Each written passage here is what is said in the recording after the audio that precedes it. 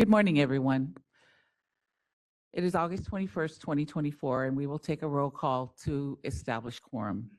My name is Dolores Trujillo, and I have been appointed by Governor Newsom in the direct care provider role and the current president of the board. Board member Jovita Dominguez. Good morning, Jovita Dominguez, Chair of Education and Licensing, and good morning. Thank you. Board member Patricia Nguyen. Morning, everyone. Tricia Nguyen. I was appointed by Governor Newsom into the public member role. Thank you, Patricia. Board member David Lawler. Good morning, David Lawler. I also was appointed by Governor Newsom in the public member role. Thank you, David. Board member Vicki Granowitz. Vicki Granowitz, I was appointed by Senator Tony Atkins in the public member role. Thank you, Vicki. Board member Neelu Patel. Good morning, Neelu Patel, appointed by Governor Newsom in the advanced practice role. Thank you. And board member Allison Cormack. Good morning, Allison Cormack. I'm a member of the public appointed by the Speaker of the Assembly. And our executive officer, Loretta Melby. Good morning. I am Loretta Melby, or Lori. I'm the board's executive officer appointed by the board. And then I do want to introduce Harry. Will you introduce yourself? Just push the button. Yeah, you got the green light. So before he introduces himself, just to let you guys know that our board counsel, Reza Pejuhesh, decided to take some time off to become a father. So he will return with us towards the end of the year, beginning of the new year. And in the meantime, we have Harry, who's sitting in for us from DCA Legal Counsel. Harry? Good morning, everyone. My name is Harry Skoletsky. As Lori said, I'm substituting for Reza, who's on extended leave, and looking forward to him returning and taking on this monumental task of being counsel for the Board of Registered Nursing. Thank you, Harry. Quorum has been established. Thank you. And just a couple housekeeping items. Just to let you guys know with the meeting materials that there were no materials posted for the meeting minutes, and we will be deferring that to the November board meeting. And then we are asking board president to reorder the agenda and move items for public comments not on the agenda to the end of day 2, please. We will order 3.0 to the day of day 2. We will be moving on to item 2.0. BRN moderator. Good morning. This is the BRN moderator. I will be moderating the meeting. To facilitate public comment, we will be utilizing the WebEx question and answer feature.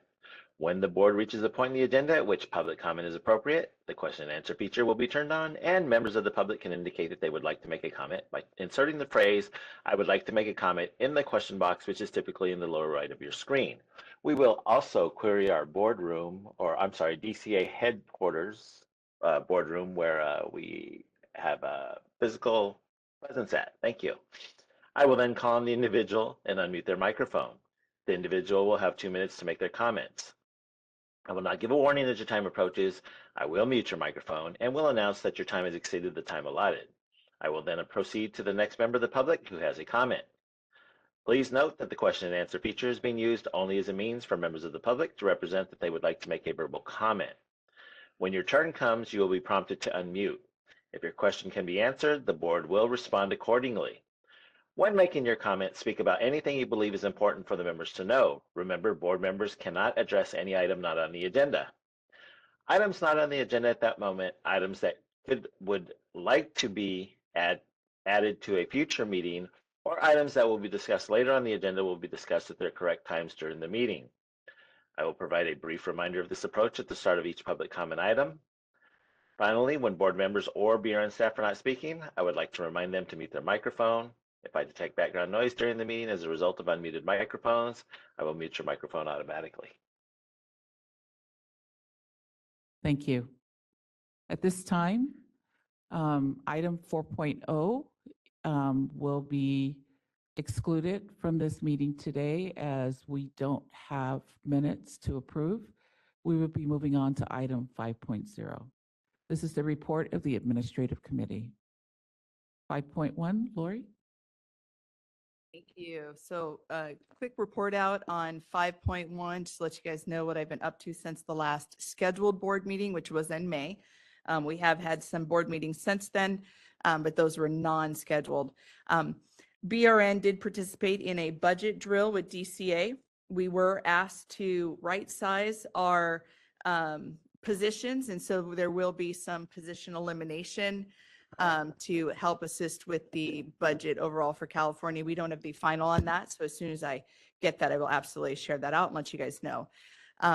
Also, I've had several meetings throughout the last few months, meeting with Maximus, which is our intervention program contract vendor, met with Montana Board of Nursing, who also uses Maximus, had several meetings with NCSBN. I've met with the UC Chiefs.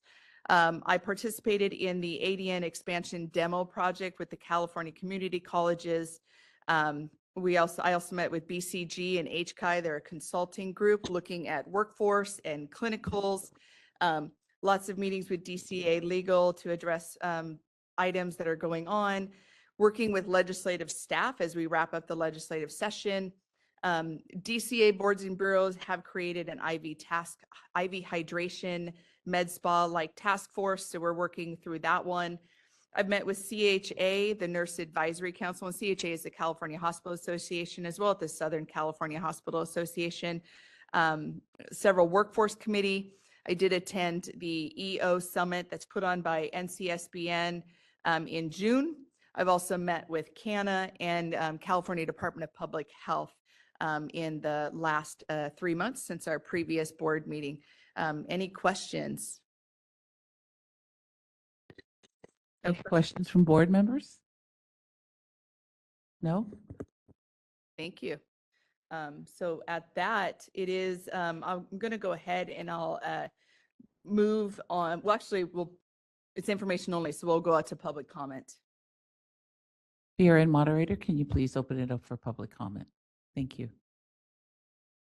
We will be opening for public comment now. Please refer to the screen share for members of the public to see how they should type in their request for comment.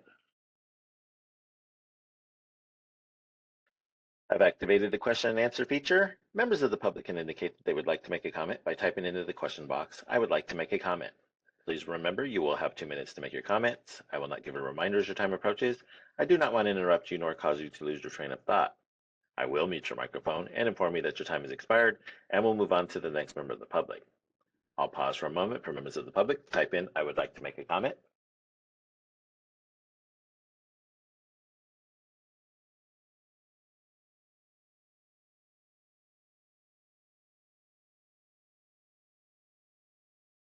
Jeffrey Darna would like to make a comment. 1 second, please. And I'm sorry, Jeffrey is on the WebEx, so 1 second. As you're pulling up, Jeffrey, I just want to make sure, give a reminder that this comment period is specifically to address my EO report, and any other items for public comment that are not on the agenda will be heard end of day 2 tomorrow. Thank you.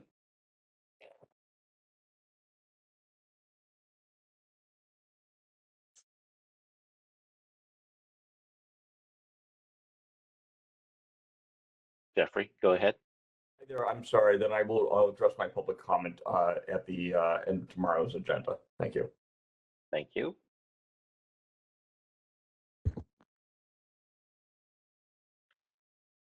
Board President Trujillo, there are no public requests on the there are no public requests for comments on the WebEx. Do we have any public requests for comments there in DCA HQ?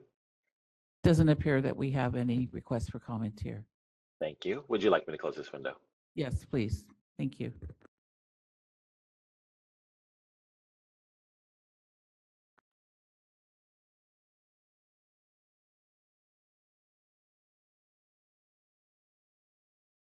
Okay, moving on to item 5.2. This is information only. 2022 to 2025 strategic plan and goal progression. I'm not able to see the attendees on the WebEx. Is Luke available and is promoted to present out, board moderator?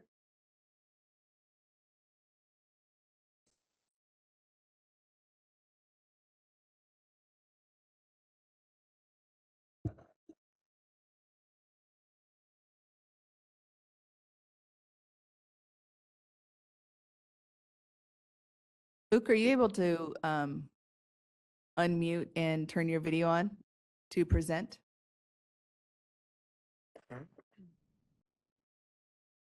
Morning, Oh, yeah. yes. Let me Oh, go ahead and turn sorry. it on. I apologize, Luke. I missed and pulled your agenda item forward. I am actually on agenda item 5.2. So you're on hold till the next agenda item. You were spot on and I was wrong. So thank you for that. Of course, no Sorry. worries. So we'll update on the strategic plan. I need to sleep more. Uh, Thank you guys for bearing with me. So we have updated the report for strategic planning. It is on our website. The items that are highlighted in yellow are the new items that have been added for review that has occurred in the last 3 months since the last regularly scheduled board meeting. And so, excuse me as I clear my throat.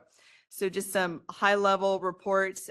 It was kind of a slower period. It looks like by looking at the strategic plan, but that's not. These were still some really high items that we're focusing on. And the first one is on page 11. And so we're really looking at streamlining the RN out-of-state licensure process, also known as the endorsement application. If you guys remember a few years ago, we really sped up the process for new grads in California. And now it's about a 2-day turnaround. And so we're looking to do that as well with our endorsement applications. We'll talk more about it at a future agenda item too, when we're having presentations with the American Red Cross. But the idea is to really ramp up our temporary license process that allows for out-of-state RNs that have a current license and a clear background check to have a license for 6 months while we're reviewing their education. They can reapply and get an additional 6 months. If they're military, they get 12 months for a temporary license. So we're really looking to bring that into alignment with our statutory authority and see what we can do to really get a much more streamlined process to get out-of-state RNs into our state. Then, yes, absolutely. Thank you very much. So they get 6 months because it takes us some time to do this. How often does the second 6 months trigger occur? I'm just trying to get my head around how long it takes to do this verification. So it's not the verification that takes the time that requires a person to do the 6 month. It's our education requirements. We have some very specific education requirements that need to be met for RN licensure in California. And we look at the pre-licensure education. So any of the education that they took prior to obtaining their first RN license. The education obtained after you get your RN license, so if you do like an RN to BSN or an RN to MSN or advanced practice, is not considered for initial RN license and it's essentially forbidden by law. So we look at where you took your psych and your soc and your English, and that sometimes is 4 or 5 different transcripts that are received and have to be sent in and reviewed. And that does take some time in addition to your nursing program curriculum, where we're looking at anatomy and physiology, microbiology with a lab. You're looking at your med-surg OBP, it's like mental health and Jerry. So if it's just straightforward, it's a out-of-state program that has an NCSBN code, and we have similar rules and regulations because each board of nursing is different state to state. That comes in and we're able to review that fairly quickly. And we usually have about a 3-month turnaround for that. So that 6 month is sufficient. As soon as we issue the license, then the temporary license is no longer valid. The problem runs into is when their curriculum doesn't match our curricular requirements and they'll have to take an additional course. So that's where the board streamlined that with 1410.5 last year, where we added in, if you've been working for 2 years and you passed anatomy and micro without a lab, we'll give you that exemption. So you can come in and don't have to retake that. But we do have a lot of international applicants that don't have the same curriculum. And so some will not have OB. And again, we give a license here that requires that obstetrics is part of the curriculum. And so at that point, they will have to go back to school to take obstetrics to be able to be licensed here. And that's when you get into that 1-year time frame where they're taking an additional college course. Thank you. Okay, we'll go down to page 12.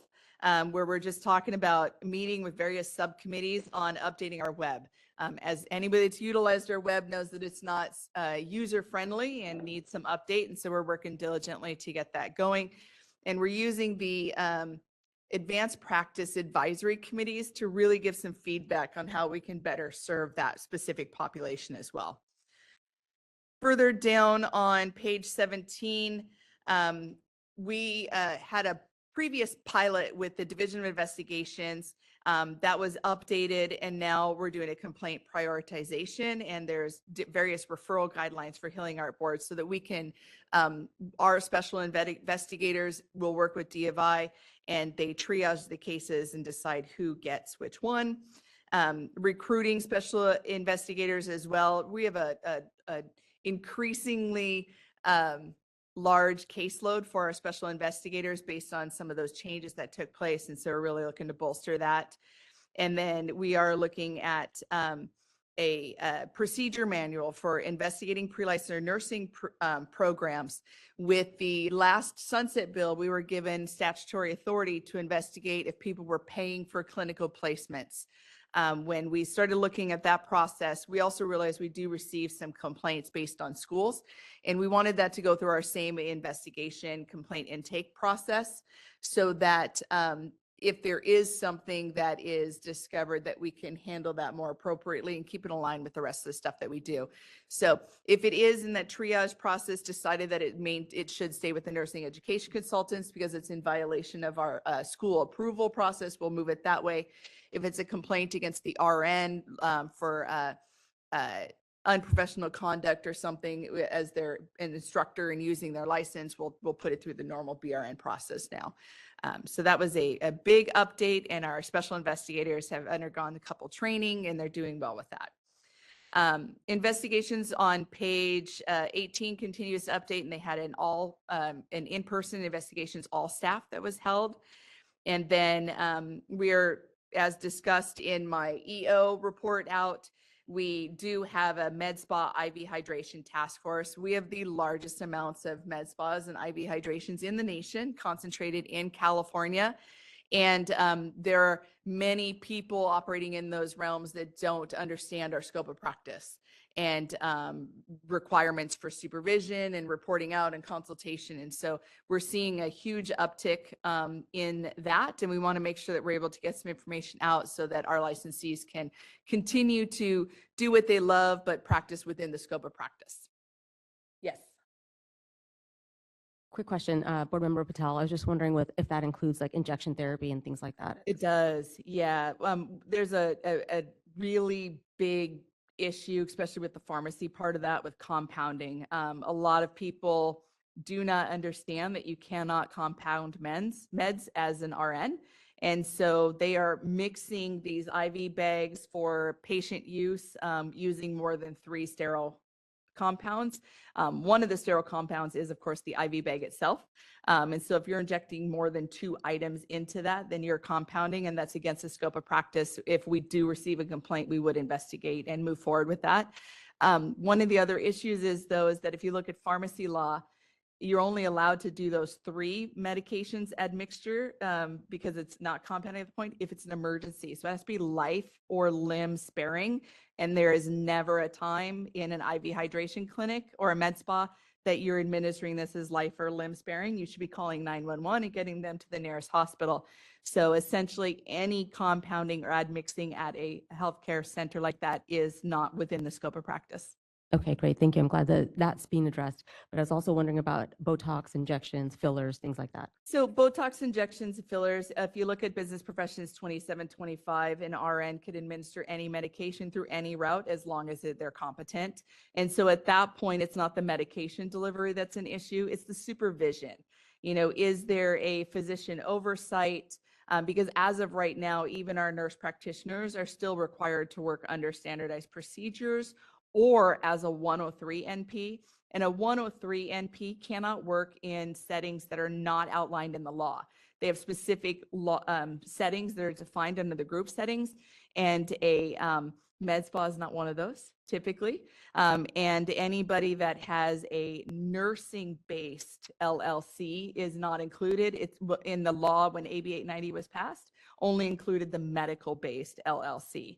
And so if they're licensed as a nursing-based LLC and they're practicing without physician supervision and without utilizing standardized procedures, they are in violation of our scope of practice as well.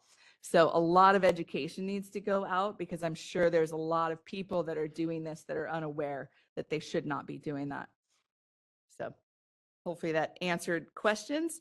The next one to highlight is we are participating with the NCSBN Substance Use Disorder Monitoring Program. It is a 5-year pilot project, and Richard Smiley will be presenting on that later on the next agenda items. If you have more questions, you can always ask him.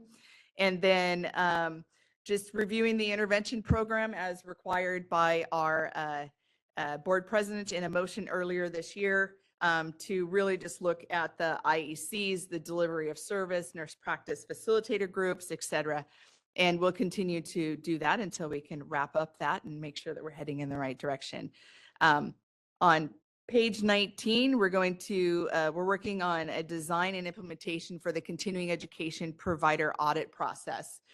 If you guys are familiar, back in about 2017, 2018 sunset process, they really wanted the board to address continuing education provider approvals. There was 2 report outs that went to the legislator in January of 19 and again in January of 20 with a plan. We got some positions for a unit to really review the provider approval process. That is still in the process to get that unit hired and built with the budget kind of drill that I discussed in our EO meeting. That unit has changed dramatically. So we will have to kind of reevaluate that, but we are looking for an IT fix where we will have a listing of all California approved CE providers and their courses. And then we can audit a percentage based on that. And our plan is to update each one of the courses to show that we did audit and what the outcome was, and just continue to do that on an every 5-year basis so that we're in compliance with our statutory requirement. Moving through the strategic plan update, we are now on page 25. We have a MOU with the Bureau of Private Post-Secondary Education, and they oversee our nursing programs with us if they are a private college or university. So in order to be a California board approved program, you have to have your nursing program approved, but we do not approve the academic institution itself.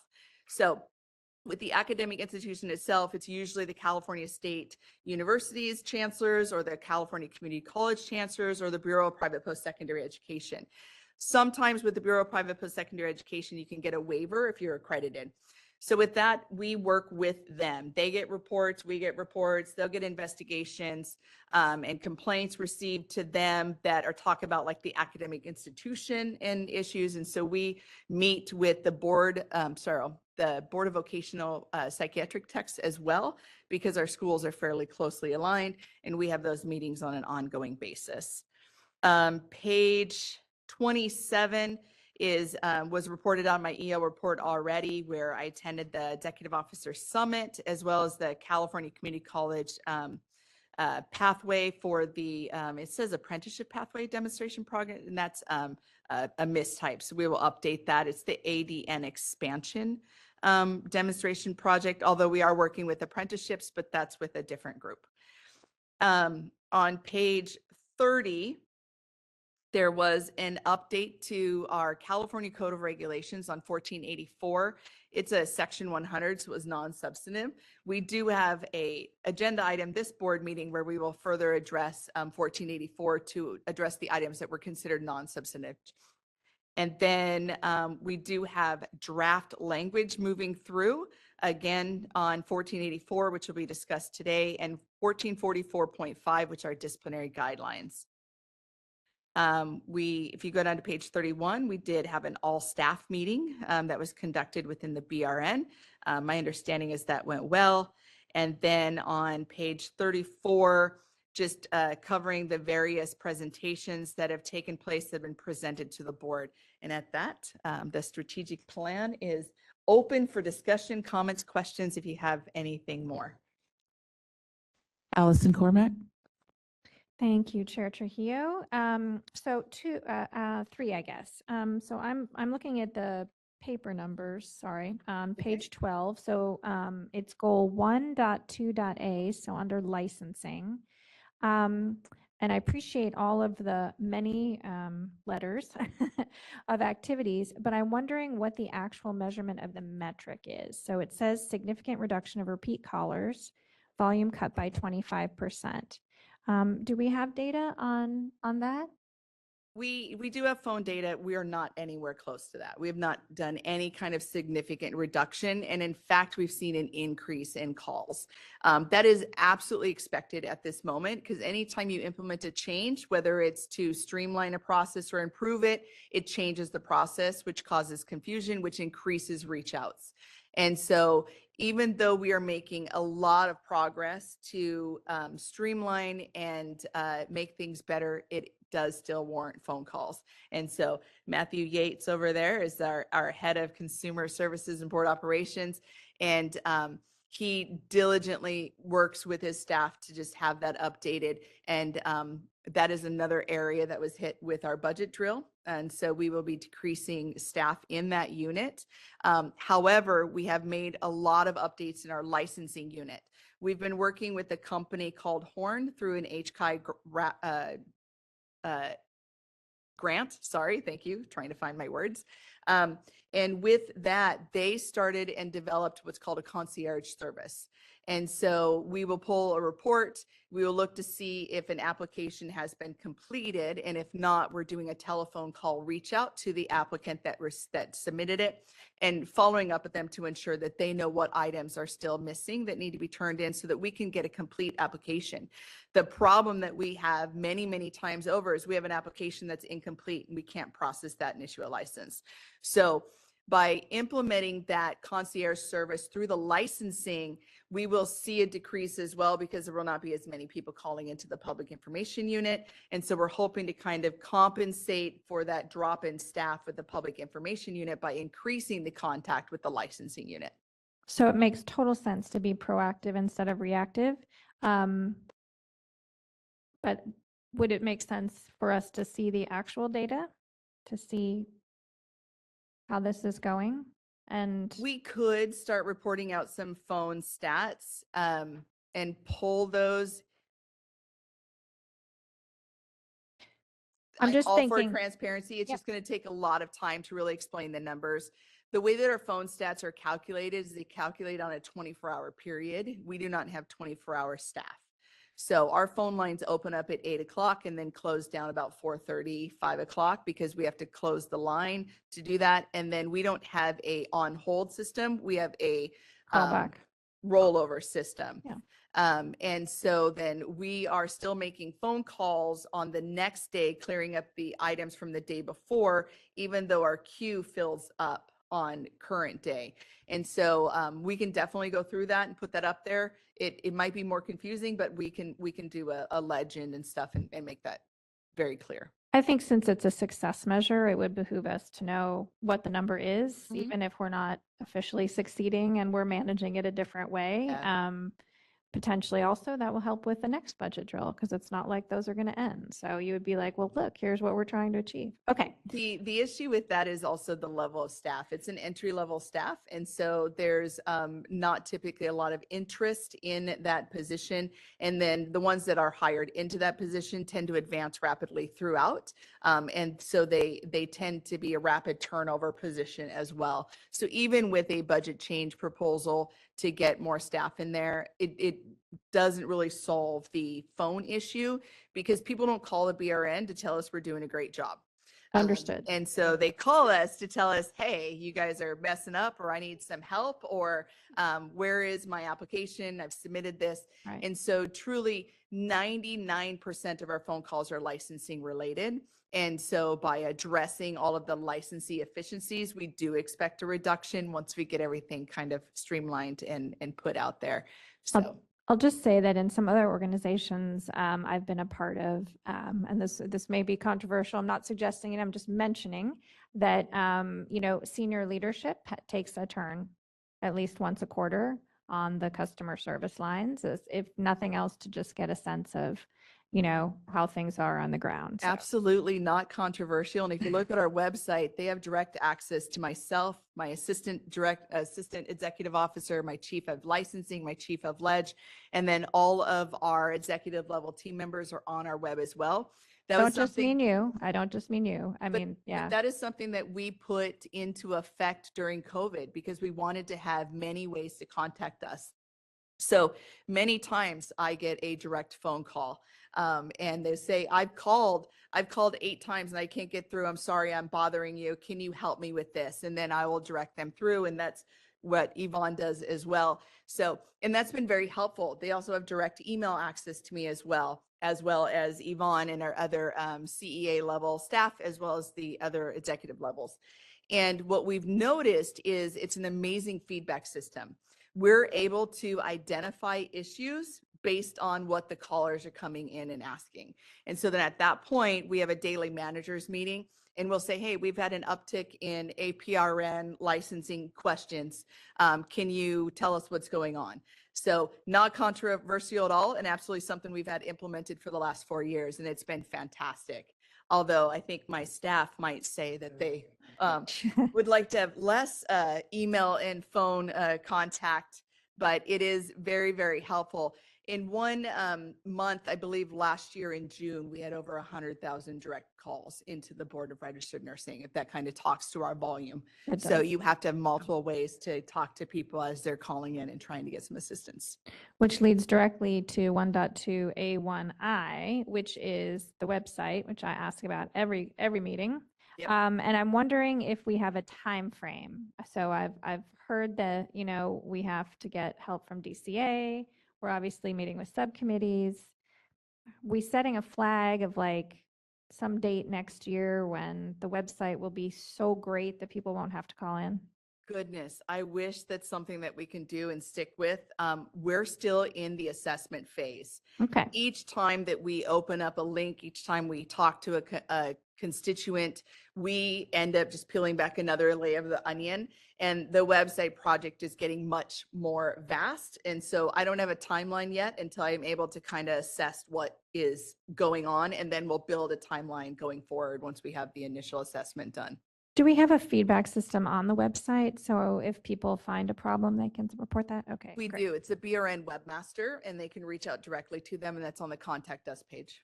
Okay. And then my final question is related to the data about clinical placements. So we're in 4.2, I guess. Maybe 4.3. 4.3A2A. So it's related in that, this is data that we're trying to compile and share.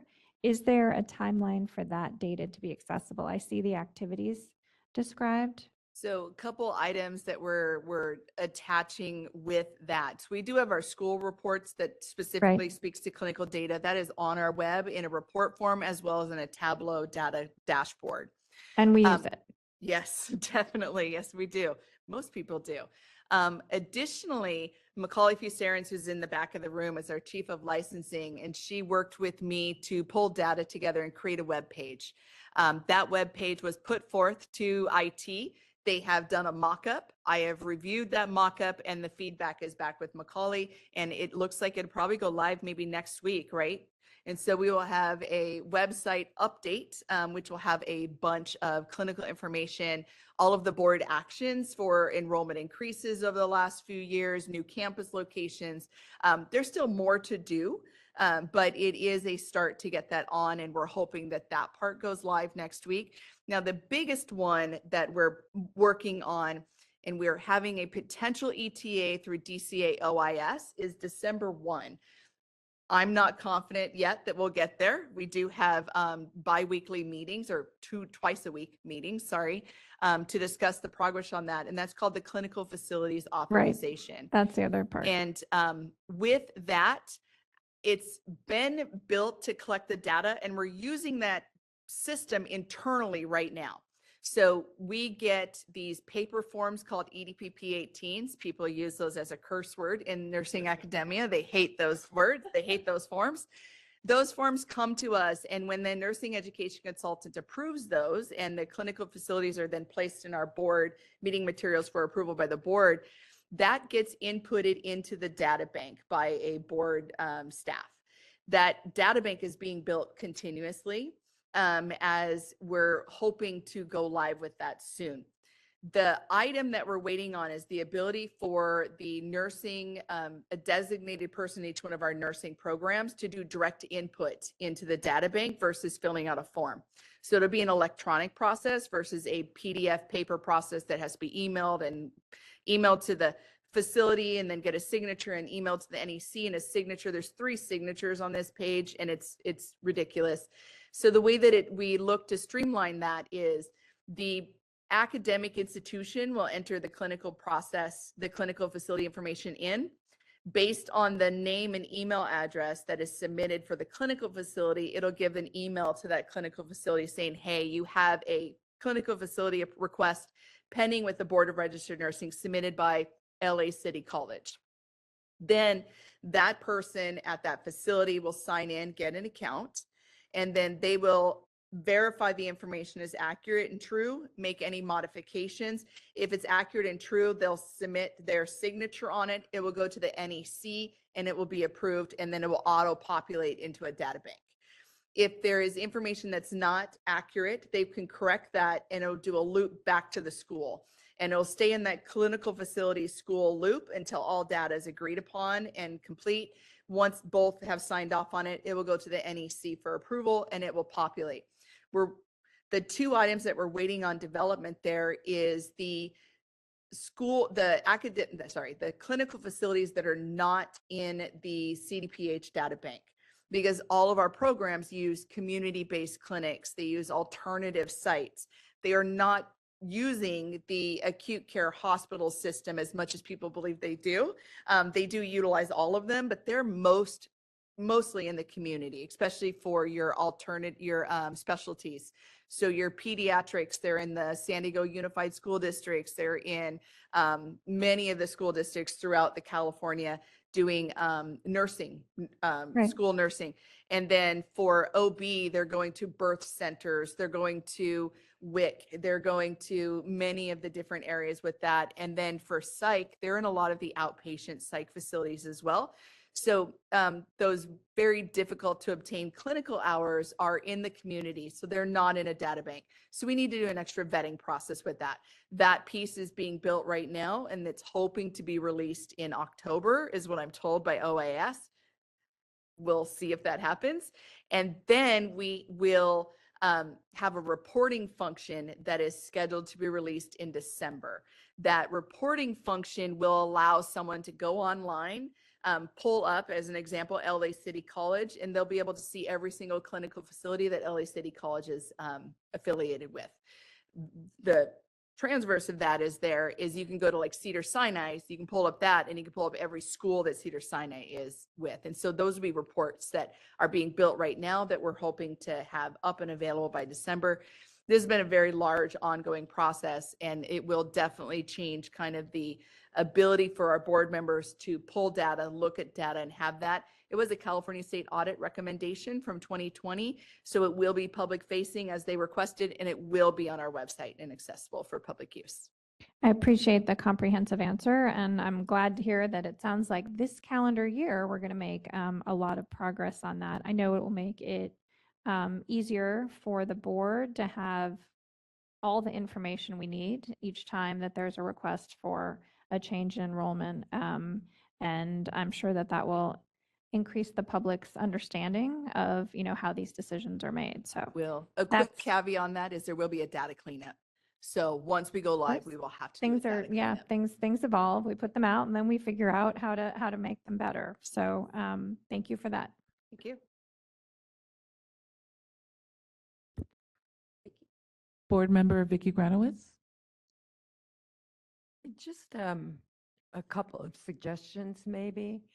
We have really full agendas, and at times I think we run a little far afield with interesting information that's certainly important and of interest to the board and the public.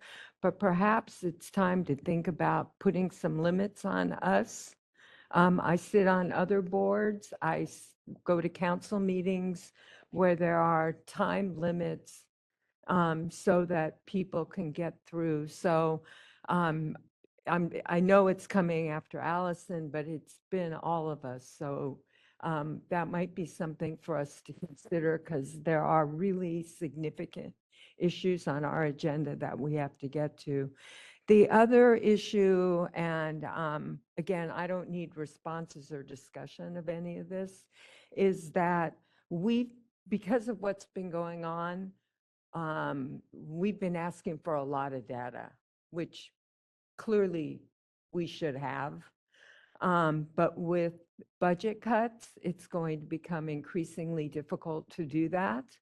And so perhaps what we need to do is start to keep a log of requests, and people can make requests offline, and we can start to prioritize where those requests in a hierarchy need to go, because we've all been asking for data. I know I've asked for data. We talked about it the other day. So those are just two comments. I don't need any feedback. I just wanted to put it out in the universe. Thank you. Thank you, Vicki. Thank you, Vicki. Any other questions or comments from board members? All right, this was information only. Moving on to item 5. Public comment. Yeah, they're distinctly different topics. Okay. So BRN moderator, can you please open it up for public comment? Thank you. We will be opening for public comment now. Please refer to the screen share for members of the public to see how they should type in their request for comment. I've activated the question and answer feature. Members of the public can indicate that they would like to make a comment by typing into the question box, "I would like to make a comment." Please remember, you will have 2 minutes to make your comments. I will not give a reminder as your time approaches. I do not want to interrupt you nor cause you to lose your train of thought. I will mute your microphone and inform you that your time has expired, and we'll move on to the next member of the public. I'll pause for a moment for members of the public to type in, "I would like to make a comment."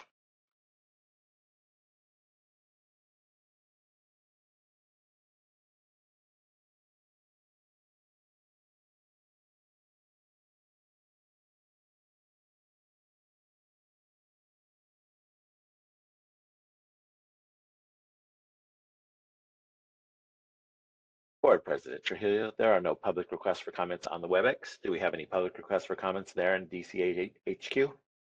No, it doesn't appear that we have any requests for comments here. Thank you. Would you like me to close this window?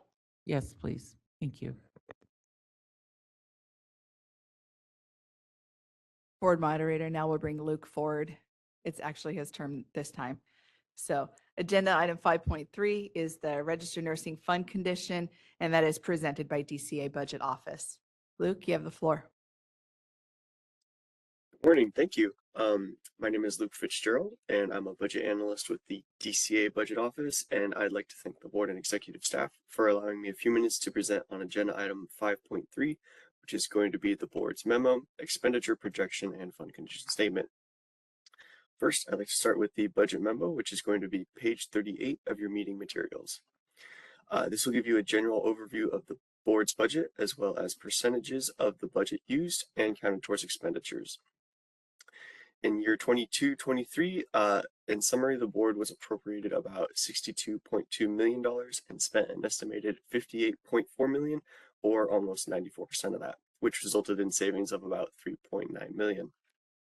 In current year 23-24, the board was appropriated $66.5 million and spent approximately $63.3 million, or about 95%, of which $25.6 million, or 38%, was expended on personal service costs. $26.2 million, or about 39%, was on operating expenses and equipment, OE&E, which includes contracts, purchases, and travel. And then $11.4 million, or about 17%, was on enforcement, which was for Attorney General and Office of Administrative Hearings. The board is estimated to have about $3.2 million, or 4.79%, in reversions. The next page we're going to go over is going to be the board expenditures, which should be on page 39 of your materials. These projections are based on actual data through fiscal month 12, This report includes 22 through 23 actual expenditures in green, as well as 23-24 budgeted and projected expenditures in blue and orange, which also includes a budget allocation breakdown. Over this 2-year period, costs are going to be relatively higher. As we move to the end of the document, you will see this is a breakdown of the memo. The board had a beginning base budget of approximately 66.5 million and is projected to spend approximately 63.3 million, creating a reversion to the board's fund of 3.2 million, or about 4.79%. The next document I'm going to go over is the board's revenue projection, which is on page number 40 of your materials. This report includes receipts collected through June, and I'm actually going to go further into these projections as we transition to the next slide. The next slide is going to be page 41 of your materials, which is the board's fund condition statement.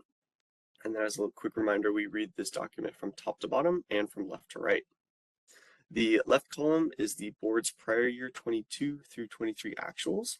It shows the board began 22-23 with a beginning balance of almost 56 million.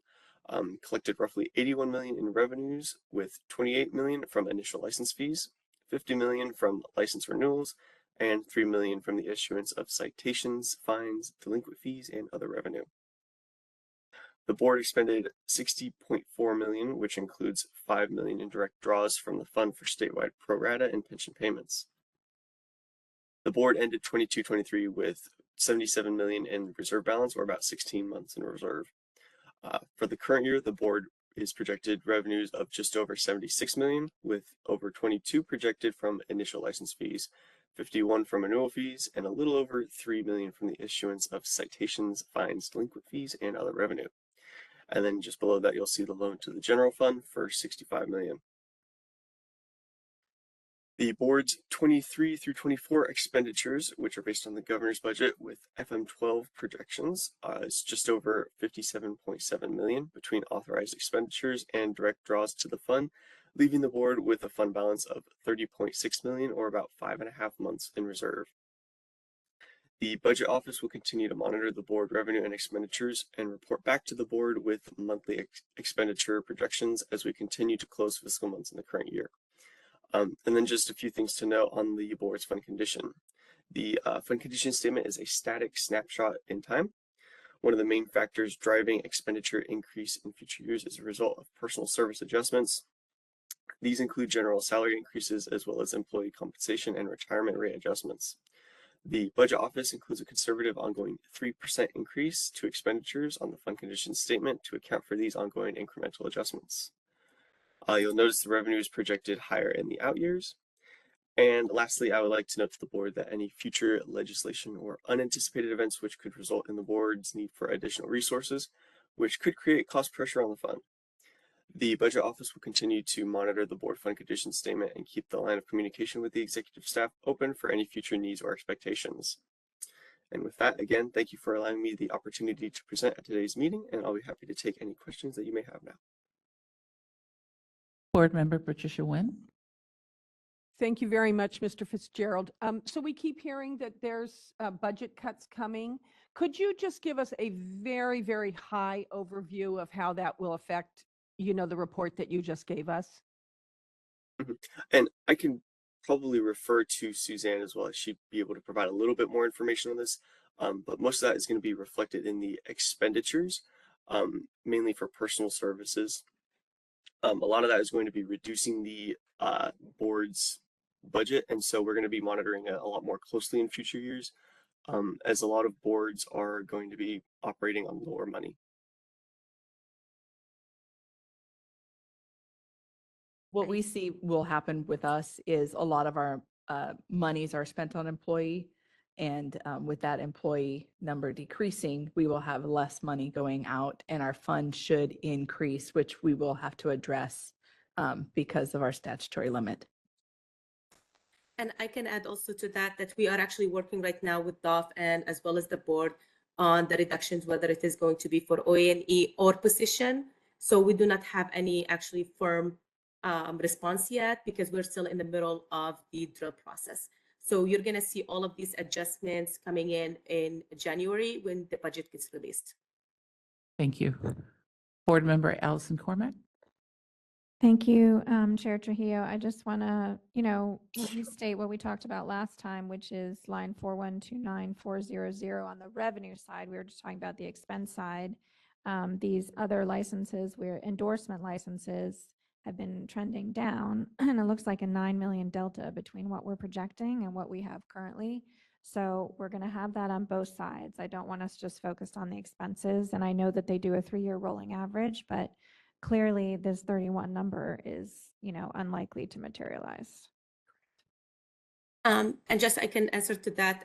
We are actually going to also work on another drill coming up in the next month or so to adjust the revenue, and you will also be able to see that during the budget release in January. Great, thank you, Ms. Balkis. Of course. Sorry, my voice is gone, so I'm hoping that I'm answering all your questions. Thank you. Any other questions or comments from board members? Seeing that there's no other questions or comments, BRN moderator, will you please open us up for public comment? We will be opening for public comment now. Please refer to the screen share for members of the public to see how they should type in their request for comment. I've activated the question and answer feature. Members of the public can indicate that they would like to make a comment by typing into the question box, "I would like to make a comment." Please remember, you will have 2 minutes to make your comment. I will not give a reminder as your time approaches. I do not want to interrupt you nor cause you to lose your train of thought. I will mute your microphone and inform you that your time has expired, and we'll move on to the next member of the public. I'll pause for a moment for members of the public. Type in, "I would like to make a comment."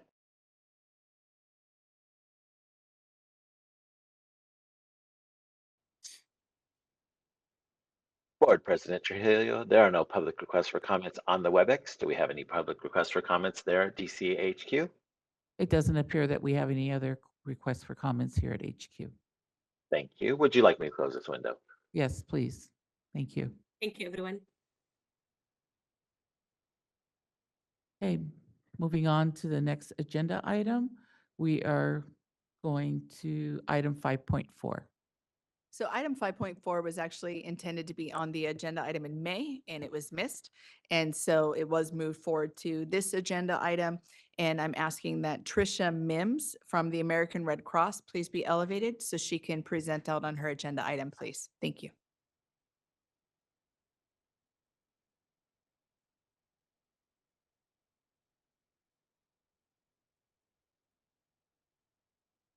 Thank you. And then, thank you, Tricia, for attending. We were able to publish your PowerPoint that you submitted to us today. It is now located on our website, but you are able to screen share and move through your slides as needed. Thank you.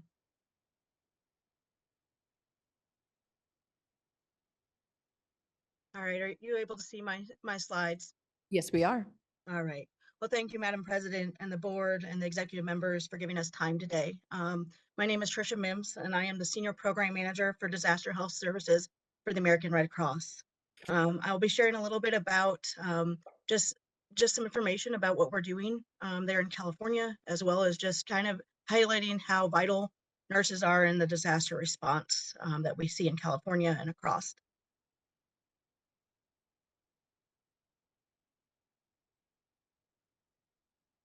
So just a little bit, we're going to talk a little bit about the history of the disaster response. I'm sure that as we all are aware, disaster response in general continues to be just an everyday word rather than,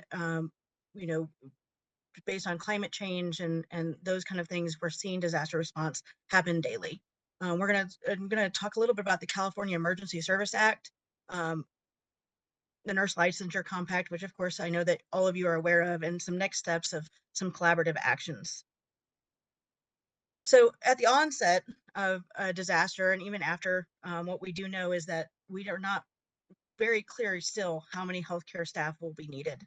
In the past decade, 2.6 billion people around the world have been affected by the earthquakes, floods, hurricanes, and other natural disasters. Of course, along with that becomes public health crises.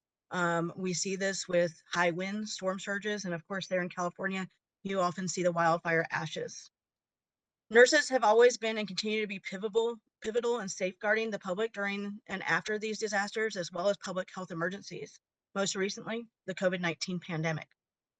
They educate and protect people, engage with and build trust with the community, and help people prepare and respond and foster resilience to help communities fully recover. But what we see across the nation is there's a fundamental need for policy reform to ensure that both nurses and other health and mental health providers can respond across the state lines when disaster hits.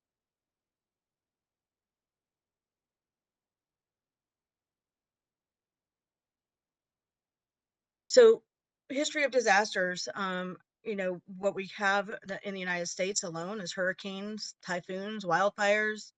Um, you guys experience the atmospheric rivers, and there's so many other assaults. But the assaults by Mother Nature have taught policymakers and the public health community that what comes after the disaster can be as bad and far-reaching as the disaster itself. Just a few examples. In Texas, the federal and state government officials began to highlight the health consequences of exposure to floodwaters. Far from the simple rivers of the rain, those floodwaters became a toxic soup of sewage, chemicals, vermin, and other hazards such as metal or glass debris, through which people had waded, often chest high, in this rancid cauldron. To highlight in California, aside from the immediate deaths and destruction that you experience with the wildfires, there's also a serious and long-lasting public health threat. The effects of wildfires on humans are just as terrible and damaging. People with pre-existing respiratory or cardiovascular issues can have those issues worsen after only brief exposures to the particular matter in wildfire smoke, and many people end up hospitalized after breathing in wildfire smoke. Children and the elderly are the most vulnerable to the effects of the forest fire on human health. Outside all other health concerns, the effect of wildfires on humans can often lead to premature death. According to a 2024 study published in Science Advances, wildfire smoke may have contributed to more than 52,000 premature deaths in California between 2008 and 2018. So this highlights, before I go on to the next part, the importance of nursing in general from our response to the education that happens pre-disaster, and the importance of having the American Red Cross there and available through our public health channels and the information that is given out. And then the need to continue that response once the disaster has occurred and afterwards.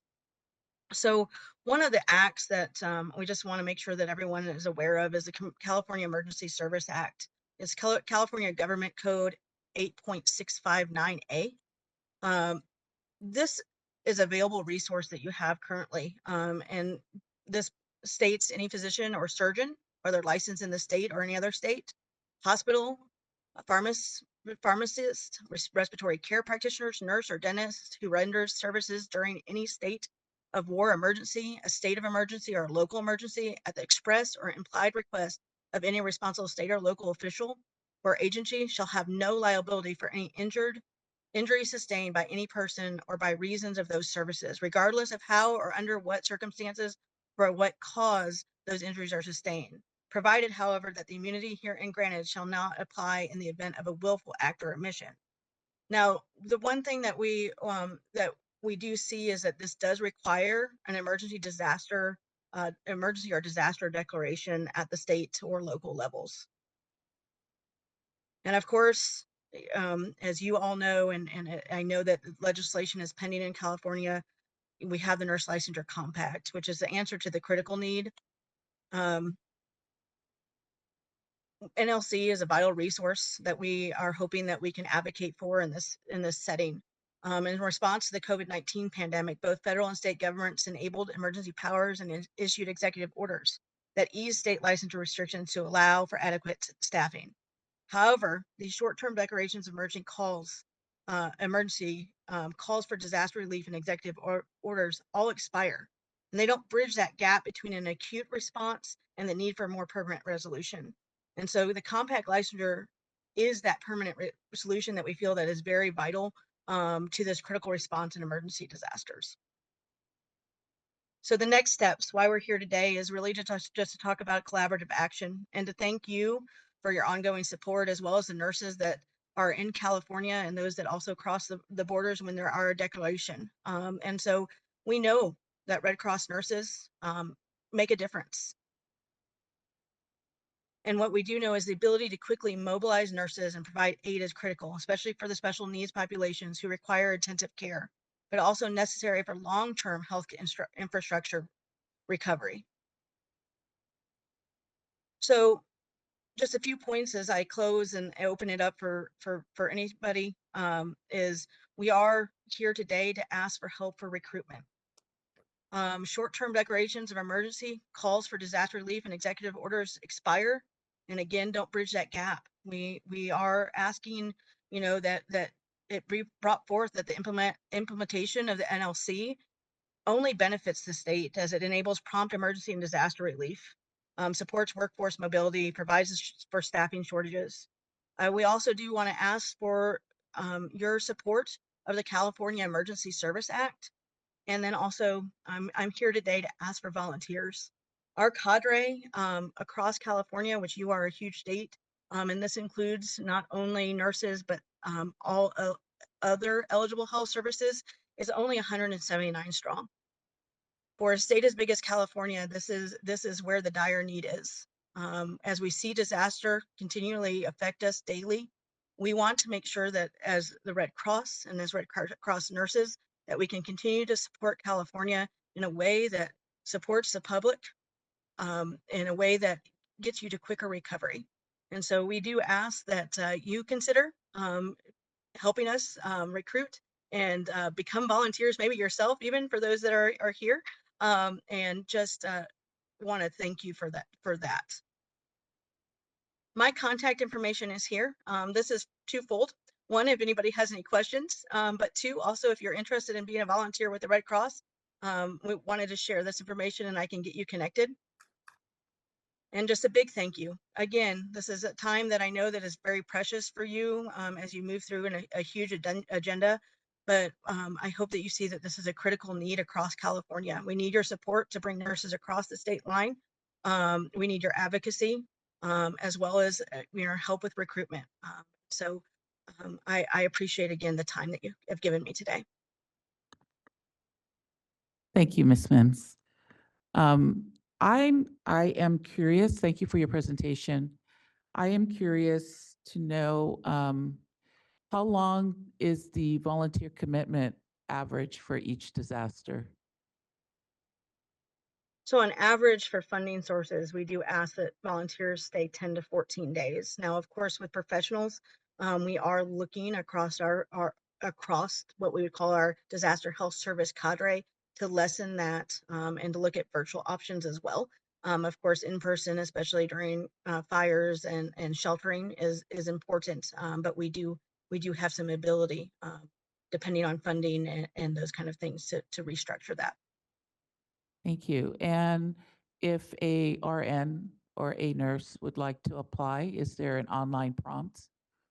There is. I can share that in a chat, but I mean, if you do go to redcross.org and look at volunteer opportunities, it will give you the ability to connect with how it happens first is actually they go through a beginning process. Right there in California, you have great regions of regional leads that actually will respond to that nurse to figure out where they fit, to help them go through the training, do some orientation processes, and get them situated. Thank you. And one other thing, Madam Chair, is that we did just recently restructure our training out of a concern for time. We have been able to decrease that training overall to under the 10 hours. Thank you. You're Any welcome. questions or comments from board members?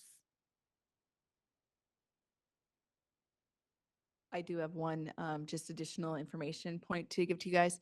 The update that we talked about with our temporary license should be effective and should help us because we do not have legislation right now for the compact.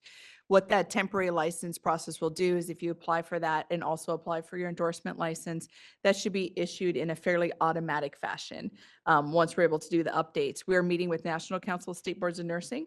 They will create a data file that will share directly into Breeze or a data bank that can lay on top of that, that will show that they have a current and active license.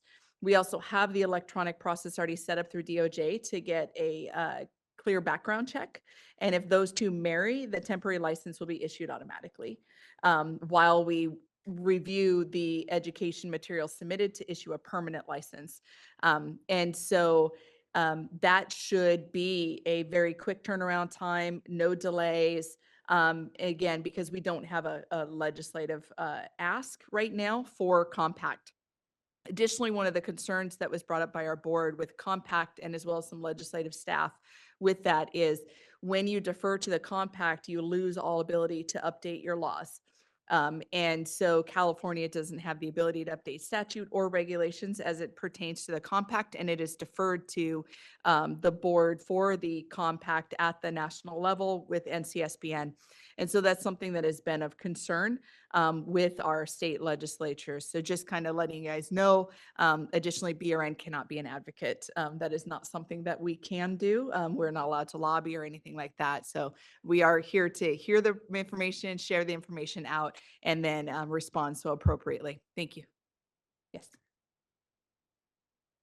Thank you, Ms. Mims, excuse me, for the wonderful presentation. I actually have a question for you. Maybe EO Melby can help me understand, since I'm in the advanced practice role, I was wondering whether or not in a disaster, how does procedurally that impact advanced practice nurses in terms of scope of practice? If you can maybe, not to open Pandora's box, but just to maybe enlighten us a little bit about that. Thank you. So as we address our temporary license process, we have noticed we need to address the temporary license process for advanced practice RNs as well. Right now, they kind of negate each other. And so it's not possible. So with updates that NCSBN has done, where they put the national certification for CRNAs as well as midwives into the nurses data bank, if we update our regulations, which is the plan, Marissa's back there, I'm sure, taking notes, that when we update the regulations, if we're able to issue license based on national certification and not strictly looking at education, we should be able to issue a temporary license effective immediately on the RN temporary license as well. So there is some regulatory update. There are a lot of IT updates, but that is absolutely moving forward in the future.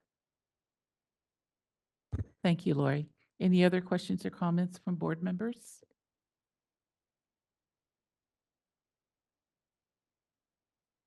BRN moderator, can you please open us up for public comment?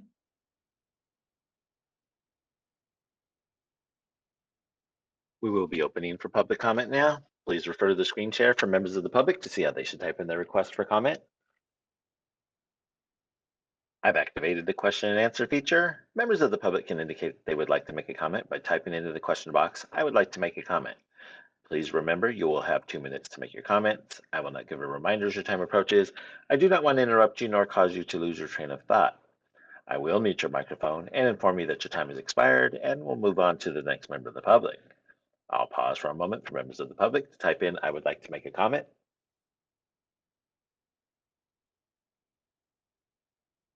Diane St. Denis would like to make a comment. 1 second, please.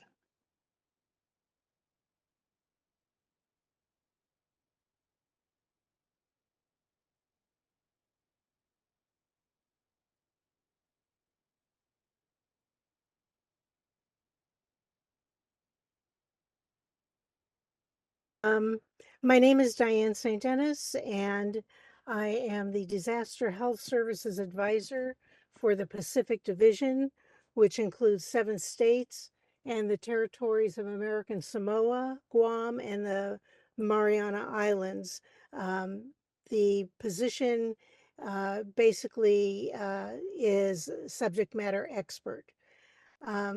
California has, as Tricia said, many health services volunteers, primarily as registered nurses, but we do have EMTs, we have some MDs and PAs, and LVNs to a lesser extent.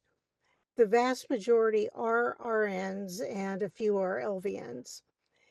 The difficulty in staffing our disaster sites, which could include headquarters, shelters, local assistance centers, outreach, and other sites, is that many of our volunteers are retired and may no longer deploy outside of their local areas. Some of the volunteer staff are younger, but work full-time and or have families with young children, which also limits their ability to deploy. Even single nurses that are employed usually cannot get time off from work on short notice, and especially for 10 to 14 days. Another impediment for some responders is that we have to work 12-hour shifts because we don't have enough staff to cover 8-hour shifts. Every state has relied upon disaster health services from other states. The multi-state license allows for working across state lines. Because California is not a part of the compact or the Uniform Emergency Volunteer Health Practitioner Act, also known as UEV HPA, we cannot bring in assistance from outside of California. The impacts are enormous for our clients. We do a CMIS questionnaire, which is to determine whether our clients have access and functional needs that need addressing in order to keep our clients as independent in a shelter as they are at home. We replace durable medical equipment as well as medications lost in a disaster. Imagine not having your seizure medication and having a grand mal seizure in front of a shelter full of people who have never witnessed one before. And if you lose your dentures, you can't eat a normal diet like you usually do, and this is detrimental to their health. When we cannot staff our shelters daily on regular shifts, we try to itinerate between shelters for clinic hours, but sometimes the distances and terrain make it impossible to do that. We use virtual responders to assist clients with medication replacements, but oftentimes the clients have no transportation. And on more than one occasion, I have had to make pharmacy runs to pick up medications and supplies. This complicates our financial tracking, but it's a necessary thing to do. We've burned out many of our California responders with the endless requests for the Thank you for your comment. Board President Trujillo, there are no other public requests for comments on the WebEx. Do we have any public requests for comments there in DCA HQ? No, it doesn't appear we have any requests for comment here in HQ. Thank you. Would you like me to close this window? Yes, thank you. With regard to the public member's concern regarding having a licensed compact here in the state, I believe our EO, Loretta Melby, addressed that concern. Can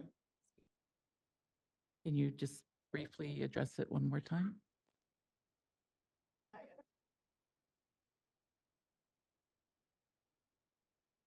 Okay, so excuse me with that. So again, the compact needs to be introduced through the legislative process. There was a bill introduced, I think, consistently the last few years. It has not made it out of the session. We, will address those as they come forward if legislation is brought forward. Historically, our board has not supported compact because of the lack of the ability to regulate the nurses here in the state if they do have a multi-state license. And to make updates and changes has been one of the biggest issues that we've come across. Because again, every board of nursing is slightly different. So that has been a concern. And something that I think could maintain as a concern. So in the interim, though, we do see that the public health risk and the ask is there. So we're doing as many updates as we can to streamline the process here. And I think that really implementing the temporary license in an automated fashion will answer that and may even make it where a NLC is not even necessary in our state. So we'll see how this goes. Because if we can issue a license in a matter of a couple days and get you in and working, then we, I think we've answered that question and that issue. Thank you. Thank you, Lori. Thank you to Ms. Sims, for your excellent presentation on the Red Cross. Madam Chair, do I have a moment to ask Ms. Melby a question? Sure.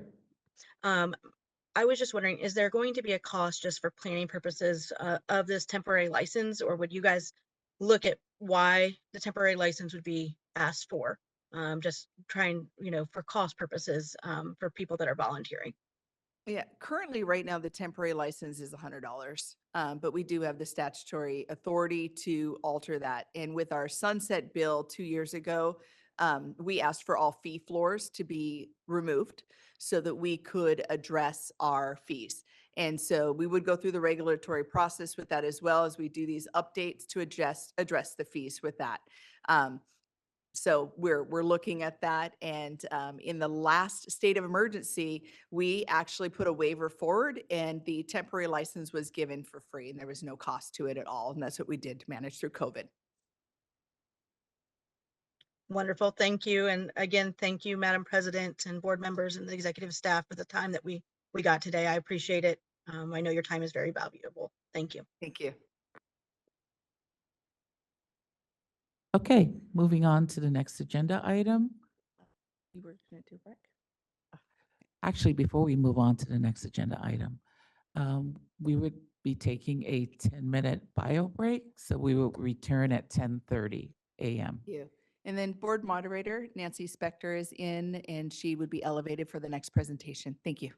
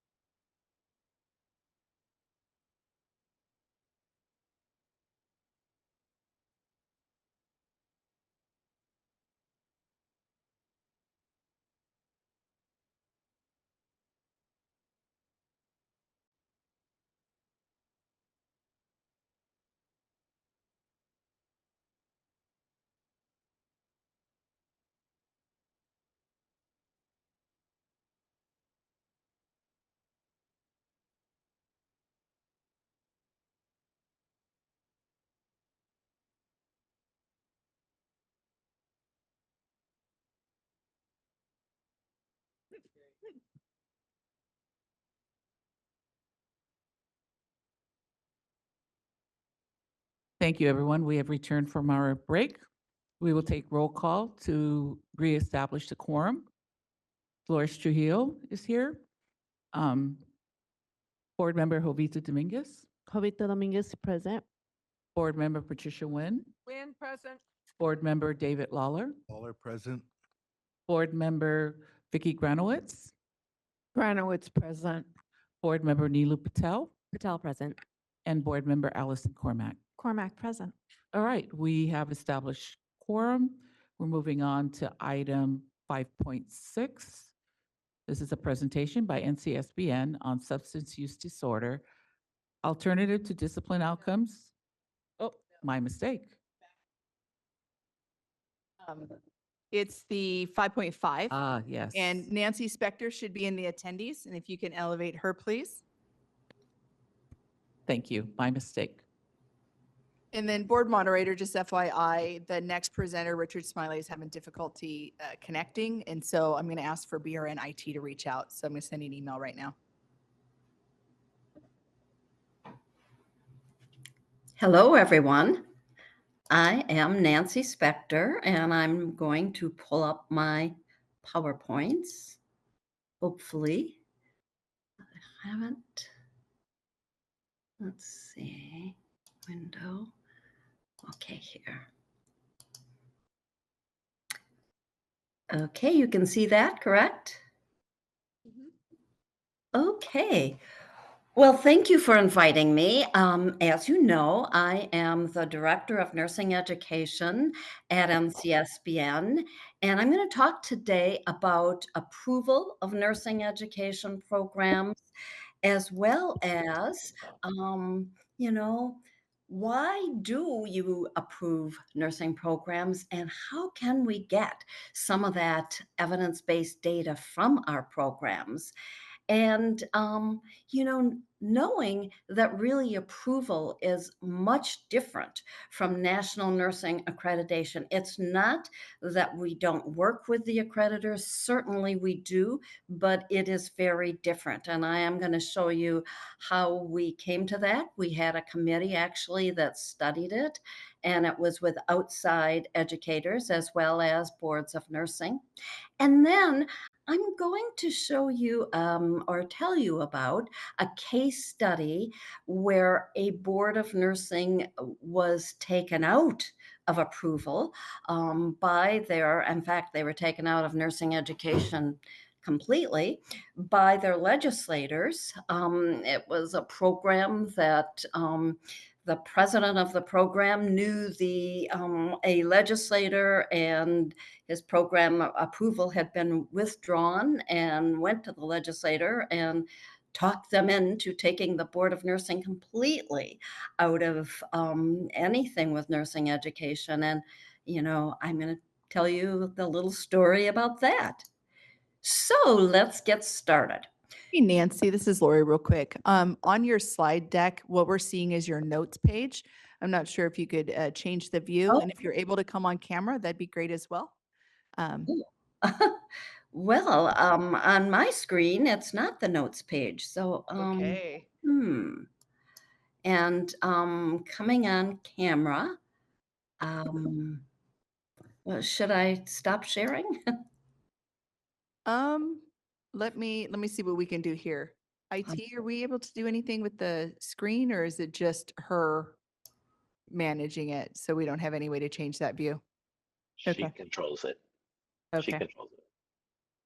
Mark, I believe we do have the PowerPoint as part of materials. Let me see if I can get that over to you while she works to come on camera. Okay. Let's see. I'll stop sharing now then. Yeah, it is stopped sharing on our end already. Oh, it is. Okay. It is, so. Okay. Shoot.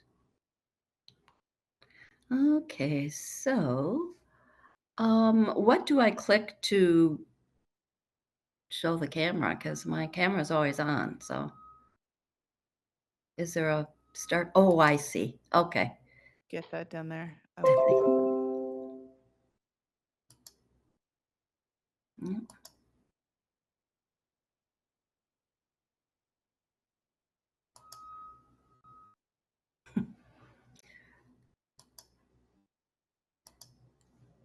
Okay, so it says start video. What do I click?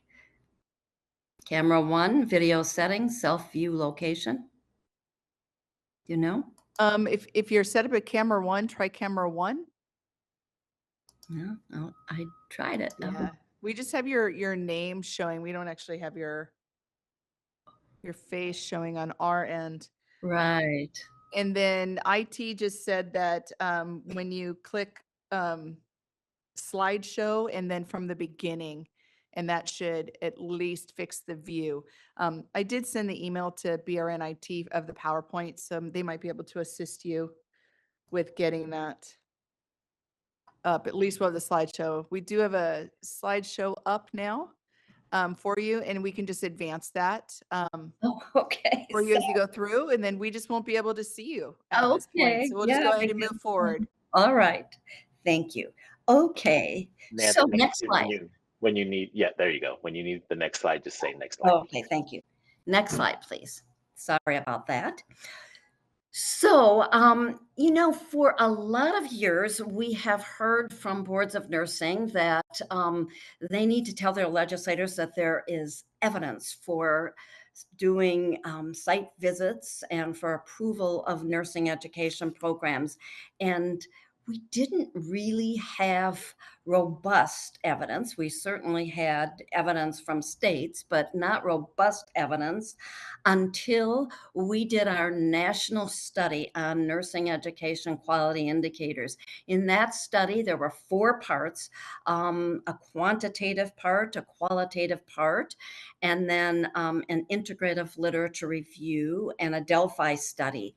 The qualitative part was, you know, a national study of looking at 5 years, excuse me, of the site visit documents from boards of nursing. And we hired a renowned qualitative researcher to help us analyze that, because while we have renowned quantitative researchers at NCSBN, at the time, we didn't really have anybody with that kind of experience with qualitative. And one of their findings was that the state regulatory context or approval of nursing education programs improved significantly the standards of nursing education. So this is great evidence for us to share with legislators or those who question, why do we do approval of nursing education programs? And you've probably heard it before, because they don't do approval of you know, the programs in medicine or the programs in PT. Now we do have evidence that it does improve the standards. And in a bit, excuse me, I'm going to take a drink. In a bit, I will show you the model that we use in the United States and in nursing only, and the model that we need to have program approval. Okay, next slide, please. So I told you that there was a difference between accreditation and approval. We had a wonderful nursing education committee, and I do believe there was representation from the California RN board on that committee at the time. And we looked at approval and accreditation because we hear all over the place that, you know, we're the only profession that does approval. Well, if you just have all the programs accredited, why can't you do that? So one of the things we looked at was the differences. And this is in an article on approval from 2018 in the Journal of Nursing Regulation. And I really like this table, and we did a lot of work putting it together, including meeting with all of the accreditors and then with various educators. And you can see these are all the areas where there are major differences. Now, what I would like to point out, probably the biggest, at least to me, is on the bottom there. And you know, it's on the bottom because it's alphabetized.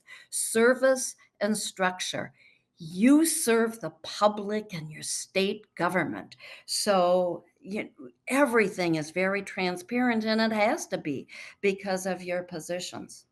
However, it is a business with accreditation, and certainly a bigger business these days now that we have 3 accreditors. So, they want the business, and sometimes people worry that, some of the requirements are made a little bit more lenient so they can get more work.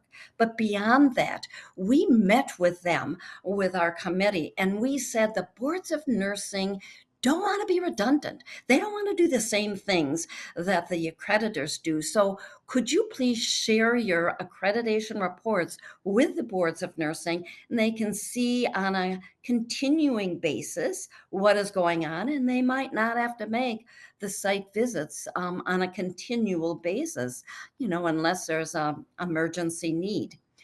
However, they said we are a business and our relationship is with our programs, so we can't share them. So what we did is wrote model rules, and in these model rules, we require, and a state can accept our model rules or not. So we can't mandate the states, but in the model rules, and the states can use them.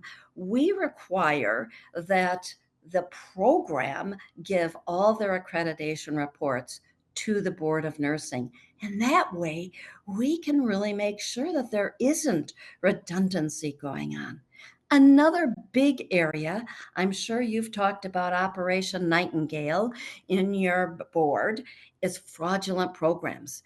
We have fraudulent programs out there, as you know, and the best way to deal with them is through the state, because you're all familiar with the relationship with all of the agencies. The national accreditors just don't have that opportunity or even that expertise to do. And I think another big area is that you are state. You serve the programs in your state. You know a lot about your programs. The accreditors are national, so that they don't know that, okay, there aren't clinical spaces available. We can't start a new program here. They don't have that kind of knowledge. So there's a lot of major differences. Not that we shouldn't be collaborating with them, but there are still differences that we need to be doing approval as well as having programs accredited. Next slide, please. So what about the Florida Board of Nursing and what happened there? Well, as I told you, they were taken out of not only approval, but anything to do with nursing education.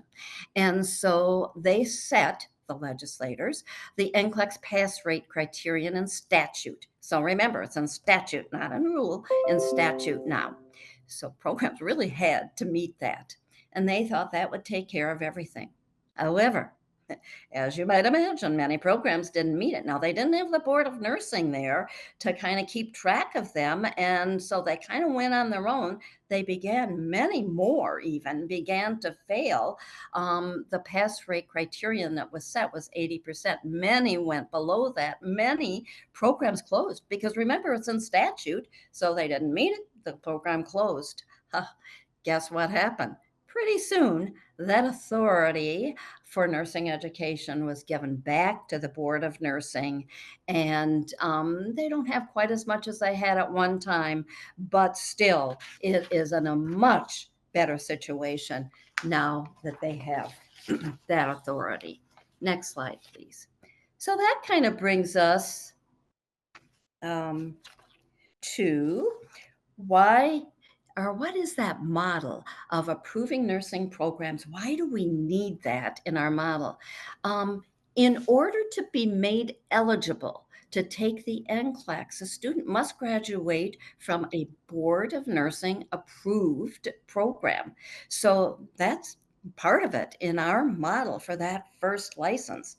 And then, of course, they must pass the NCLEX. When the dean or director says that they have graduated, they are letting the board know that the students are competent to practice entry level or that first year of nursing practice, because that's what the NCLEX measures, that first year in practice. So this is our model in the US and in nursing only. And so when other professions say, well, why do you have approval? This is why. This is our model. A program must be approved in order for their students to be made eligible for the NCLEX. Next slide, please.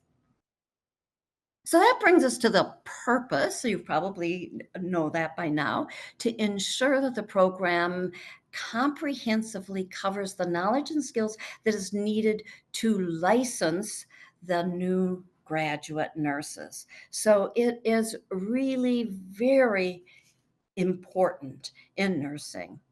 So next slide, please. And a question always is, well, not every board of nursing approves of programs. Well, don't pay attention to that when you see that, because it's just not the case. There's only one state that doesn't approve programs, and they deem it to accreditation. However, there are many boards that question that. And also, there are many in the state of Utah, and I've been, working with some of them, attempting to get that authority back to the Board of Nursing, kind of like they did in Florida. There are 2 states that it's not done by the Board of Nursing. In Mississippi, it's done by the institutions of higher learning, but it's in real close collaboration with the board. They're on our education calls. They're actually in our annual report program, and they have PhD educated nurse that does that. And it's only the RN programs. In Mississippi, the Board of Nursing approves the PN programs. In New York, the Regents of New York do the approval. Now, it's with PhD educated nurses, but I have to say they're not quite as close in collaboration as Mississippi, but it has to be done, again, in order to make their students eligible to take the NCLEX. Next slide, please. So what's our history and work? And remember, I talked about that education committee that met, and it was really just an excellent committee. And we had collaboration with the accreditors, educators. We had educators on the outside besides boards on the committee. The accreditors had calls with us. Some of them came in to meet with us. We held if some of you maybe remember, it was a long time ago, a World Cafe with education, regulation, and accreditation. And these were the final recommendations, and they are included in our model rules. And they came really from that World Cafe that was led by Joanne Dish. She worked with us on that. So we developed a collaborative model that I'll show you in a minute for approval. And collaborative means working with the accreditors, even though they won't share their reports with the boards. And then, the boards can use accreditation reports for continued approval. In that is if they have it in their rules that the program must give them their accreditation reports. And that really works for states that don't have a lot of resources. They maybe can't make continual approval visits, but they can see what the accreditors do, and they can certainly make and should make any kind of emergency visits if there are complaints, etc. And then that the board must maintain authority over nursing programs. And, they might only make continuing approval visits as needed, but they must make all initial approval visits and decisions, because the accreditors can't really do that until the students graduate. And then annual reports to the Board of Nursing on, the approval. Next slide, please. So This is our collaborative model, and you can see what we did. And again, we worked with the accreditors on this. We looked at what's shared and then what's different between the Board of Nursing and the National Accrediting Agency. And you probably see there on the bottom, a shared goal is public protection. I have to say, we argued that for quite a while with the accreditors because I kept saying, well, we protect the public too. So we made sure that our mission is protect the public, and they do protect the public, but we have found in a very different way. And we have found that in also doing the site visits, whereas the boards of nursing are much more interested in the patient's safety, look at the clinical sites, that kind of thing. Whereas, they tend to be more interested in the philosophy of the program. And it's just a different kind of attitude toward nursing education. Next slide, please. So we continue, we will always be continuing with looking at approval. We did a major study, as I told you about, on the quality indicators of nursing education programs. And this came from our board. Our board asked us to look at the major quality indicators of nursing education programs so that they are not only evidence-based, but also legally defensible, because at the time when the board gave us this, it was probably about in 2017, because it took us some work to get there. When they gave it to us, there were some programs out there that were going to sue some of the boards of nursing for what they were using, because they said, well, that's not in the evidence. So that's what the board wanted us to do. And then from that, we developed our regulatory guidelines. And coming from that, and I'll talk to you about these in a minute, is the annual report program. And that is ongoing now. And I would love California to be a part of that, because you have a lot of programs, but also because that's great for your state and for your education programs, for benchmarking. Next slide, please. So that was the ask of our board, and to be honest, I was a little naive, because I thought, oh, this will be easy. We have requirements from the U.S. Department of Education, and we have requirements from the accreditors. We'll just ask them for their research, and we'll go to the literature, and we'll get anything else. Well, guess what?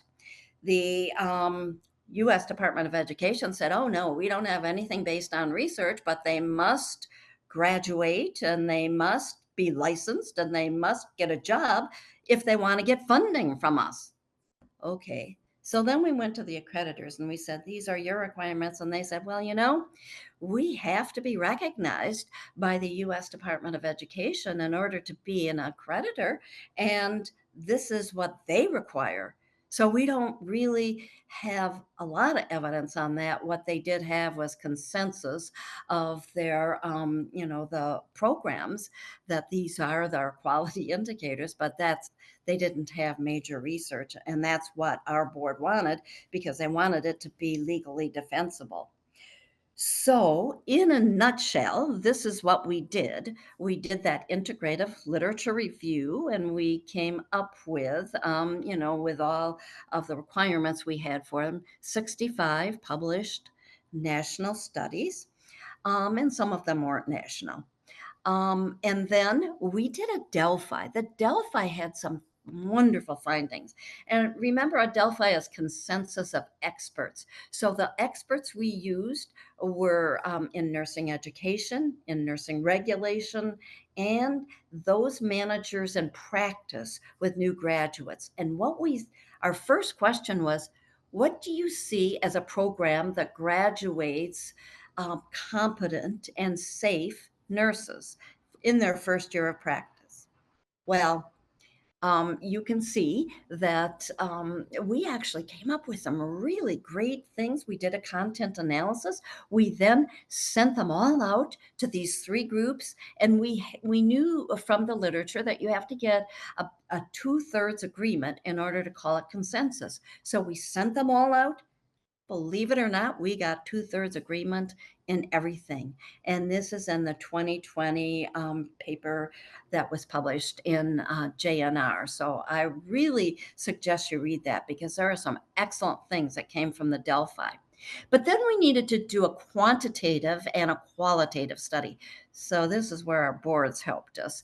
We asked them for 5 years of their annual report data, and we analyzed that within NCSBN quantitatively. You can see we had more than 11,000 documents that we received. And, it's things, it's numbers, it's credentials of faculty and numbers of students enrolled and graduation rates, those kinds of things. So it's quantitative, but we wanted to know, well, what is going on, certainly in NCLEX pass rates, what is going on to make these outcomes lower? So we knew we had to do something qualitative, and that was 5 years of site visit reports from the boards of nursing. And that's, when we hired those outside qualitative researchers. And that was excellent because it gave us the story. It's really the story of the program. What is happening at the time when NCLEX pass rates are falling and graduation rates are bad and all the faculty are leaving? What's happening in the program? What are those characteristics? Now, you must know, and we learned this from our studies, that NCLEX pass rates are a lagging indicator. That means they don't fall until many other things are going wrong in the program. And what's important is to find out what those things are that are going wrong so that the programs can improve and then they don't have pass rate failures, etc. So that's what we knew that we had to look for. So next slide, please. So we had, as you can imagine, a lot of data. And in order to develop our regulatory guidelines, we brought in a panel of regulators, educators, attorneys. Remember, they had to be legally defensible. And I can tell you, there were some that we thought came out of the evidence, but our attorney said, no, that won't work for a variety of reasons. And then researchers. Of our quality indicators, at least 2 of the 4 national studies must have supported each quality indicator in order for it to be in our study or in our quality indicators and our regulatory guidelines. So next slide, please. And this is where they are published in the July 2020 summer supplement of JNR. And again, it is free and really can be, there's just each study is published in there as well as the literature review. So I really suggest you might want to go there at some point. So next slide, please.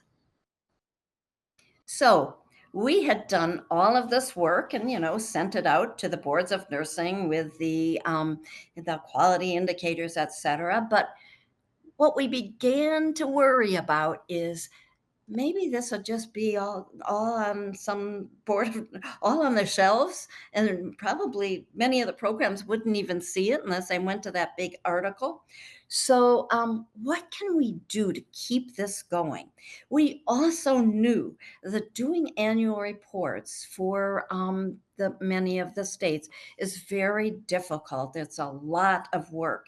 And so we thought, well, what if we integrated the quality indicators into the annual report program, and we called them our core questions. So you can see we have 50 core questions. They're on the quality indicators, but they are also on demographics. And I can tell you, governors and legislators and boards have really wanted to see some of these demographics, like how many students are enrolled in the state of Kentucky.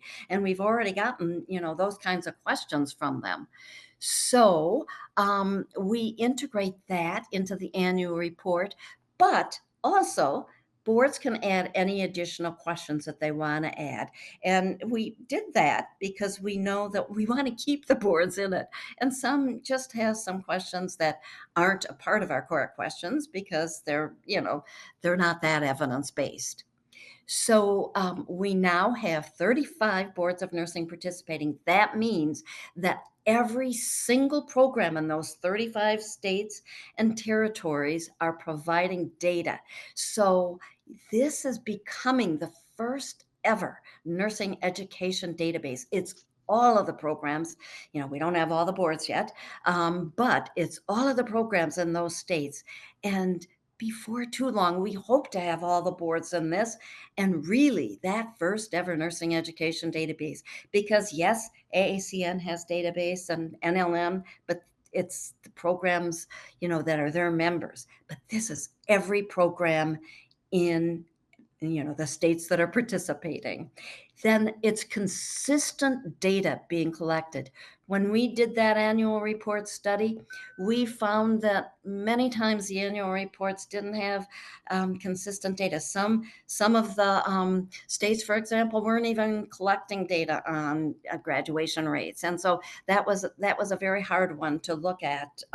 So now we have consistent data being collected, and then the aggregate data are analyzed annually. We were working on 22-23's data now. The 21-22 is up on our website on 2021.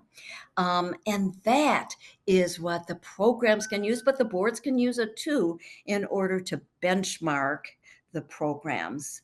And then every 5 years, we're going to do a sophisticated statistical analysis to make sure that all of these quality indicators hold up and that maybe there are some more that come out. And that means in 2025, which as you know is coming up. So our research department is going to be doing that very soon. Next slide, please. Now, these aren't every quality indicator. Those are in that those regulatory guidelines. Next slide, please. But they are the key quality indicators that we have in the kind of the summary of our annual report. When we do the annual report, we give a report to the Board of Nursing. At the very end is a summary of these key quality indicators. We have each program that has not met some of these on the left side, and then across the top, these 8 or 9 quality indicators, and checking which program needs to, do a little better in some of these areas. And, I will tell you, remember the NCLEX pass rate is a lagging indicator. So this is really what can help the boards of nursing work together with the programs and say, you know what, your full-time faculty percentage is 10%. And I'm telling you, we're seeing that, if you can believe it.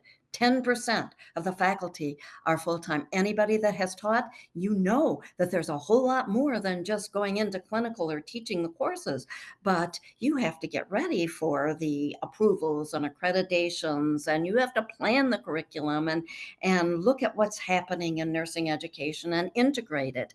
And that isn't done by adjunct faculty and not as much by part-time faculty. So we're seeing this as a big problem for many nursing programs. Also, 70% on-time graduation rates just are not really happening. And we're thinking, because now we started collecting annual report data in 2020, so we have a few years of it. We're thinking that maybe graduation rates will get better now that the pandemic is, hopefully finished. Programs that are younger than 7 years, we just need to keep track of them and what's going on. Some of them don't do as well. Some are fine, but some don't do as well. Certainly accreditation, the approval status, NCLEX trends. Remember, 80% NCLEX for 1 year. First of all, it's not on the data anyplace. That's certainly not evidence-based, but remember, it's a lagging indicator too. So if you look at those trends of the NCLEX and we're asking for 5 years of NCLEX findings for in the annual report.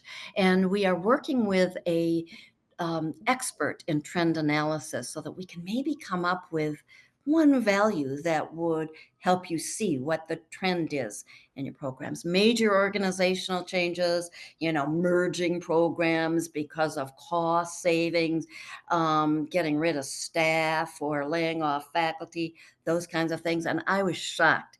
About half the programs have that, and we consider that not having support from the parent organization.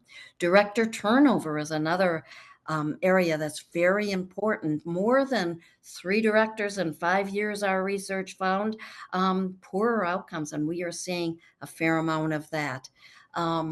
Less than 50% of the clinical experiences with direct patient care. I thought that would be a problem and that we'd be seeing simulation all over the place.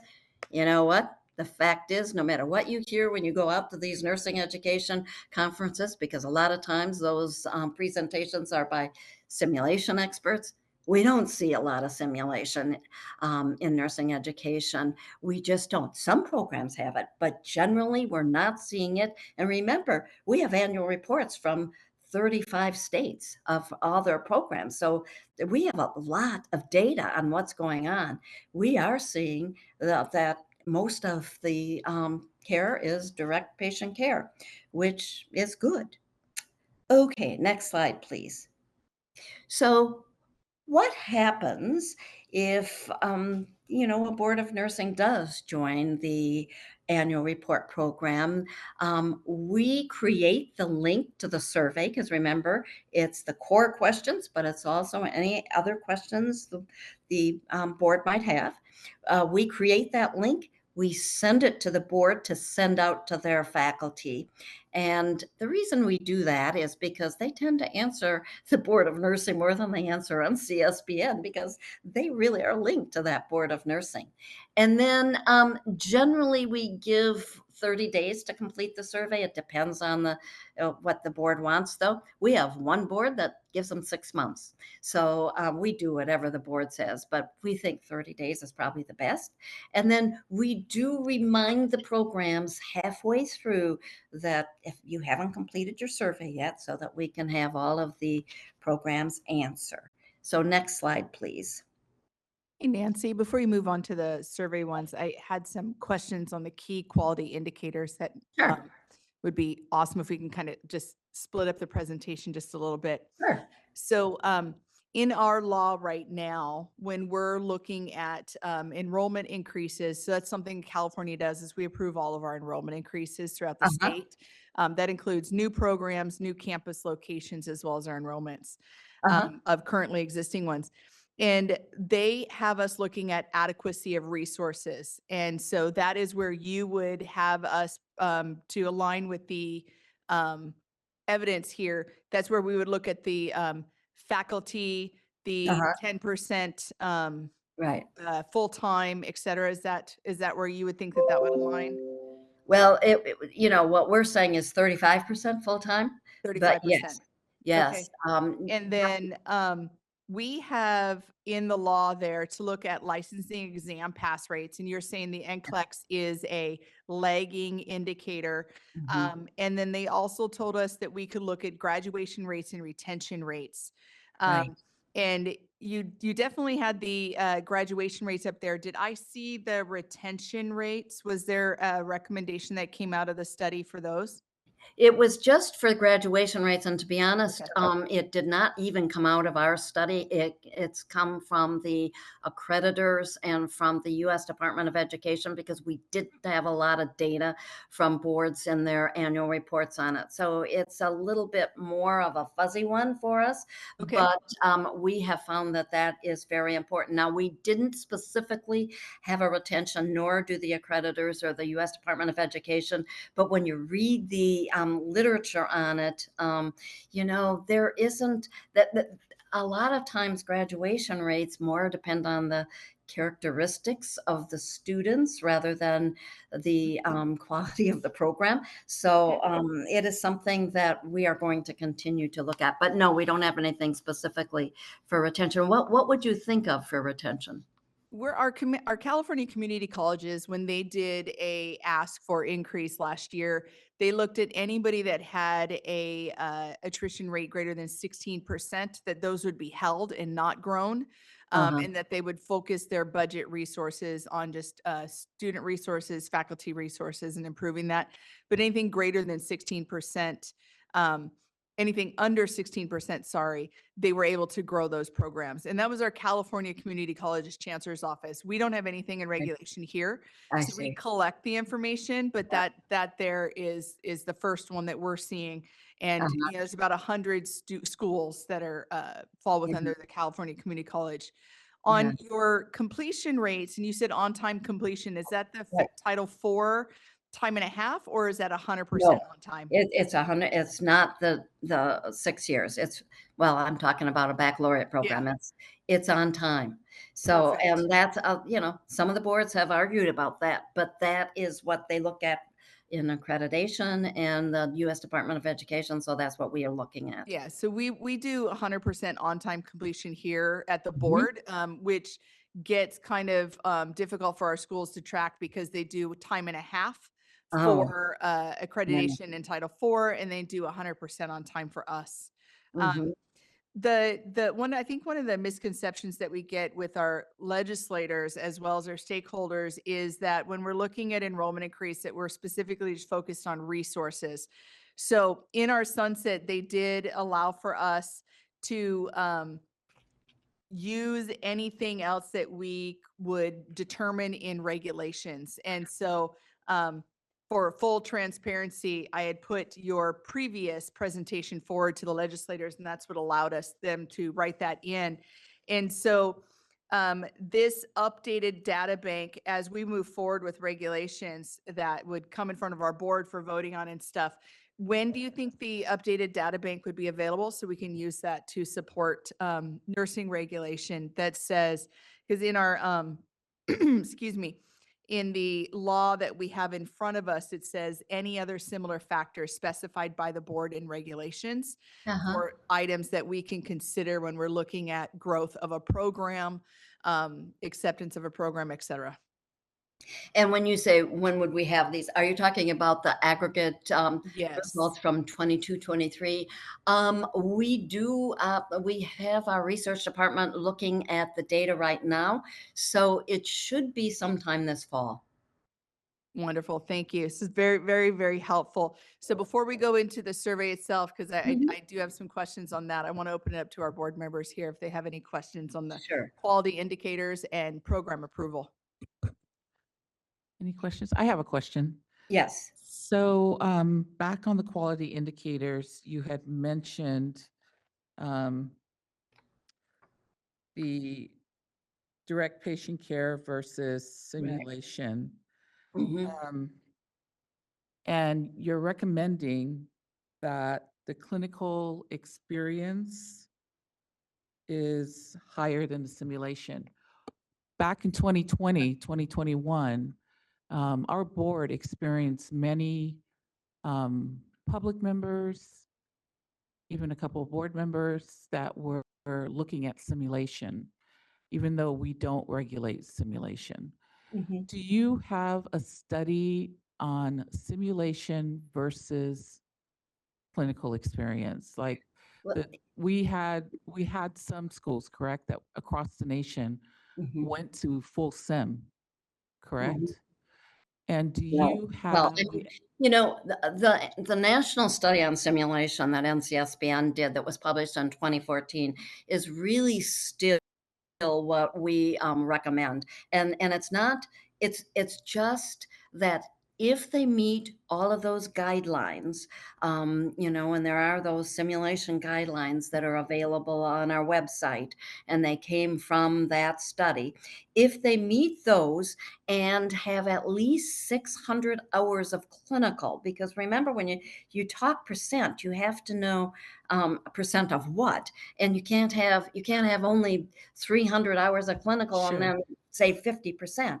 So then you can go up to 50% of simulation. So we don't say you have to have more direct patient care, but what we were hearing, and I hear it when I go out to education conferences, as somebody's up there and everybody's doing simulation, you know, but that's just not the case. And in fact, I would like to see more programs do more simulation because it's a great way to get them started with clinical experiences.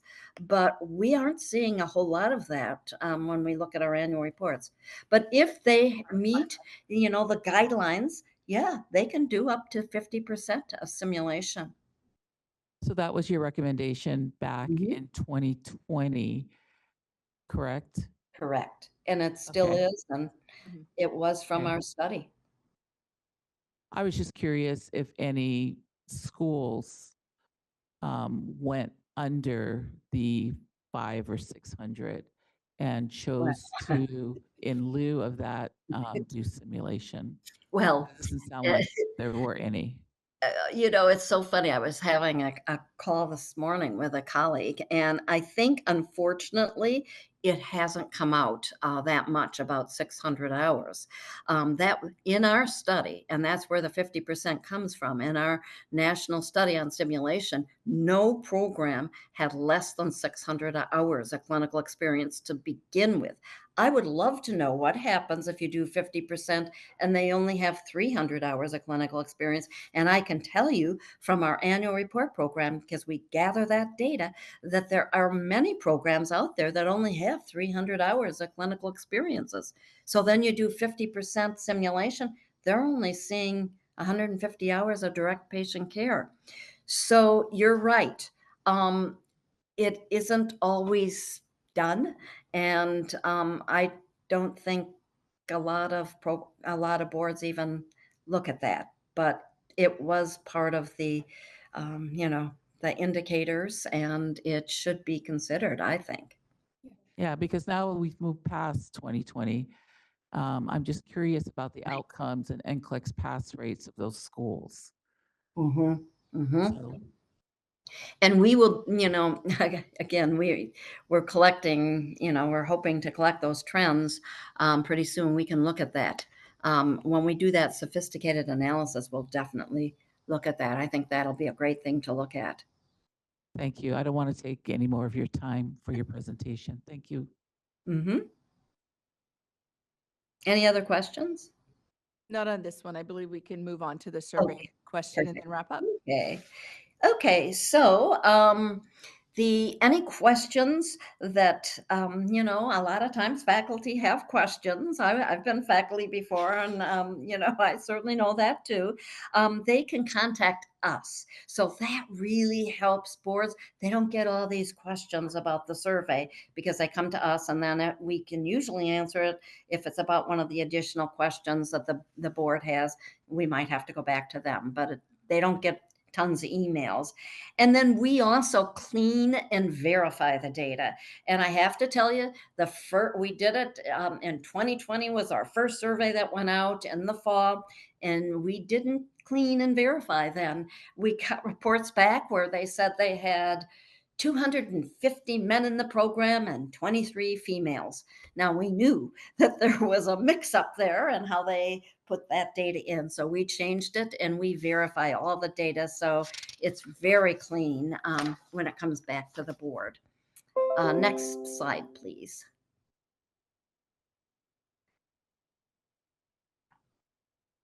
Okay, and interesting, next slide, please.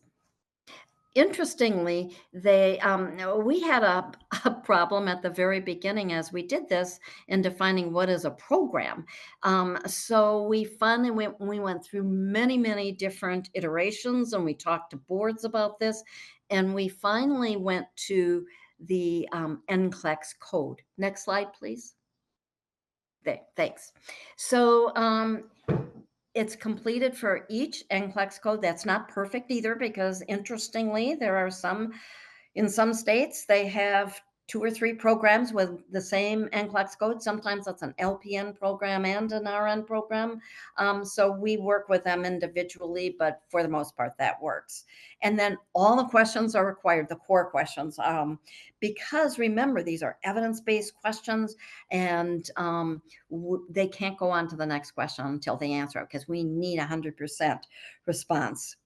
And then they can go back and make any changes in their survey as they go forward. And then next slide, please, in submitting the survey, after the last question, and we really tell the faculty to do this, they can get a summary of the responses, and then they can look at the aggregate report and see where they stand in relation to nationally where programs stand. And so that is really very valuable. It also helps them for the next year when they have to submit, because, you know, some of the data doesn't change much.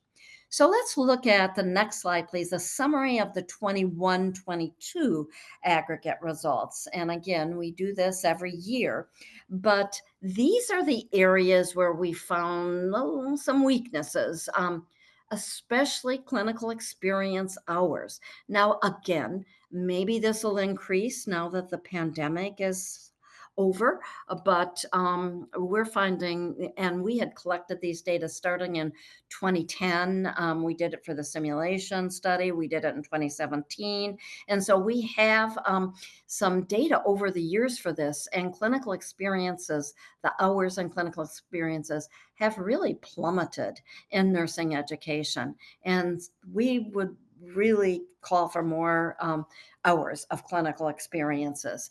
And then, believe it or not, the resources for non-native English-speaking students are just about 50% of the programs have nothing.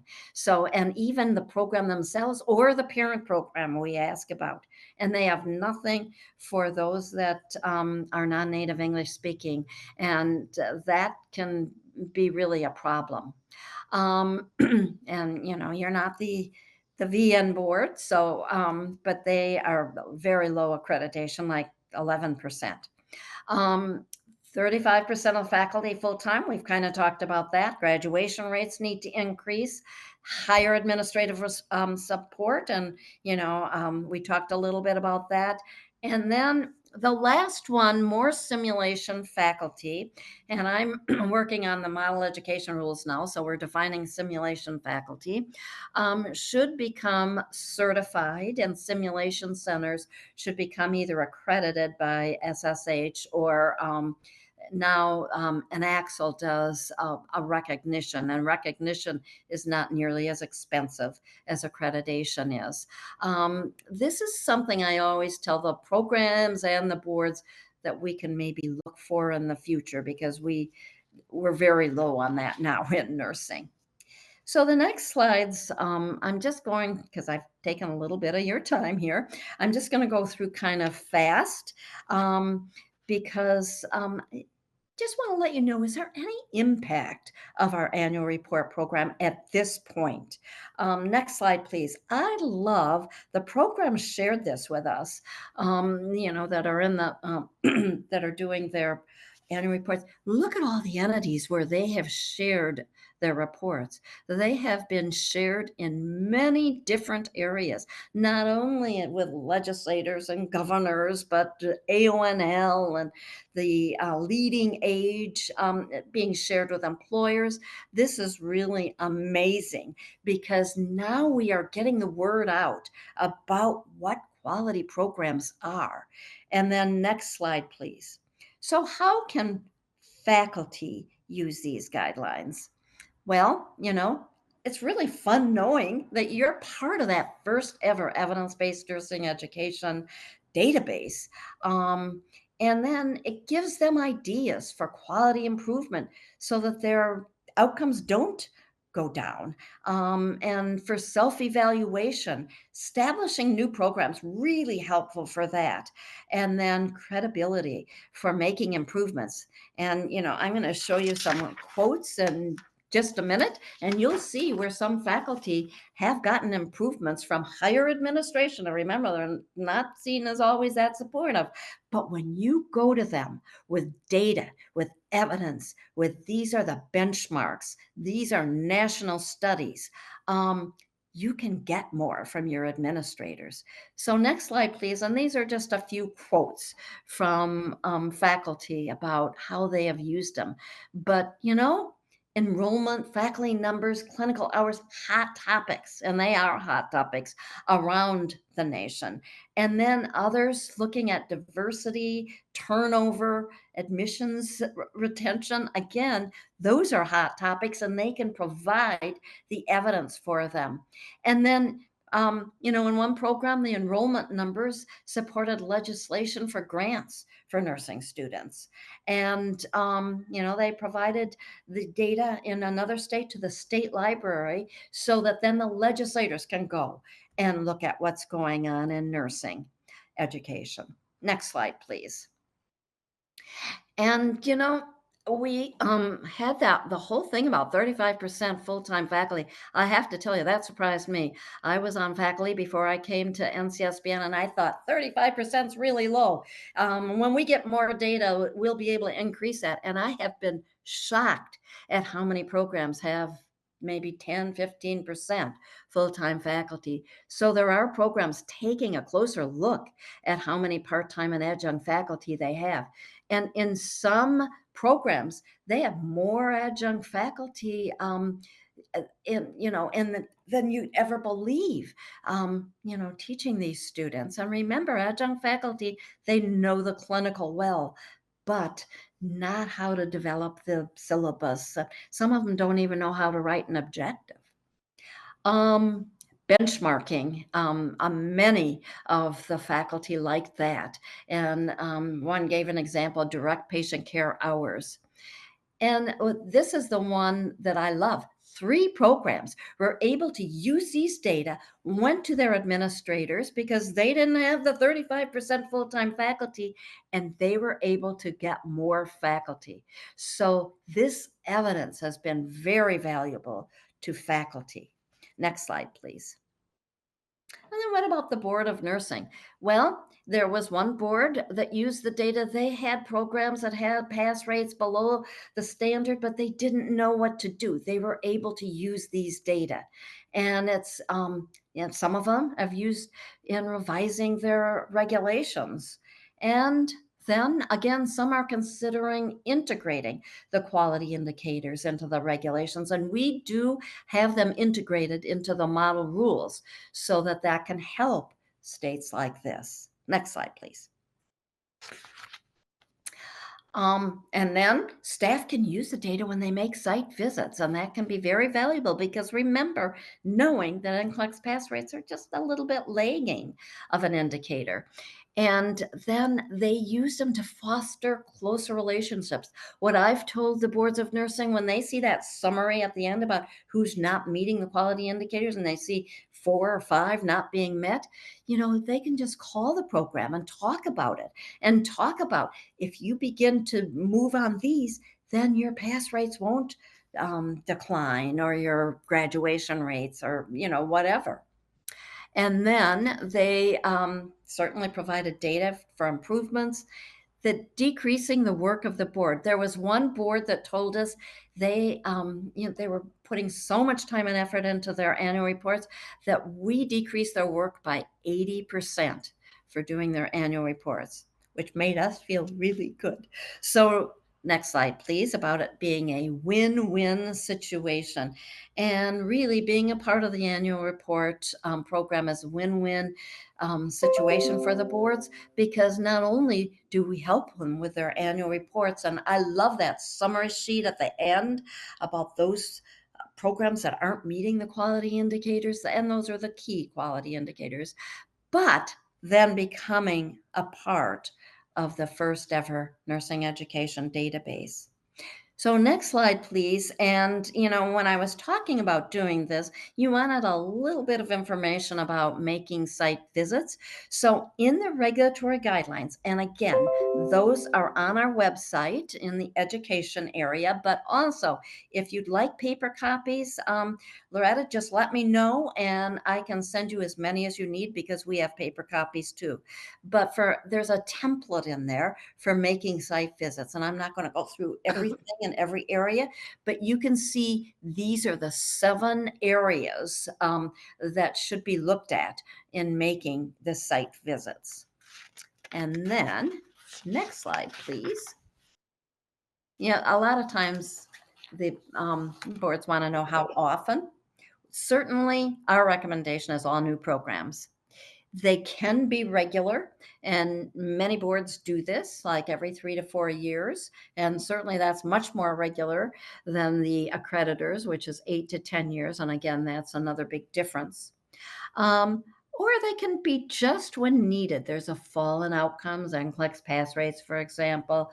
There's complaints, and that is fine too, as long as you can pull the from your programs their accreditation reports. Now, if they're not accredited, then you might want to be more regular on site visits. But the key is that the Board of Nursing, and we said this before, but they need that authority over their programs that comes in the statute so that they can kind of make these decisions.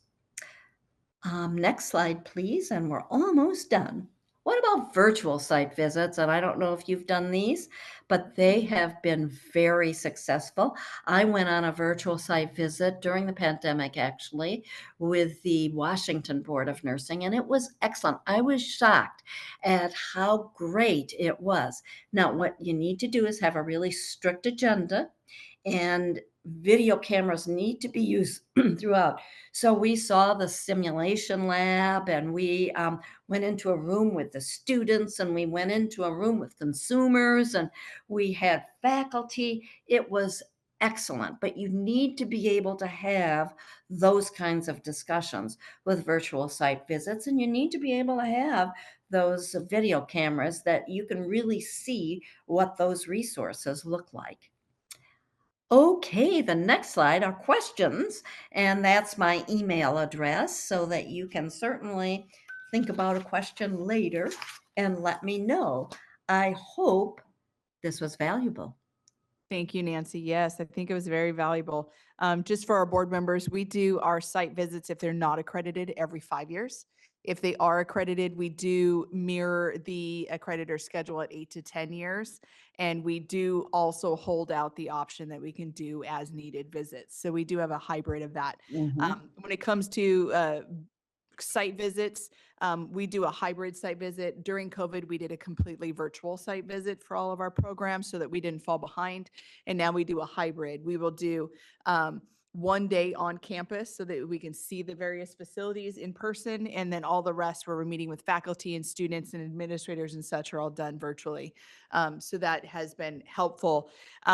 One of the things that we noticed during COVID, Nancy, and I'm glad that you brought it up, was in relation to what Dolores had asked our board president about, have you seen anybody do 100% clinical as simulation?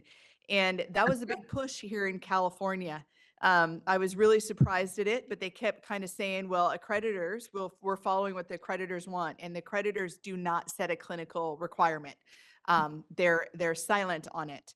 So with that, there was some states, I did hear Florida as one of them, pushed around many times that we needed to follow what Florida was doing during COVID, and that was to go to 100%. We also heard that there were states that did graduate and license nurses without them passing the NCLEX.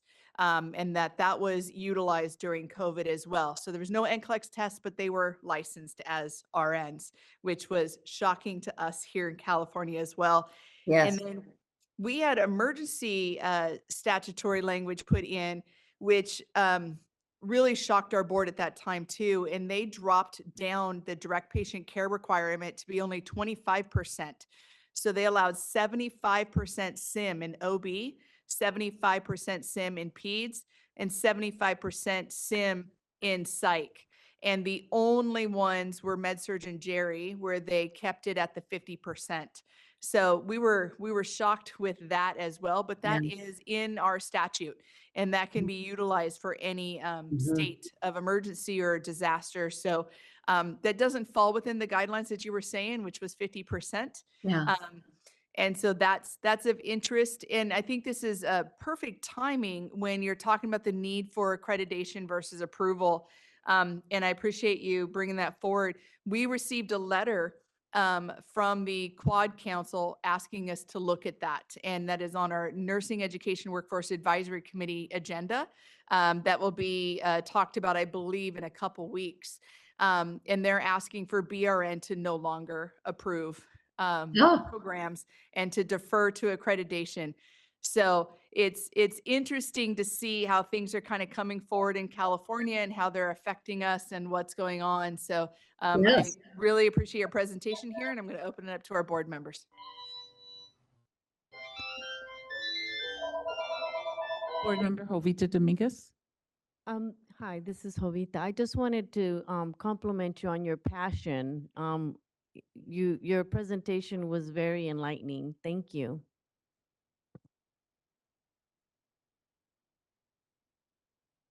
Any other questions? Allison Cormack? Thank you, Chair Trujillo. And thank you very much for going through this. One of the things that those of us who aren't nurses, I'm sure wondered about is like, why do we have all this regulation about who the program directors are and all this other stuff? And this helps understand why we have that level of, expectation. So there are two parts. I'm just trying to sort of like map in my mind what we ask of programs and then what the quality indicators are and the warning signs. Do we do anything different for pre-licensure programs younger than 7 years? I know you said 5 years. Do we do anything different for the new folks on the block? We don't even do anything different for the under 5 years. So previously we did a 1-year check-in and a 2-year check-in, but it wasn't supported in regs. And so Okay. when we had to align to our regs and our statute, we had to stop doing that. But we are moving forward with developing uniform methods as well as regulatory language. And those will be items that are addressed, especially now that we have the evidence right here in front of us. Yeah, that makes sense. And I'm sure we'll get into what's a new program. Is a new program a new site or okay? et cetera. Correct. And then the percentage of the faculty that's part-time versus full-time. Do we regulate that or do we evaluate that? I'm not sure. We evaluate that on site visits, but it's not regulated. So we gather the information. We always share, the quality indicators to the program director and give them the resources of NCSBN if they are to kind of fight for that within their administrative kind of report. But it's not something that we have in our regs that we can hold them to for like a non-compliance or stuff. Our reg is very broad in that we have to have adequate resources to administer the program, and we don't define adequacy yet. But I Okay. think that might be something that we look at. So those were two that jumped out to me. Is there anything else, EO Melby, that you think we should be thinking about given what we've learned today? I mean, truly, that slide that she has on quality indicators, Right. that's really something that I've utilized with talking with legislative staff, et cetera, when we were really being faced with having our authority removed. This has been a big push throughout the legislative process, especially around our sunsets, which we're starting to gear up for that. And so it's amazing to have the evidence. And I remember one of our sunset hearings, Senator Roth actually asked the NCSBN if it was required to have an approval from the Board of Registered Nursing, and they said yes, because it had gotten that far that they were going to write us out via the sunset process. So I'm hoping that this current 4-year process will be different this time. Great, thank you. Any other questions or comments from board members? I have a question. Going back to simulation. What is the process for a simulation lab to be accredited? And is there a timeline that NCSBN recommends that a simulation lab be accredited? There is no timeline that we recommend. I can tell you, it's it's probably about 5% of the programs that have their simulation labs accredited. The process is much more, and it's more expensive as well, by the Society of Simulation in Healthcare, SSH. And so that would take a while. However, Anaxel, which is the, another organization in simulation, has just started this recognition, and they've done it kind of called on by faculty. We need more on this, and we need it to be cheaper. And so I have a feeling that that wouldn't take as much time to, get through it. And I know that it is not nearly as expensive. And is the recognition from Anaxel the same as an endorsement from I'm Anaxel? sorry. I'm so Okay. sorry. It's endorsement. I'm sorry. Perfect. You're right. The reason I asked Nancy for clarification is in May, we had some simulation regulations put forward to our board for consideration Okay. from our Nursing Education Workforce Advisory Committee. And they referenced Anaxel endorsement. Yes. And then they also referenced the SSH as well that you were just talking about. So we just want to make sure that we're kind of on track Yeah, as right. we're looking at those regulations and planning to move those forward soon. Yeah, sorry about that. No, that's okay. Thank you.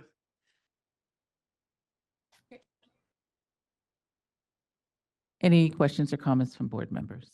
All right.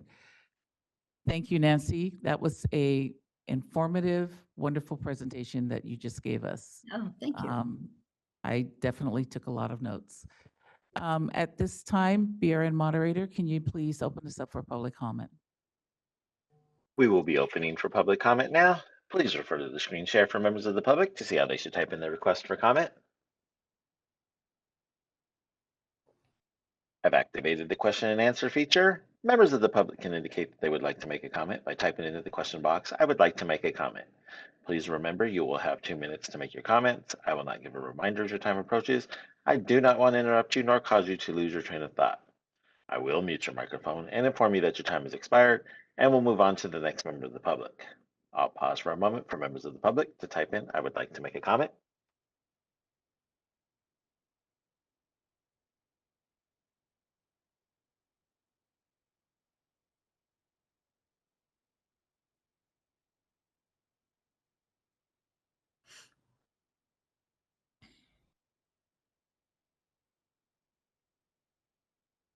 Board President Trujillo, there are no public requests for comments on the WebEx. Do we have any public requests for comments there in DCA HQ? There doesn't appear to be any requests for comment here in HQ. Thank you. Would you like me to close this window? Yes, thank you. And then, sorry, I just wanted to correct. I had mentioned the letter from Quad Council. It wasn't to ask for us to be completely rescinded out. Thank you. That was a prior ask from a different organization. This one here is just to remove certain regulatory requirements as well as reduce fees. So all things that we can look at. Thank you. Okay, with that, we can move on to the next agenda item. Is Richard Smiley ready for his presentation? Board moderator? Yes, can you hear me, Loretta? We can. Can't quite see you yet, but Okay. that's okay. Yeah, it didn't give me the option until there it is. We got you now. There it is. Okay, and so Richard Smiley is also from National Council of State Boards of Nursing. We are involved in their substance use disorder alternative to discipline outcomes study. And so he is here to give us some information only on the substance use alternative to discipline programs, the study that we're involved in, and some of the evidence-based outcomes. Thank you, Richard. We'll turn it over to you. Okay. So what I'm going to be talking about, and in much shorter time than Nancy. I hope that's not the standard I'm supposed to follow. Mine's not going to take. You're good, Richard. So I'll be talking about our pilot study that is currently underway that we are conducting, and I'll probably backtrack to the history a little bit afterwards, but I'll start out with the pilot study and then talk a little bit about what our guidelines are and what we're doing. And this is a pretty short presentation. So, Loretta, you can move to the next slide. Just do that. Yeah. So the specific aims of the study that's currently underway is to, there's sort of three things that we're trying to accomplish. One is compare the baseline program completion rates between established substance use disorder monitoring programs and programs that adopt NCSBN's evidence-based guidelines. So what happened is we solicited programs to participate, and there are programs currently doing that now. And we asked them to follow our guidelines for, and I'll be showing you what those guidelines are in a couple of slides specifically, that we asked that they follow these. And we just want to see if somebody actually follows the guidelines. Our contention and our hope is that that will improve performance of the monitoring programs. The second part is crucial to us because we previously did a study that was retrospective that we did at the end of the last decade. And that study is where we produced our guidelines from and came up with the recommendations. But one of the things in that study that we could not do was track the study participants actually into reentry into practice. And so even though we could make some assumptions that successfully completing a monitoring program correlates highly with successful entry to practice, we actually want to confirm that. And then finally, because our recommendations may involve a little bit more costs or more testing, we also want to confirm what's happening to attrition rates in the programs compared to the more conventional. So you can move to the next slide. So the actual details of the study itself are, once again, nurses. What we were looking for is, and it's programs more than nurses, but it's programs that agreed to implement the NCSBN guidelines and data collection, and then the nurses in those programs comprise the sample. And so enrollment began on September 1, 2022. And the idea was any nurses who enrolled starting in 2022 and then up through the following year, so basically a one-year data collection period, are the participants in the study. And that is the data we are tracking. So the enrollment has closed, and what we are currently doing is just following them through the enrollment. It's really it's really something that for the data we're using, we know what happened. Our evaluation comes at the back end, so there's not really anything I can tell you with the data now, because it's the data. They're still going through their program, so we can't make any determination about success or failure. And then just 10 jurisdictions. We have 10 jurisdictions participating in the study. And I can move on to the next slide.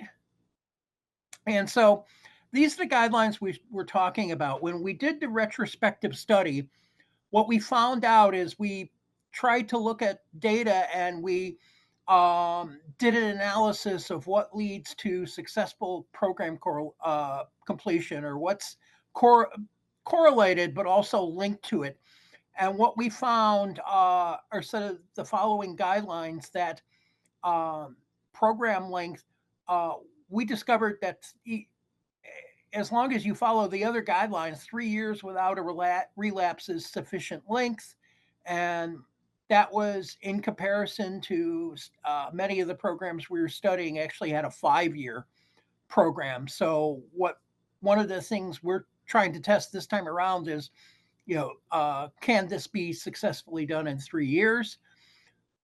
Frequency of check-ins, and this is the check-in is when somebody checks in to see are they going to be tested, and we feel this is important as a touch point for the program participants, and also by a daily check-in means, or you want to do as close as possible. It means that they are subject to possibly being tested the next day for drug thing. And the more often that you are checking them and testing them, the more likely they are to comply with the program, we found. So the frequency of check-ins really is important.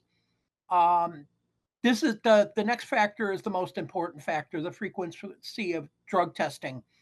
And what we found is at least 2 tests a month, which roughly is 24 a year. If you want to get precise, maybe 26 or 27 times a year, but actually to keep it simple, at least 2 tests a month that are conducted in random in time and type of tests.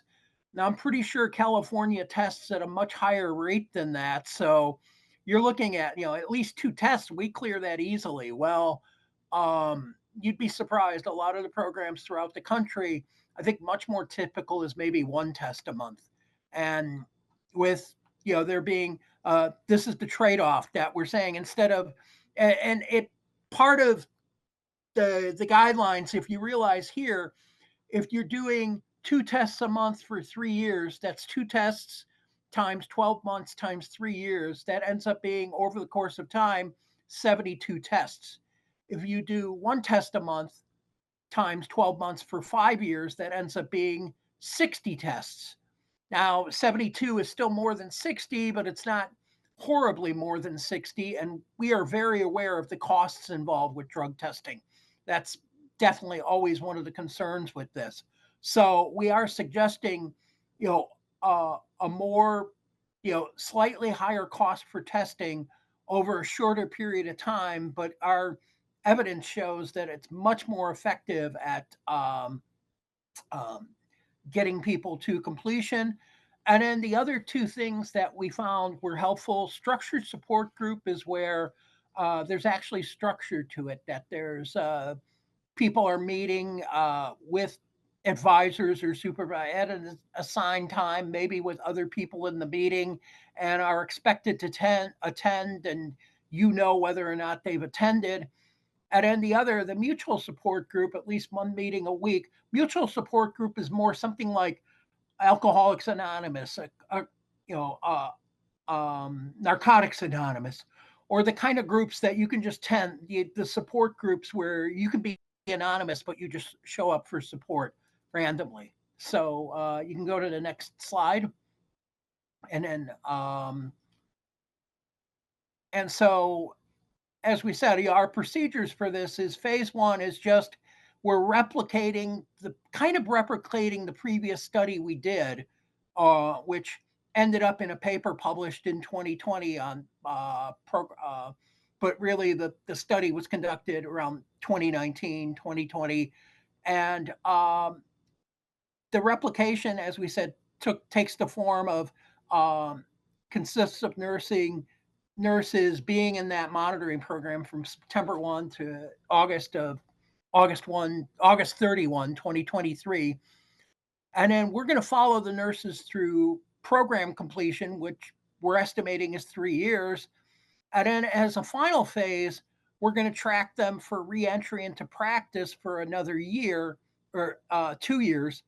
And so the target for this is after 5 years, we're hoping to have a lot of evidence of, how did they go through the program? Did they successfully complete? And at the back end, did they successfully re-enter nursing practice? And I think, Loretta, you can move on to the next one. We're almost through here. And so we've been collecting data on participants. The contract data was collected in the fall of 2023. We're collecting process data on just data on whether or not people relapse, drug test data, check-in data. And then we have some end of program data that we'll be collecting in fall of 2027 that will relate to where the participants are. Did they successfully complete the program? Are they currently working? Have they had any violations, or have they had any discipline in the time since returning to work, et cetera. And I think there's one more slide. No, that was it. Questions. So that's just a brief overview of what we are doing with this pilot study. And we are, as we said, we're really hoping to nail down the effectiveness of our guidelines and also confirm that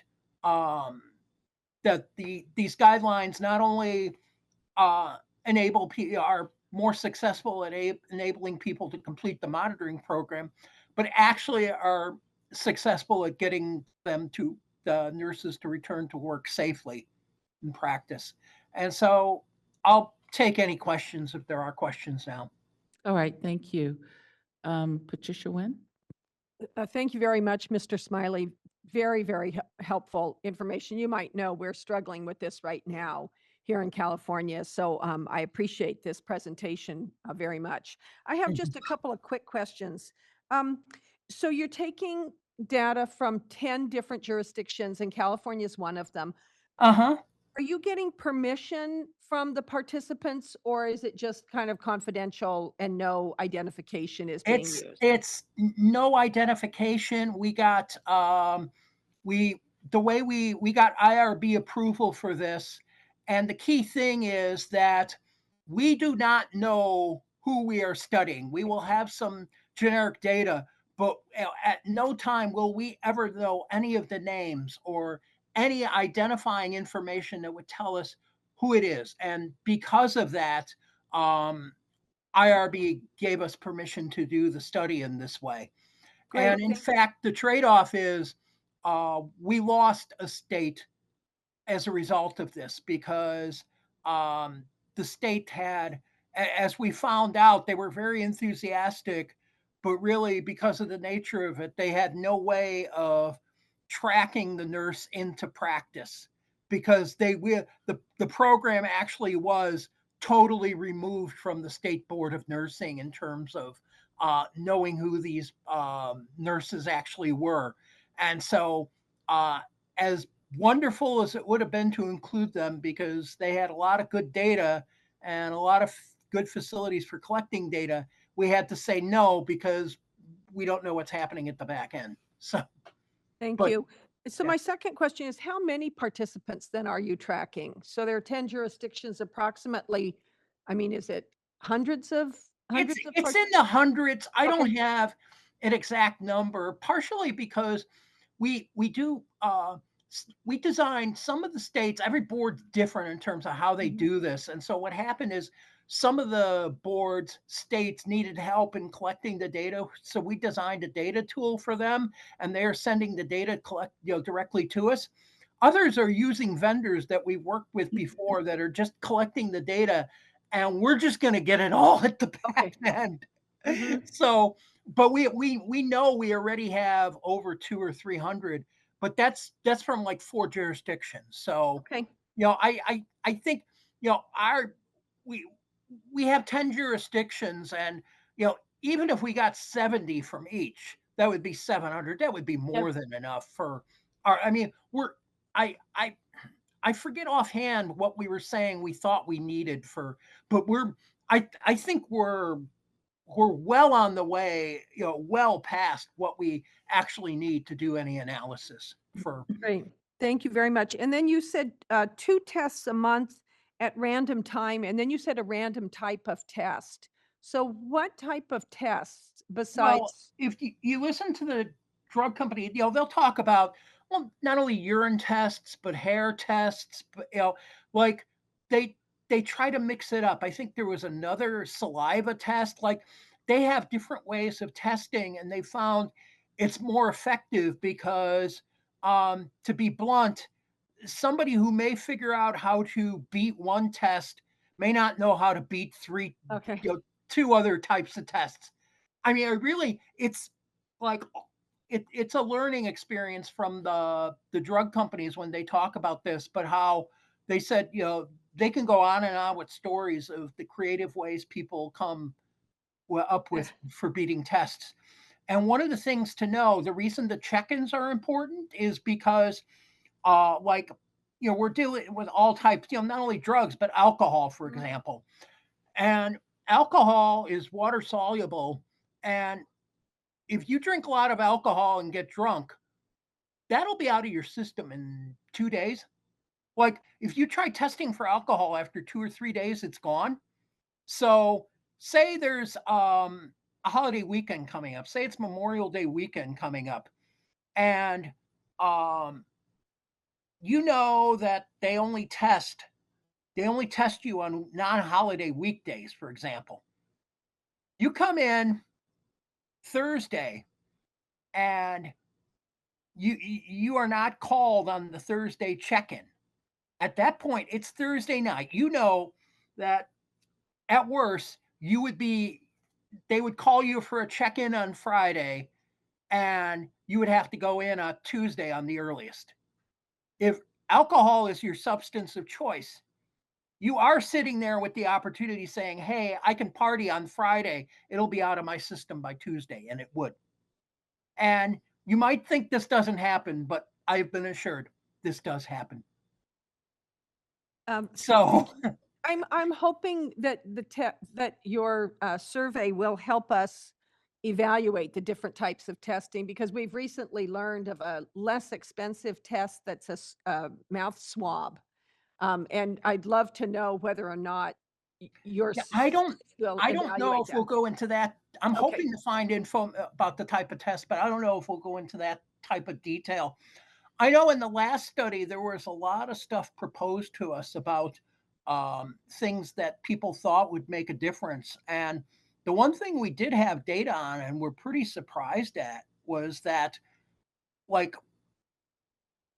even though anecdotally we'd hear stories about, certain types of drugs or certain types of alcohol were more susceptible to having trouble, we found no evidence of that, because we did have data on, what are you addicted? Is this alcohol? Is this drugs? What class of drugs? Is this uppers, downers, whatever. And we were testing all of that, and we were not finding a difference in any of that. It's like, substance abuse is substance abuse, and it's, it's a chemical issue. And if you're going to get off of it, you're going to get off of it. And you're not. Thank you very much. I look forward to your results. Okay. Board Member Vicky Granowitz.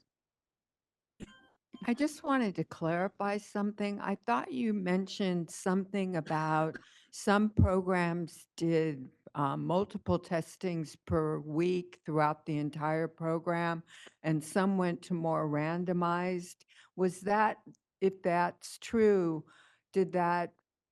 Well, is that information- I think most programs are doing random testing. I don't know of any program that isn't doing random testing, but it's the frequency of the It's the testing. okay, the And frequency. I think typically we were finding that programs do, a lot of the programs we dealt with were doing like one a month. Okay, That's well, that's not exactly my question. My question is, do you find that as the participants were reaching the end of the program, that they went to testing them less often? I think a lot of programs do that. That's from what I've heard, that the testing frequency changes towards the end. Not all programs, some just keep it the same through the whole thing. It's program by program decision. But Okay, there let are me- a number of programs, I think California does do it, but I've heard other programs will be the same thing, that they have a more intense program at the start and then they back off at the end, which actually to some degree makes sense. I mean, what our findings were showing essentially is that if you're only going to do so many tests, it makes more sense to do a lot of it up front and then back off. The evidence shows that seems to make more sense as an Okay. approach. Because the issue for me is that it seems a little infantilizing to continue to do a lot of testing throughout and then have people leave a program and all of a sudden they have cold turkey, no testing. And so I don't know if you're going to be looking at that issue, comparing. Yeah, two I different don't know if we'll approaches. have enough data to do that, to be honest. But I think once again, the idea of it tapering off is good. And I know the drug testing vendors are in the business of this, so they're always going to encourage more tests. But still, when I talk to them, they always think that, it's even after somebody completes a monitoring program, what's really probably best is even then to have like a yearly check-in. Just do it like, just you know, just to make sure everything's okay instead of, Right. like you said, go cold turkey. Have something there in place even after you have successfully completed the program, that it's still better to, have something there to go for. But it doesn't have to be as Rigorous. extreme or remotely as Yeah. extreme as when you're starting the program. But that's what evidence I've seen suggests that that's a logical approach. Okay, thank you. Because it seems to me anecdotally that it would make sense to try to do something that titrates people and then does do some testing randomly after they, yeah. Yeah. Anyways, thank you. Yeah, and I mean, I'm doing a report here, and I'm an outside thing, but outside observer. But I know that, the they kind of the drug testing companies, they do their business, and they they have clients. They just but they're observant. They know what they're seeing, and one thing I was very I'll say, or at least confident or happy about is when I did all my studies, I came back, I found that internally, not for publication, one of the drug testing companies had done a similar type of study of what I had done and had come up with the same conclusion.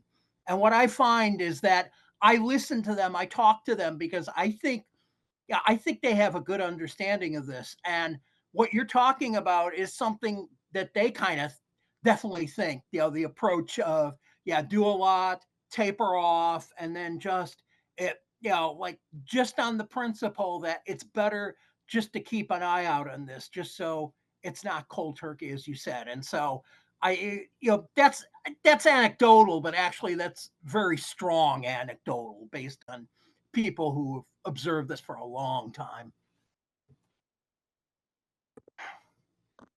Any board member Allison Cormack?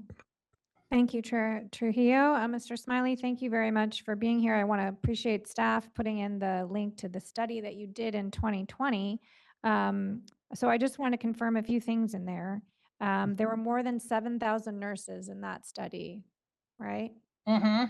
So I was surprised actually, because some of the numbers we've been hearing about completion, your data reflects that 61.5% of the nurses successfully completed the program. Yeah. So that's a number that I think is really interesting for us to spend a little time on, because it suggests that 38% did not. The study is not, I mean, the write-up is not that long, and it looks quite consistent with, most of the things we have in our program, not the change in the timing of the testing that Board Member Granowitz was just discussing. Although it does say that, best results were 5 years, tested at least twice per month. But if not feasible, data suggests the length of the stay in the program should be scaled back before reducing the frequency of drug testing. So that all suggests that, from a design standpoint, we're headed in the right direction. Yeah. Or are already aligned with what seems to be working. I was struck by the sentence that says identifying nurses likely to fail is of greater priority than those likely to complete, given the possible implications for patient safety. And I wondered if you could just talk a little bit about what you found. We highlighted what makes people succeed. What are things that are causing failure? Well, I'll be honest, we didn't have data on that. So I was limited to the data I had access to, and I just don't know if we could draw any conclusions about why these individuals came into the program and couldn't, you know, once they chose to come into doing the rehab, doing the monitoring, what happened? Because we just didn't have data on that. Okay. And did you get any data on participants who were back in the program? We understand that sometimes that occurs, that people come back into the program. Was that anything that showed up? Just there were some like that, but we didn't try to analyze them. And in fact, if you go through the procedures, you'll find the ones that were in that situation, just because we wanted it to be apples to apples to as close as possible, we screened those out. Those weren't, I mean, it wasn't like we were losing half of our database or anything like that. Right. It's just, we did lose maybe that might have been 10% that we lost just from like saying, okay, if you were in a program before, we don't want to confuse the issue of someone who's been going through this a long time versus those who are first entering. And the trick of the data is we tried to get as close as possible to that ideal, but the nature of the data is such that we had no guarantee, for example, that somebody actually hadn't gone through a previous treatment in a different state that we didn't capture. Okay. So there was Understood. always that type of danger. And I'll also confess that it was a lot of work to determine from the data at hand, was this actually a successful, like in other words, you could tell if somebody left the program, that you could tell. But that difference between, okay, did this person actually complete this program, or are they still in the program and lingering on? That was a little trickier to ascertain. And so I think we got most of it right. I think we got 95% of it right. But like you're dealing with data here that has this little bit of fuzziness. And that's why anywhere where there was an opportunity to remove fuzziness, like we know for certain that this person was in a monitoring program before, we just said, no, we want to clean where we can make it cleaner and a more direct comparison. We're going to do that to the best of our abilities, just because there's other elements of error creeping in. So we wanted to reduce as much as we could in the study. Well, It's buried in yeah. footnote there somewhere, trust me. No, I appreciate that. I mean, it's complicated because, human beings, they're actual human beings. It's not just the data. And I want to align myself with board member Wynn about the importance of what we will learn from this as we continue to improve our own programs. And the fact that we won't have this data for a number of years means that we're going to have to do the best we can with what we have to work with. You have actually put your finger on the problem we're currently having, which is the difference between leaving the program and completing the program. And I think lingering is a description that some of the current participants feel. But I'm very, very grateful for the study that you published in 2020. It really helps us figure out, the things that are most effective, and that's what our job is here. Thank you.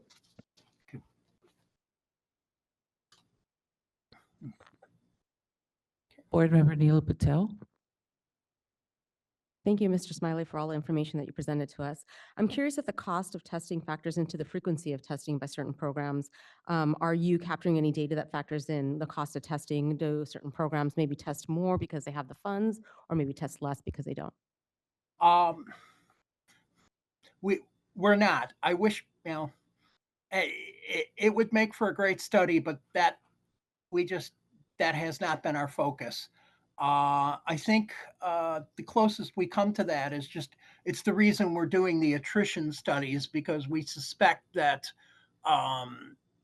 having the more frequent and more costly testing may lead to more attrition. I was made aware of this when the data I originally collected, I became aware of the scope of this through that data, because as you said, we had like 6,000 or 7,000 nurses that entered the program, and then we whittled it down a little bit from there. But the database I was given was more on the order of 11 or 12,000 contacts per se. And what I came to realize is that I initially couldn't figure out what it was. And then through the talking to the vendor and that, I started to realize that the vendor was tracking anybody who had been, had even walked through the door. Or like if you're in a furniture store, it's as if if somebody goes into a furniture store, looks for 5 minutes and walks out the door, it's as if they've captured your data and they count you as a customer, even though you haven't bought anything and you may never buy anything. And it was like this. It was like anybody who walked through the door, and even looked at the program or talked to somebody about it was tracked down. And initially that number was 11 or 12,000. Now, there wasn't a lot of feedback as to why somebody didn't participate in the program. But what feedback there was, my understanding, there's good reason to believe that over half, for the ones who, so the reason it was 7,000, not 11,000, you had 4,000 people who kind of looked at it and never entered. And there was some survey data or some information that indicated that over half of the non-participants were due to the cost. And so that's one of the reasons we're trying to follow the attrition data here to see comparable numbers this time around. But we didn't specifically go after like what are the costs of these. We know it's costly. We know it is costly, and we didn't dive into how is each board or how is each individual expected to pay for this? Are they getting support? It's worth knowing. It's just a different study from what we're trying to do.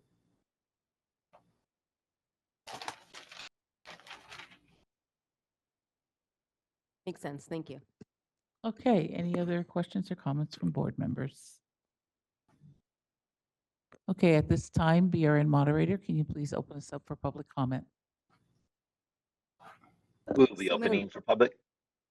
Sorry, real quick, just as we open up for public comment, I want to send a reminder that this is not public comment to have a conversation about the intervention program that is set for tomorrow.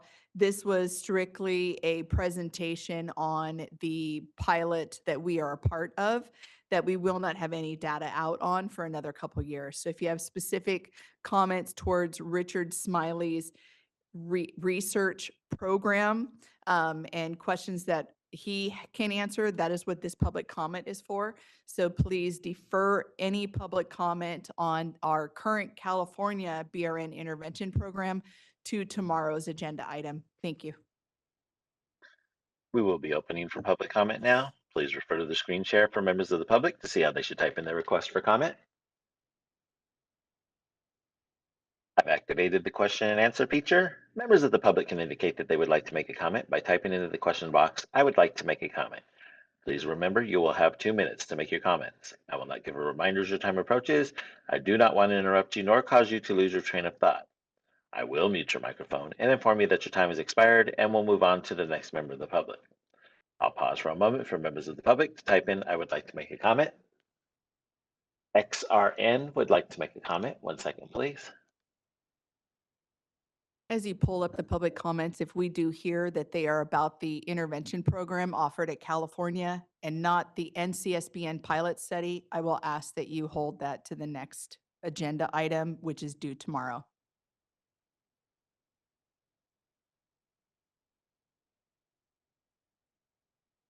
Is Gina.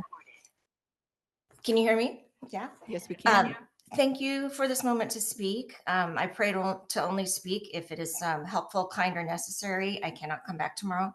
And truly only God knows if this is but I feel like this is necessary. I Okay, so- informed Maximus and the BRN on 7/31/24. Gina, I'm going to have to interrupt you. I'm terribly sorry. Per Bagley Keene, we are only allowed to have public comment on the agenda item that's on.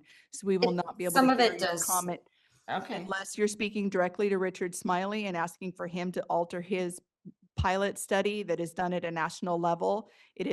Would not be heard during this comment period timeframe.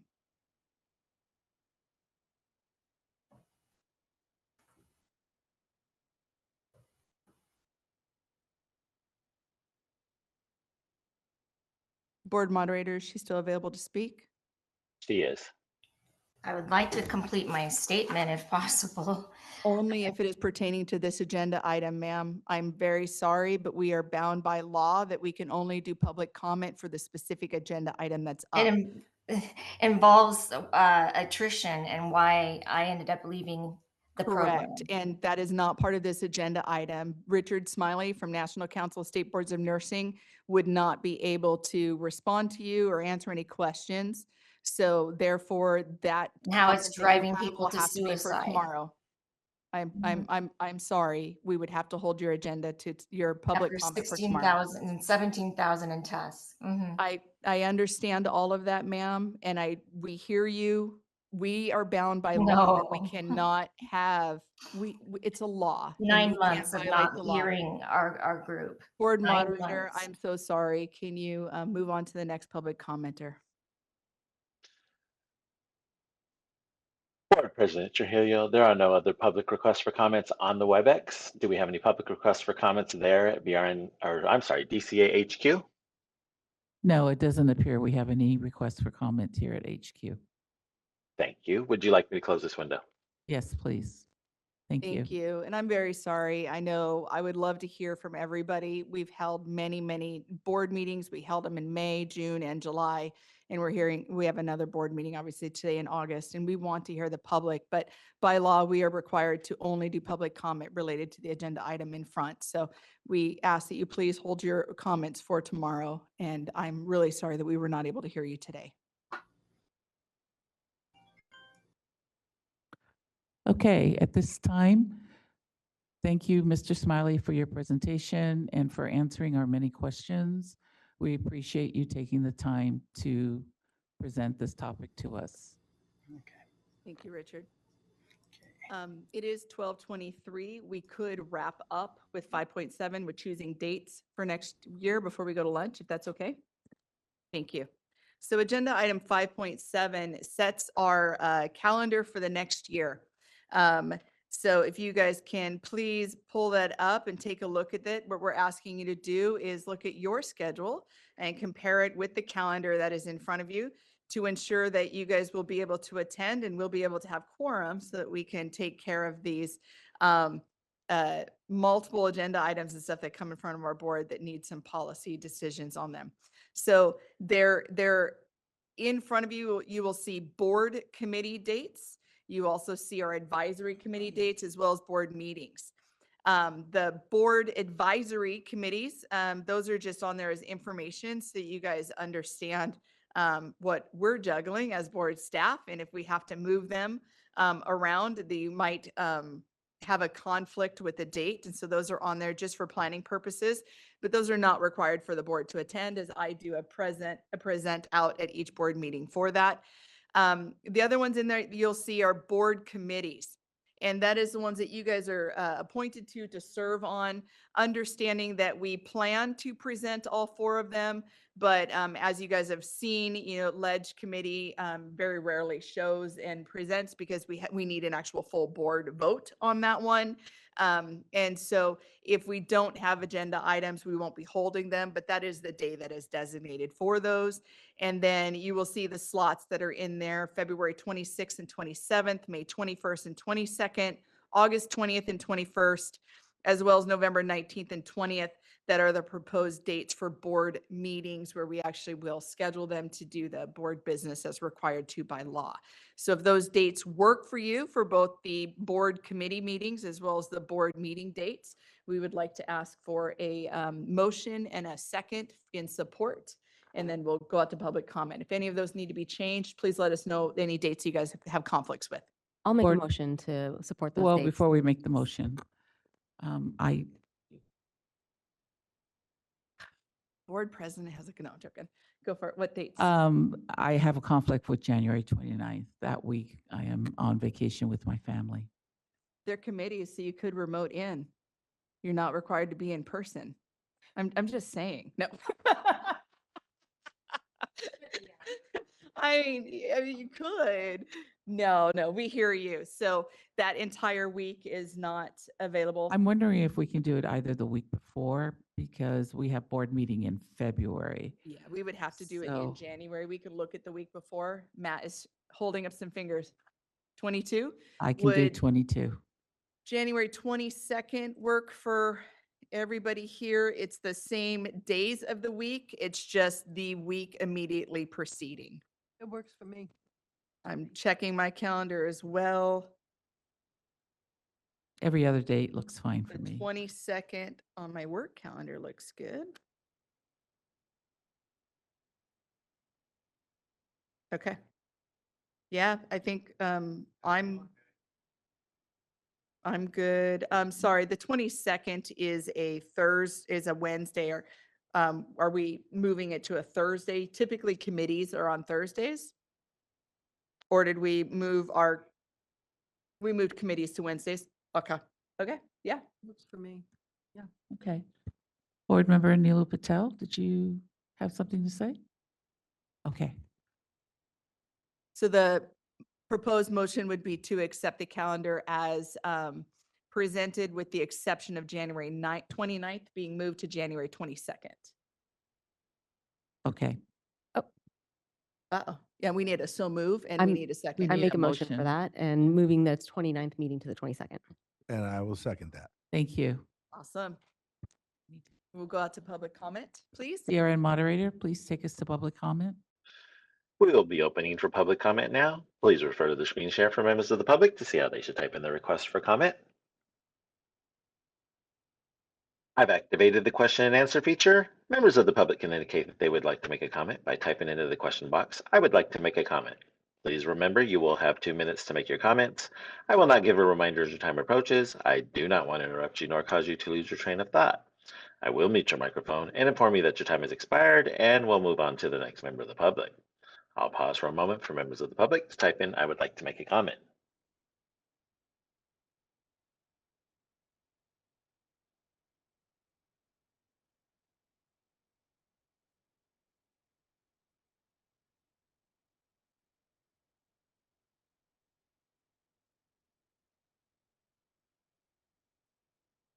Board President Trujillo, there are no public requests for comments on the WebEx. Do we have any public requests for comments there in DCA HQ? No, it doesn't appear that we have any requests for comment here in HQ. Thank you. Would you like me to close this window? Yes. All right. We have a motion and a second on the floor. Roll call vote. We'll call a vote. Dolores Trujillo votes yes. Jovita Dominguez, Jovita Dominguez, yes. Board Member Patricia Nguyen, Win, yes. Board Member David Lawler, Lawler, yes. Board Member Vicky Granowitz, Granowitz, yes. Board Member Neelu Patel, Patel, yes. and Board Member Allison Cormack. Cormac, yes. Thank you. Thank you. At this time, we will recess for lunch, and we will be back at 1.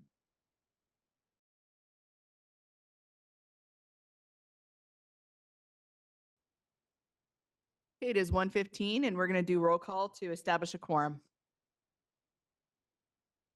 This meeting is being recorded. Welcome back, everyone. We will do roll call to establish a quorum. Dolores Trujillo, present. Board Member Jovita Dominguez, Jovita Dominguez, present. Board Member Patricia Nguyen, Win, present. Board Member David Lawler, Lawler, present. Board Member Vicky Granowitz, Granowitz, present. Board Member Neelu Patel, Patel, present. and Board Member Allison Cormack. Cormac, present. All right, quorum has been established. We are now moving on to item 6.1. This is a discussion and possible action regarding appointment by board president of committee members and/or chairs and approval by the board. At this time, I would like to appoint Neela Patel to chair the vacant position of the Nursing Practice Committee. Is this something that you would like to accept? Thank you, President Trujillo. That's a huge honor, and I absolutely would be delighted to accept. Thank you. Wonderful, thank you. Thank you. And BRN moderator, can you open it up for public comment, please? We will be opening for public comment now. Please refer to the screen share for members of the public to see how they should type in their request for comment. I've activated the question and answer feature. Members of the public can indicate that they would like to make a comment by typing into the question box, "I would like to make a comment." Please remember, you will have 2 minutes to make your comments. I will not give a reminder as your time approaches. I do not want to interrupt you nor cause you to lose your train of thought. I will mute your microphone and inform you that your time has expired, and we'll move on to the next member of the public. I'll pause for a moment for members of the public to type in, "I would like to make a comment."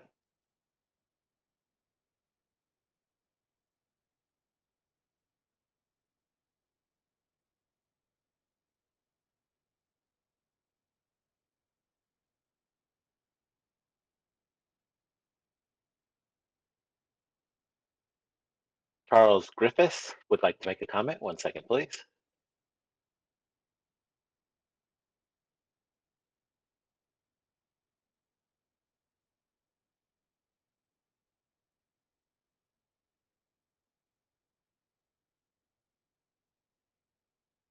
Can you repeat that, Mark? I was not able to. Charles Griffiths would like to make a comment. 1 second, please. Regarding the appointment of the nurse practice chair?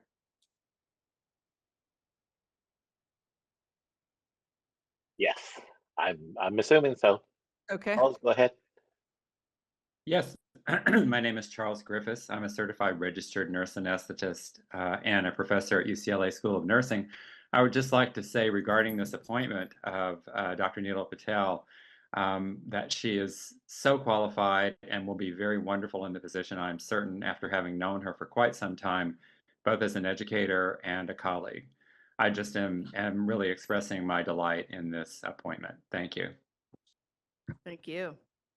Thank you for your comment. Board President Trujillo, there are no other public requests for comments on the WebEx. Do we have any public requests for comments there in DCA HQ? No, it doesn't appear we have any requests for comments here at HQ. Thank you. Would you like me to close this window? Yes. Thank you, Okay, Dr. well, Griffiths. Just want to say that real quick. Sorry. You're welcome. We still have to vote. You're not official yet. No, I'm joking. All right, we'll take it to a vote. We have a motion and a second on the floor. Dolores Trujillo votes yes. Jovita Dominguez, Jovita Dominguez, yes. Board Member Patricia Nguyen, Win, yes. Board Member David Lawler, Lawler, yes. Board Member Vicky Granowitz, Granowitz, yes. Board Member Neela Patel, Patel, yes. for Allison Cormack. Cormac, yes. Right. Now I'll say an official thank you all. Appreciate it. Thank you. And then I'm going to move us on to agenda item 6.2. So officially, as of right now, we have no board president, no vice president, just because we now have to vote. So Tricia, 1 second, and let me just open this up. So agenda item 6.0, according to the Business Professions Code 2707, we have to elect a board president and a vice president on an annual basis. So Dolores Trujillo has been our board president for the last few years. And so she does have the option to be appointed again, but it's not a guarantee. So we will open it up, and I will take the first one to get any nominations for board president. We'll go through board president nominations, acceptance, voting, close that out.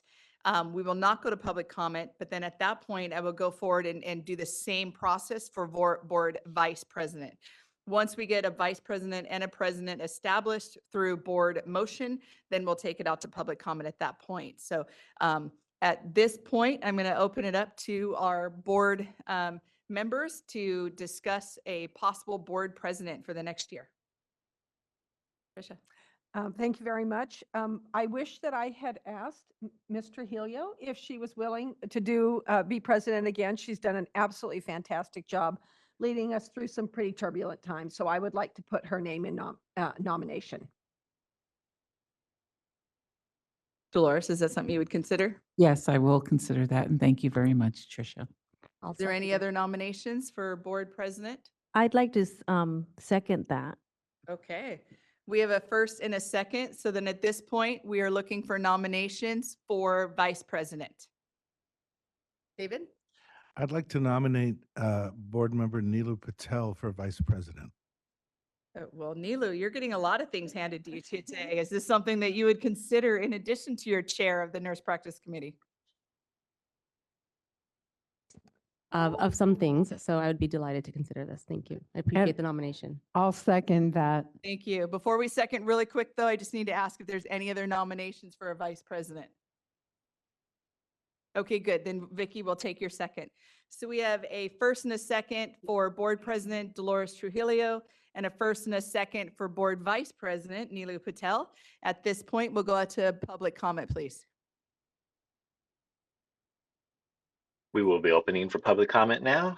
Please refer to the screen share for members of the public to see how they should type in the request for comment.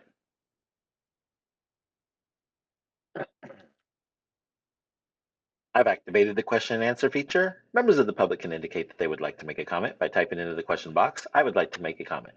Please remember, you will have 2 minutes to make your comments. I will not give you a reminder as your time approaches. I do not want to interrupt you nor cause you to lose your train of thought. I will mute your microphone and inform you that your time has expired, and we'll move on to the next member of the public. Pause for a moment for members of the public to type in, "I would like to make a comment."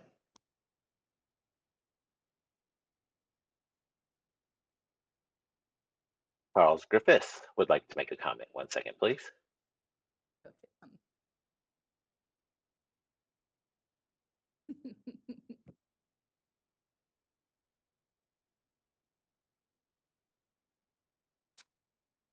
Charles, go ahead. Thank you, everyone. Again, my name is still Charles Griffiths. I'm still a certified registered nurse anesthetist and a professor at UCLA School of Nursing. And again, I would just like to speak in support of Neelu Patel's nomination for vice president. Again, as I said before, having known Dr. Patel for many years now and been a colleague as well as a mentor and instructor for her, I can say she has a work ethic second to none. She will get whatever the board needs done before it's due and in duplicate and triplicate. She has great skill with people. She's able to bring disparate groups together and find a middle way, and just really have enjoyed working with her tremendously and recommend her without reservation for this nomination. Thank you. Thank you for your comment. Board President Trujillo, there are no other public requests for comments on the WebEx. Do we have any public requests for comments there in DCA HQ?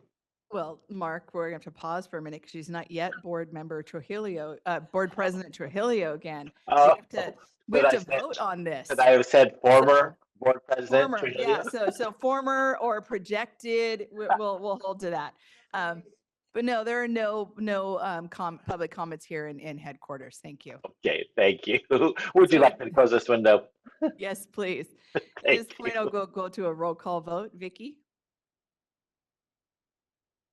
Granowitz, yes. Thank you. Patel? Patel, yes. Thank you. Tricia? Win, yes. Dolores? Trujillo, yes. David? David, yes. Ovita? Dominguez, yes. Allison? Cormac, yes. Thank you.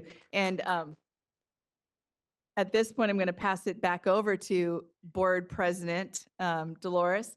I do want to make sure, I was asked by board staff to get a first and a second on that. So the first was Tricia for Dolores, and the second was Jovita.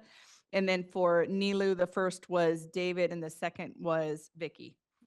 Thank you. All right, moving on in the agenda. Beyond, we're going to item 7.0. This is the report of the Nursing Practice Committee. This is information only. So in the future, Neela, this is you, but I got it this time. I really appreciate that. Woo! So agenda item 7.1 is we have a standing agenda item to report out information and stuff that was addressed at our advisory committees.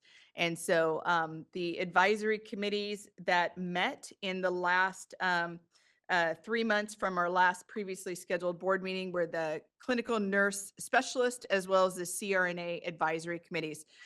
Both of the meeting agendas were fairly similar.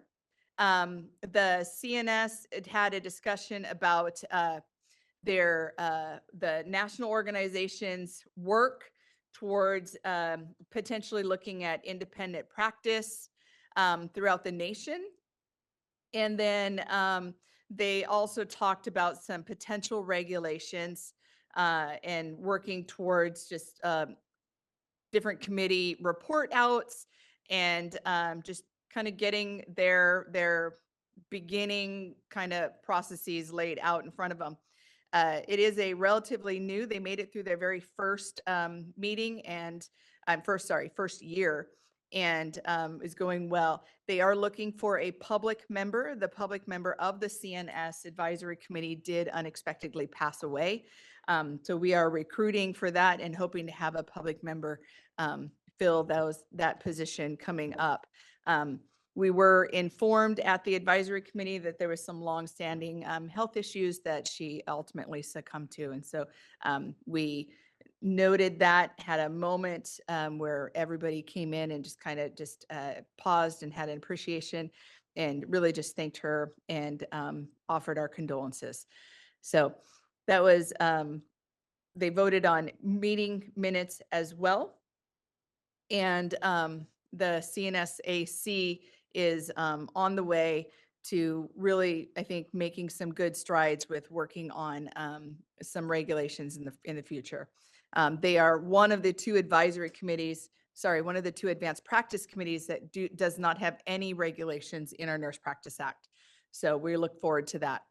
The next one that was held was the CRNA Advisory Committee. That was a little bit more of a agenda. We had voted on the meeting dates, and then they talked about an update to the website. We did have to redirect gently on the updates to the website. There was some blurring of possible interpretation of some of the website suggestions that they were putting forward. It looked more like the promotion of the profession versus really focusing on the board's jurisdiction as well as public protection. So we will continue to work with that subcommittee and offer some guidance and really work with that. They did have a lot of really good suggestions, some interactive videos and such. And I think that's really something we could move towards on our website. And that might actually help with some of our phone calls too, if we had some video tutorials on there or step-by-steps to really help people understand some of the process. The next one was a more lengthy discussion. We actually lengthened our meeting from a 2-hour meeting to a 3-hour meeting to accommodate this. And that was discussion around proposed draft regulatory language. The National Association as well as the California Association got together and presented some, through their legal, worked with our subcommittee and presented some regulations.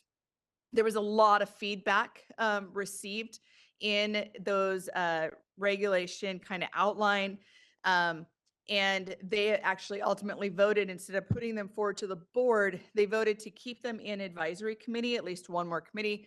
And I've already scheduled some meetings with the subcommittee to continue to work on some regulatory language. There were some asks that weren't addressed in that, specifically application process, renewal process, et cetera. But really kind of the bigger focus was on scope of practice. There was some public comment that was received saying that it was an overreach. There was some public comment received saying that we were going in the right direction. So we want to be able to take that in. It kind of served more as kind of a stakeholders meeting ultimately to kind of see where we were up. against on moving some regulatory language through, but I think we've got a good understanding of kind of what's in favor and what's going against, and then we'll align it with our statutory language and we'll bring in front of our board, hopefully beginning of next year. We might have some regulatory language that we could present. So that is the end of my report out for subcommittees. It is information only. So at that point, I'll open it up to public comment.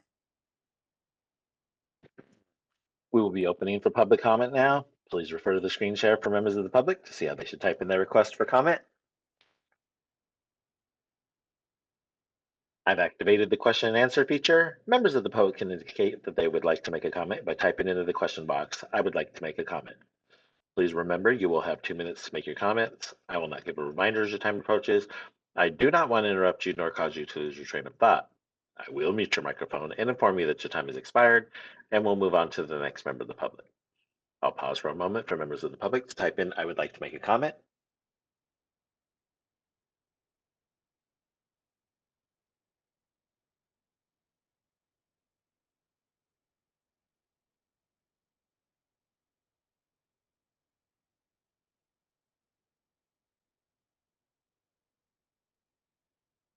For EO Melby, there are no public requests for comments on the WebEx. Do we have any public requests for comments there in DCA HQ? Yes, we do. You guys can Thank you. come up to the table and we'll manage it from here, Mark. Thank you. Thank you.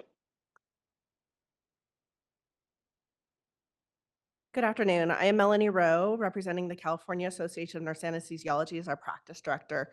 During the public comment period during the recent CRNA advisory meeting, there were many falsehoods about CRNA practice that were spoken. In February of this year, I spoke to you about the CDPH surveyors who have falsely stated CRNA practice in California. The CDPH insisted CRNAs need physician supervision and intimidated hospital administration with immediate jeopardy violations to change how anesthesia is delivered at their facilities. It is now August, and this assault on CRNA practice is continuing. Rather than risk closing the hospital in these underserved areas where communities depend on not only healthcare but also employment, administrators have caved to CDPH demands to keep their doors open. These actions have created a crisis of confidence about CRNA care throughout California and other healthcare facilities. CANA has reminded CDPH that the Nurse Practice Act and the Nurse Anesthetist Act govern CRNA practice in California. And if there's any confusion about the statutory language, the 2010 lawsuit brought from the California Society of Anesthesiologists against the state of California concluded that physician supervision of CRNAs is not required. This was again confirmed by the appellate court decision of that case in 2012. We cannot allow another state agency to define nursing practice in California.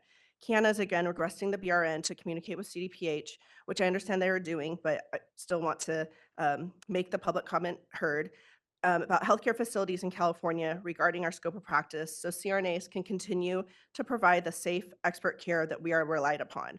CANA supports the work that the CRNA Advisory Committee is doing regarding regulations, and we look forward to contributing as the subject matter experts on the regulatory process as the subject matter experts on nurse anesthesiology. Thank you.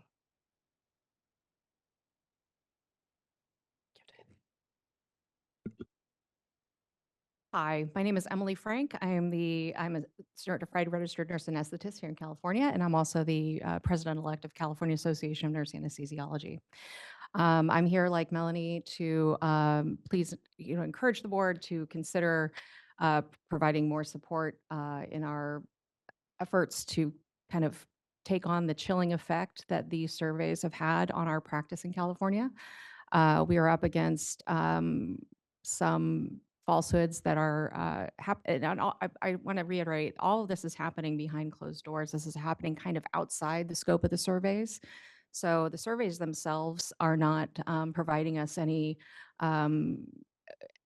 ability to respond in a way that is addressing the real issue. It's all happening behind closed doors. It's all being negotiated during the survey, at the time of the survey, but outside the scope of the survey. So it's not coming back in the reports.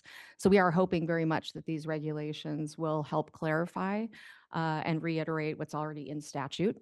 And we ask that the BRN support us in our efforts to re-illuminate again and again, if we have to all of these facilities, what our practice is, what our scope is, and reassure them that we are practicing within our scope, that we are the safe providers we have been for decades and decades, and continue to do the work we've been doing in providing the access to care that we've been able to do, especially in these remote, underserved areas. Thank you very much for your support. Okay, I'm told that we do have a public comment on WebEx. Board moderator? Charles Griffiths would like to make a comment. 1 second, please.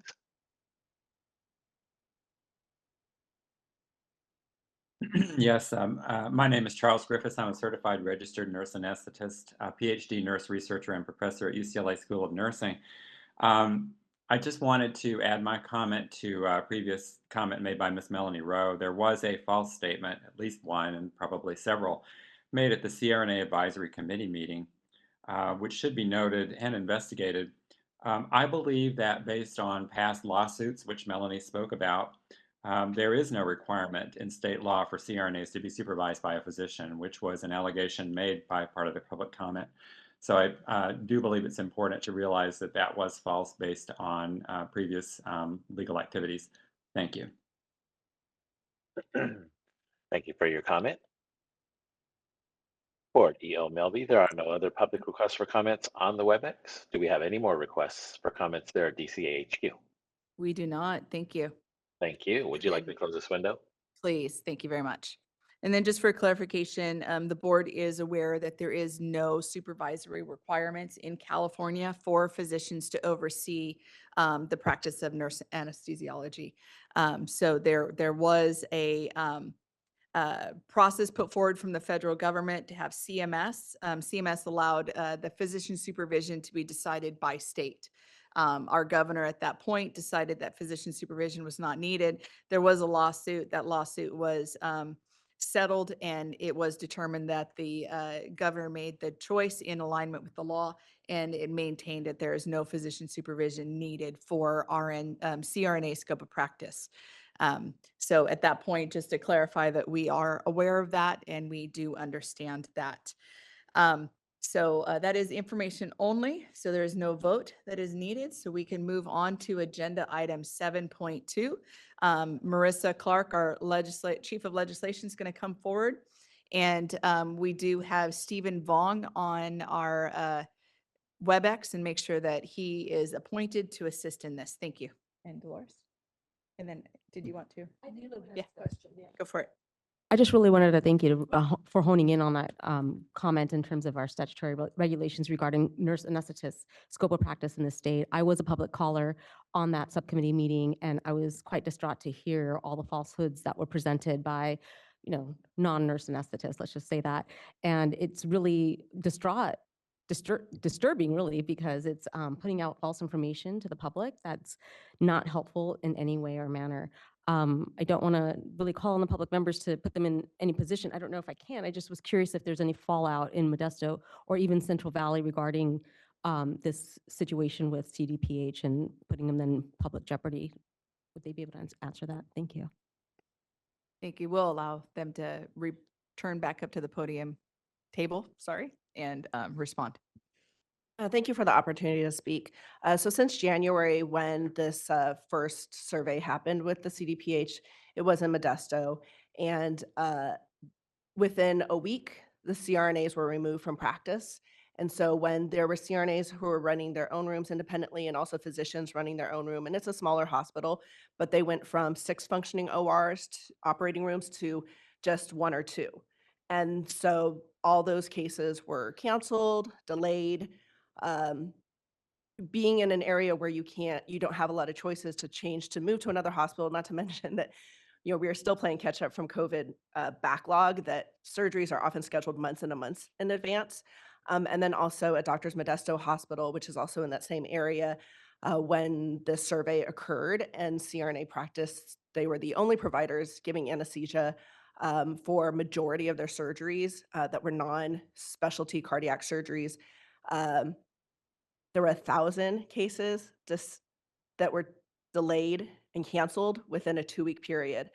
And so it took several weeks for the CRNAs to return to that hospital and start up surgeries again. So the delay and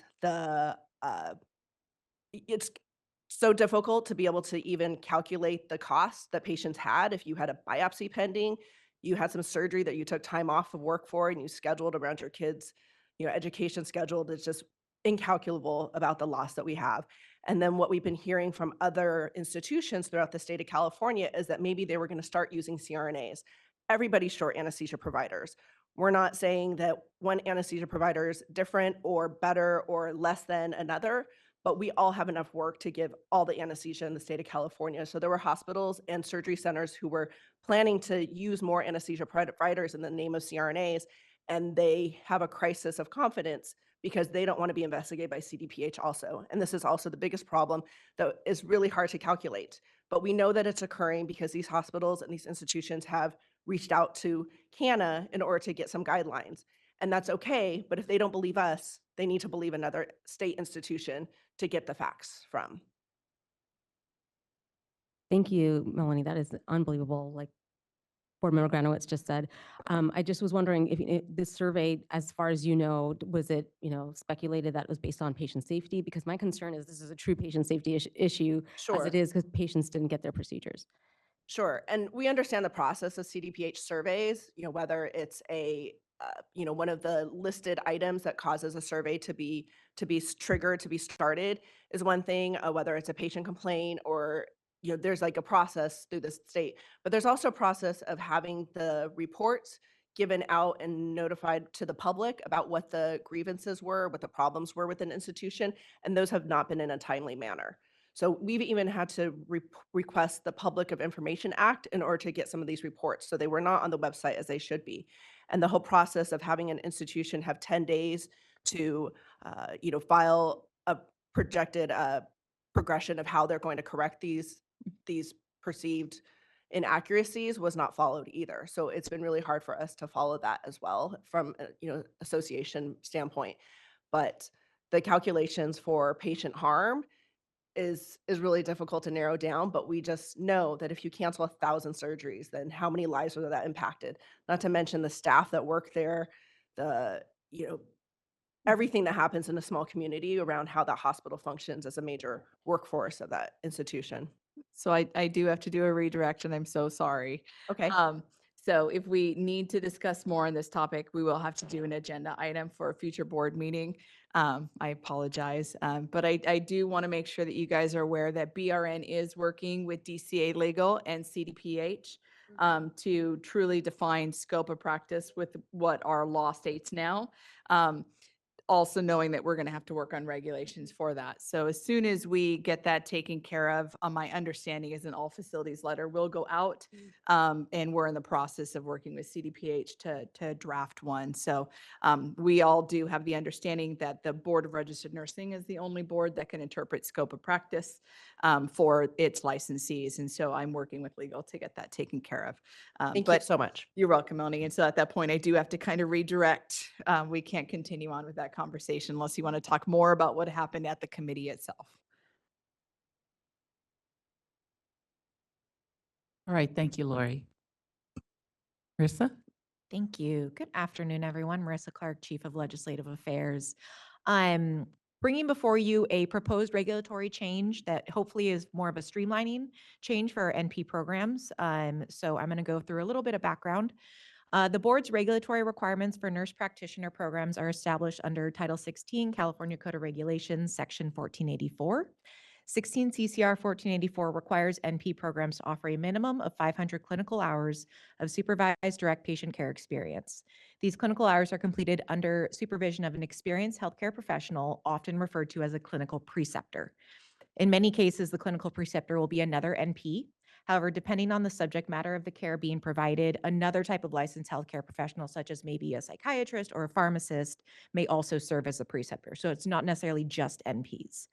16 CCR 1484 currently requires both the NP student and their clinical preceptor to hold an active, valid California license to practice their respective profession. While this is appropriate, of course, when the preceptorship occurs in California, it is possible for a preceptorship to take place in another state. The board has found that requiring a California license when neither the student nor the preceptor is conducting that clinical preceptorship in California has proven to be a bit overly burdensome for our NP programs and not necessarily a requirement from a public protection standpoint. So the proposed text we are bringing before you today would remove that requirement for a clinical preceptor or NP student to hold an RN license in California when the clinical preceptorship is occurring in another state. Rather, it would only require them to have an active license in the state where the clinical preceptorship takes place. So essentially, wherever they are practicing, that's where they should be licensed to practice. So the proposed amendments to 16 CCR 1484 subsection F1A clarify that if a clinical preceptorship is being provided in California, then the clinical preceptor must hold an active and valid license to practice in California. The proposed addition of 16 CCR 1484 subsection F1B would clarify that if a clinical preceptorship is being provided outside of California, the clinical preceptor must hold an active and valid license to practice in the state where that preceptorship is being performed. And the proposed amendments to 16 CCR 1484 subsection G clarify similarly for the NP student to participate in a clinical experience, they must have a valid RN license in the state where they're receiving that clinical experience or preceptorship. Lastly, there's one more minor change. The proposed text also has a conforming amendment that was due to the passage of SB 887, which was a code cleanup bill from a couple years back. And it updated Business and Professions Code Section 2836 to reference the most updated version of the nurse practitioner role core competencies established by the National Organization of Nurse Practitioner Faculties. The code used to reference the 2017 version. 2022 version was later released, so the code just updated the year. And so we're just proposing that our regulations have that same conforming update just to mirror the statute. So I'd be happy to answer any questions. Any questions from or comments from the board? I'll just add really, really quick. This was brought to us as a concern from our nursing education consultants. And so based on feedback from them, we did feel that it was important to address this. We did notice that there is a school on the agenda item today that our ELC committee took into consideration. That was USU. They actually went from being in working towards California program approval and decided to not seek California program approval and in fact go in from out of state and then come in and do clinicals here, utilizing the pathway that's in regulation for out of state nurse practitioner programs because they were not able to satisfy this requirement. So this was a newly updated and implemented California Code of Regulations 2019, and then we started implementing this reg in 2020. And so as our NECs are working towards bringing all California nurse practitioner programs into compliance under this new regulation, they are noticing some of these things. And so I'm grateful that our board is taking that into consideration. I did want to offer one more thing of clarification that the NECs brought up. And that is with the faculty item is it does require for faculty to have a RN license or NP license here in California. And it was discussed that that was related to Business Professions Code 2732.05, where it requires California companies to have employ RNs that are NPs, et cetera, that are licensed here in state. So we did get some legal clarification on that as we were going through this process. And so we will be providing some updated education to our NECs. And essentially it said that the California-based companies do not have to have their out-of-state employees licensed in California. And so that is something that we will work to address just with updated education. That should make it easier for faculty, preceptors, students, et cetera, going forward that we can address immediately. And then with this regulation, we'll address the preceptor one once we can get that through the process, which we're looking at about a year or so down the line. Okay, any other questions or comments from board members? Just a comment. I think this is a great idea. If the preceptorship qualifications are reciprocal, this is a great example of using common sense to more effectively streamline a system, the way it's being managed. So I hope this goes through. I believe it will. Thank you. We just need a motion to accept the language and second it. I will move to accept the motion. No, So it's up there, or you can read it on your screen in front of I you. move to accept the proposed regulatory text to modify CCR 161484 regarding nurse practitioner education. Second that. Okay, we have a first and second on the floor. Any other questions or comments before we go to public comment? All right, BRN moderator, please open us up for public comment. Thank you. We will be opening for public comment now. Please refer to the screen share for members of the public to see how they should type in their request for comment. I've activated the question and answer feature. Members of the public can indicate that they would like to make a comment by typing into the question box, "I would like to make a comment." Please remember, you will have 2 minutes to make your comments. I will not give a reminder as your time approaches. I do not want to interrupt you nor cause you to lose your train of thought. I will mute your microphone and inform you that your time has expired, and we'll move on to the next member of the public. I'll pause for a moment for members of the public to type in, "I would like to make a comment."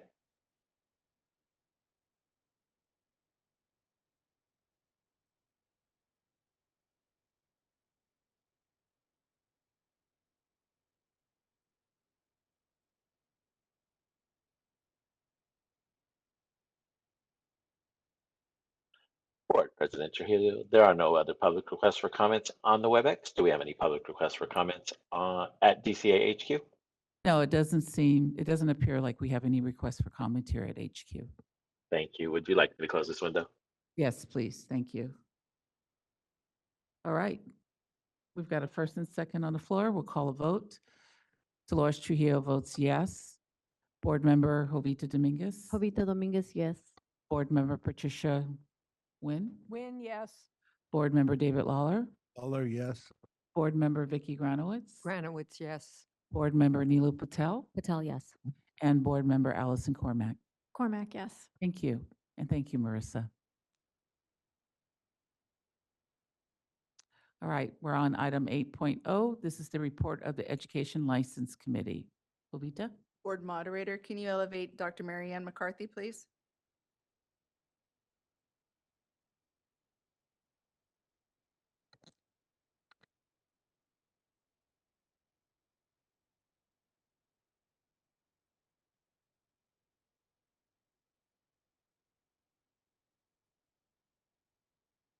Thank you, BRN moderator. Go ahead, Jovita.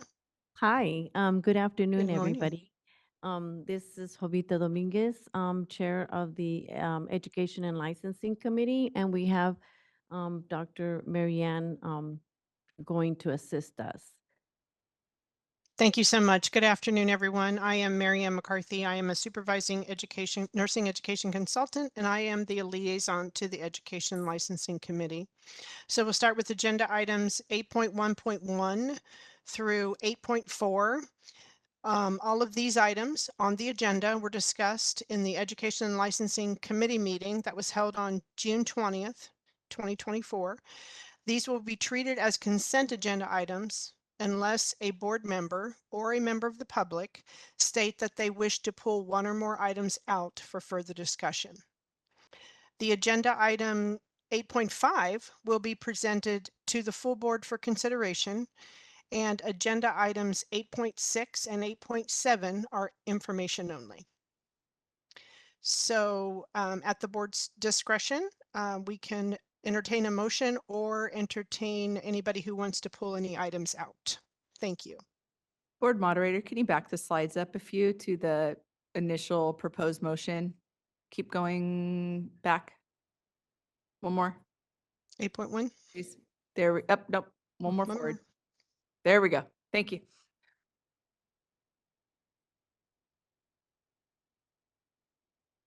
Are you able to read that, Jovita, or would you like me to read it for you? I can read it. Thank you. Okay, sure. Cormac. Let's see, discussion and possible actions regarding, oh, I'm sorry. Sorry, it doesn't look like it's up there. So the board can make a motion to accept, there we are. There we are. Thank you. So the board would accept the recommendations of the Education and Licensing Committee for Agenda 8.1.1 through 8.4. Do we have a second? I'll second. Yeah. Thank you. Do we Who was go that? to- Sorry. That was Tricia. Tricia made the second? Yes. Yes. Okay, thank you. BRN moderator, would you take us to public comment, please? We will be opening for public comment now. Please refer to the screen share for members of the public to see how they should type in their request for comment. I've activated the question and answer feature. Members of the public can indicate that they would like to make a comment by typing into the question box, "I would like to make a comment." Please remember you will have 2 minutes to make your comments. I will not give a reminder as your time approaches. I do not want to interrupt you nor cause you to lose your train of thought. I will mute your microphone and inform you that your time has expired, and we'll move on to the next member of the public. I'll pause for a moment for members of the public to type in, "I would like to make a comment."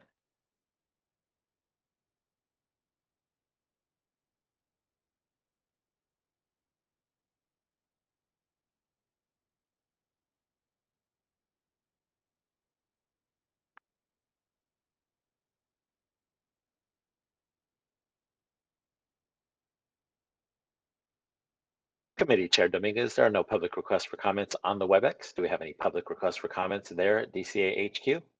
None here, thank you. Thank you. Would you like me to close this window? Yes, please. So I, Jovita Dominguez, would like to take it to a vote, and I vote yes. President Trujillo, Dolores Trujillo votes yes. Vice President Nilo Patel, Patel, yes. Tricia Nguyen, Win, yes. Board Member Granowitz, Granowitz, yes. David Lawler, Lawler, yes. and Board Member McCormack. Cormac, yes. Motion carries. Thank you. Thank you very much. Moving on to agenda item 8.5. This is the discussion and possible action regarding acceptance of a substantive change to an approved program. Marcia First, School of Nursing, Associate Degree Nursing Program. This is a feasibility study that they're moving forward to add a secondary alternate campus in Citrus Heights, California. The information on this program can be found in your packet starting on page 69. And Board Moderator, if you could please elevate the presenters on the list for, actually, you don't have to elevate them because I think they're there.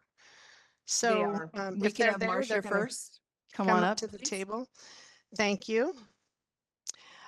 So while they're coming up, Marcia First presented at the April Education and Licensing Committee meeting for an additional campus site in Citrus Heights, California. The ELC committee deferred action pending more information on clinical placements, the program's consideration of impact on the use of clinical facilities by existing pre-licensure registered nursing programs, and a description of their collaboration and coordination efforts with any existing program and regional planning consortium. This information has been submitted by the program, and they are here today for board's consideration. Marcia First has 5 locations for their pre-licensure associate degree nursing programs. They have a site in Glendale, which was approved in 2016, San Diego, approved in 2019, Bakersfield, approved in 2021, West Covina, approved in 2022, Riverside, approved in February of 2023. Each site enrolls 45 students 3 times a year for a total of 675 students per year. With the proposed additional site and the enrollment increase, Marcia First would enroll a combined 270 students 3 times a year, yielding an annual enrollment of 810 students per year. Currently, only Glendale, San Diego, and Bakersfield have graduation data. The program summary, the information they submitted in their summary is on page 73, and program representatives are available for question. There also is updated data information for Citrus Heights in your materials as well. Thank you. Thank you. So what I would like to do is pick up where we left off at the last meeting. You were going to go out and approach other schools and get information on clinical sites. Has that been accomplished? And if so, can you report back to us? Sure.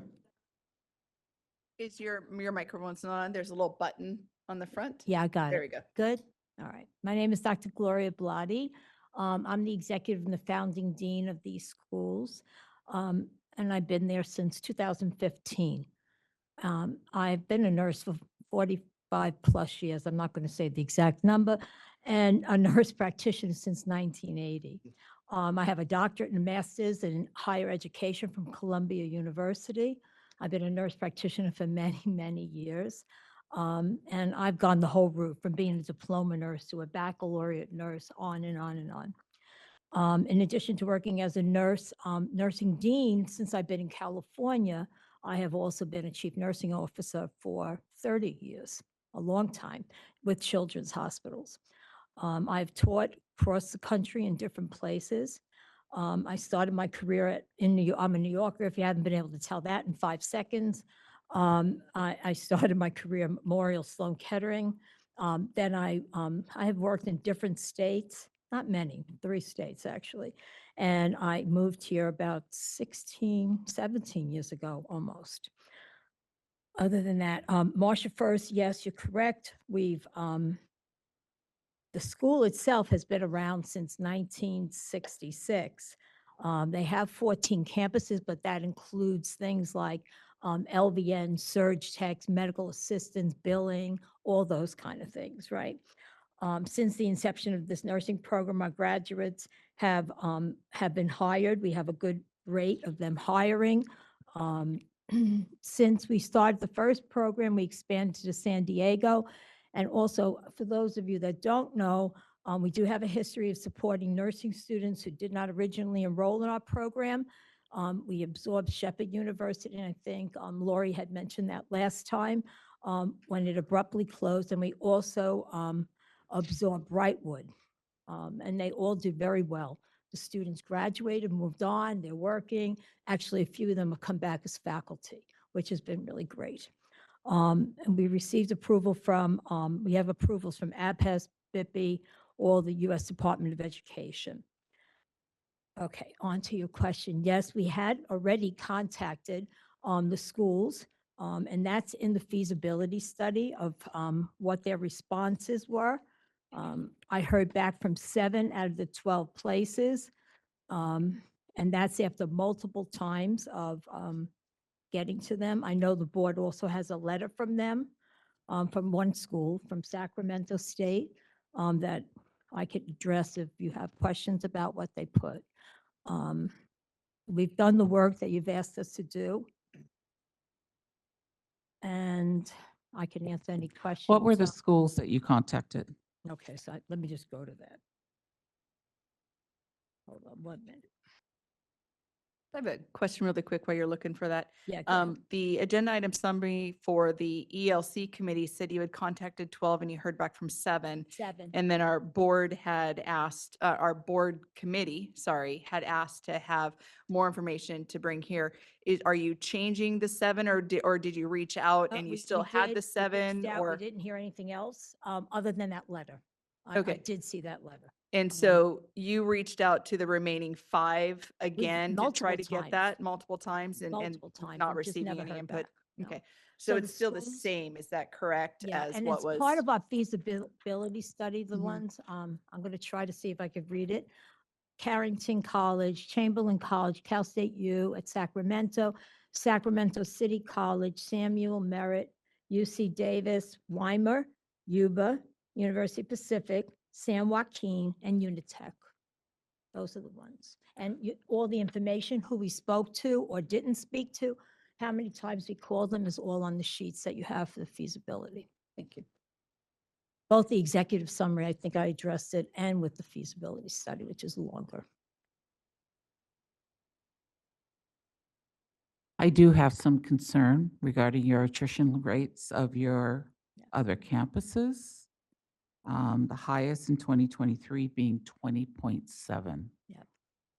Yeah, it is. And again, I tried to address this last time, but let me try it again this time. We do take students of many different backgrounds. Many of them are working parents. There are many nationalities. Many have English as a second language. I'd say the majority. And really, for them, a lot of times they drop because they just cannot do it right there and then. We've had really horrendous stories that I've heard from students. I don't even want to go into them right now, but horrendous stories. So they will not finish on time. And we work with them, we work with them. We try to get it the best we can so that they could come back and finish. But they have some big issues that they have to deal with. I know money was also one of the things, President Trujillo, that you asked about, how expensive. So most of them will come in with their prereqs, which is good. So it brings it way down, about 25% down to about 60 something thousand. And then they like to work when they're in school with us and pay off their loan month to month. So, I mean, that seems to work for them a lot. If they, if it's $1,000, and I know it's not the same price as a community college. I am not trying to make like it is, but they do try to pay off their loan by the time they're done. So it's something that we work with. It's the kind of students that we see at the different campuses that they really want it. So we're trying to accommodate that. Many of them have been waiting to get into a community college for at least 3 or 4 years, we hear. So I think it's the best bet in the world. My daughter's a professor at community college. Like I said, I really am a big believer in community college. But if they can't get in, they work with us, and we do spend a lot of time with these kids, a lot of time with them. I personally tutor them. I sit there and tutor them so that they could be successful. And I think our other deans of the campuses do the same. So yeah, we're different. It costs money. I get it. But we're trying to really meet a need. Board Member Neelu Patel. I have a question. Thank you for the presentation, but some of my concerns are based on where your schools are located. Of course, there are other schools in that area. That's what we're here to talk about. But, I understand that there may be specific challenges that these students have in your particular program. However, I can imagine that other programs have maybe similar experiences. So therefore, I'm just curious as to, you put a lot of time in by tutoring students, but does your school have the infrastructure to really prepare these students to be successful, given the fact that probably the other schools are also facing similar challenges, but yet don't have as high of an attrition rate? And secondly, I'll let you answer that question first. Go ahead. Oh, that's good. Thank you, Board Member Patel. I appreciate the question. Yes, we hire the right group of people at all the schools. We have people that are dedicated to these students. We have a lot of resources, but I'm sure all the schools. We have Kaplan, we have Simulate, we have all those things. I'm a big believer in trying to get their clinical practice. I do believe, I'm a diploma nurse, so what am I going to think, right? So again, I think about trying to help them in different colleges. They really have worked hard with these students to give them, we'll do tutoring on demand, not just me. I mean, like faculty do that, right? We allow that. We give them extra time for that. We pay them overtime to even tutor the kids. We really spend a lot of time because we know this is a certain population that we're attracting. We know that. We're very clear on it, but they turn out really great. And, or the ones that realize they can't do it, that's why you see that kind of attrition. They really say, this is not the right time in my life right now. And I understand that, I get it, but we give them as much as we could possibly give. We do have high criteria, but we work with them. We work with them. We give them warnings mid-semester if something's not right. We have them come in and meet. They have to go to tutoring with us to see what are you missing here. We teach them how to look at exams better, how to set apart study times. We give them schedules. Look, you have 3 kids, let's go through it. This is what you could do. I went to school with 4 kids, so I know, right? So again, we really try to help them a lot. I think we've been very successful. I do. That's my opinion. Board Member Patricia Nguyen. Thank you very much. The concerns that I have are really outlined in the letter from Sacramento State, which is you're trying to start a new school in a very competitive area. People are concerned that it's not a nursing shortage area. Clinical sites are at a premium. We worry about displacement. I mean, it's one of the biggest concerns we have. And there's faculty shortage. So I'd love you to just address those points. That certainly the attrition rate is much higher than most of the schools we see. And I hear what you're saying, but those kids are still paying tuition for a year, and then they're dropping out of school, and then they're leaving with 3 kids and a lot of debt and no profession. So I mean, these are the kinds of concerns that I struggle with. Yeah. And for a private school, we are very competitive, less, well, I mean, our prices are much lower than everybody else's, but I understand what you're saying. In regard, I did have a lot of conversations with the deans up there that were at the schools that would speak with me. And I understood what their issues were. You know, the process that we have in place right now at EDPA teens, and we made sure that we went to the correct person, that they had a spot for us. And if they didn't, there were places that said no, and we left. We just left. But there were places that we went to that said, yes, we can do it. We can, and it's not just nights. I know one of the things she talked about in there was nights. It wasn't nights. It was just, they could put us in a clinic. They could give us one of their outlying places. We took it. We said, okay, if nobody else is using it, we'll take it. And this way we can get going. They still show that there's a shortage of really good applicants up there that are applying that can't get in. And I have the number in here. I don't remember off the top of my head right now, but there are applicants that just can't get in. So we said there's a place for everybody at the table, I believe. You know, and I talk about displacement, I'm very sensitive to displacement because I don't want that to happen to us either. I can tell you in the little, how many years? It's going on 9 years I'm with this school, believe that or not. But 9 years I've been there, and we've had 2 displacement issues in that 9 years. And I'm telling you, we backed out of both of them. That's the God's honest truth. I left. I said, pull out and go find someplace else because I don't want to displace one of the community colleges. And we pulled out, and everybody was happy. So you have to have that in you to know, and the deans have to feel that way.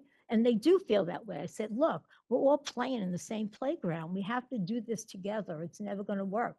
So when we looked at it up there, they do feel like there's a lot of issues that contribute to displacement, if you call it displacement. So there's a lot of issues. People could cut back or add services no matter how they look at it. But I made sure we went to every single person that would give us the either yes or no. It was okay, yes or no, but did they really have space for us? So that's how we looked at it. When you look at the shortage numbers for up there, I spent time really looking at that. That data, a lot of it's from 2018. I have pulled every single article and read and researched it.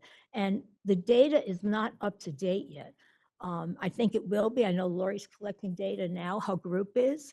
But the data is 2018, pre-pandemic. Life has changed, right, since the pandemic. So that's why we originally went there, because we thought that would be an area that would need us.